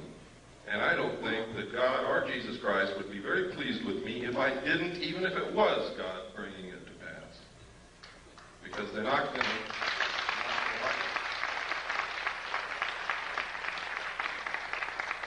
Take 3 more questions, and then unfortunately we're over time.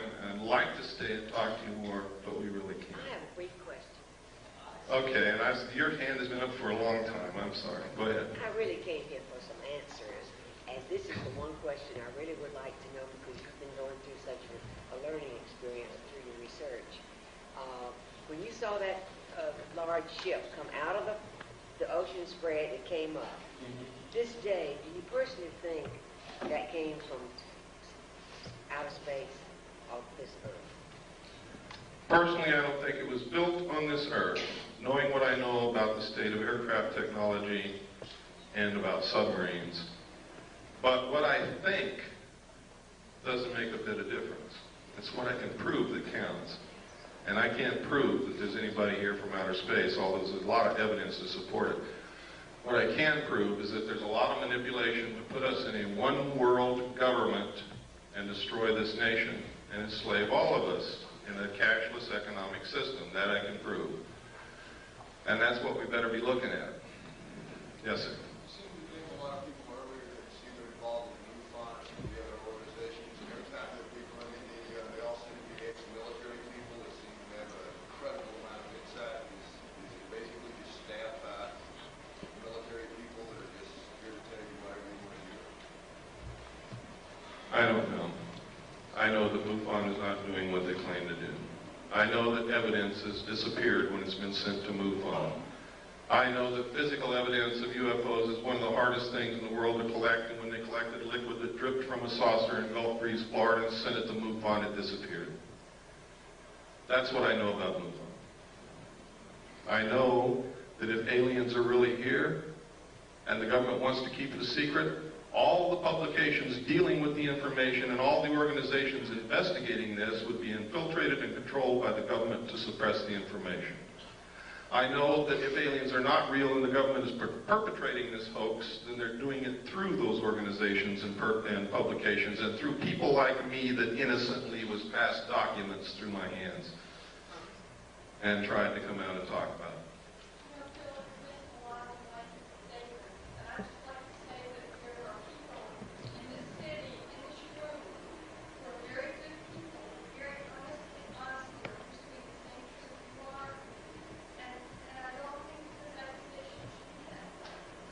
I don't know what you mean by blame. When I say MUFON, I'm talking about the people who run it and control it and finance it. I'm not talking about all the people in the little towns and stuff who are interested in UFOs.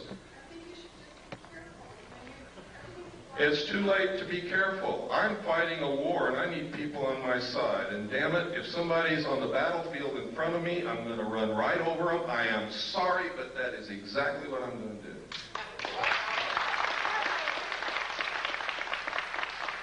Yes, sir.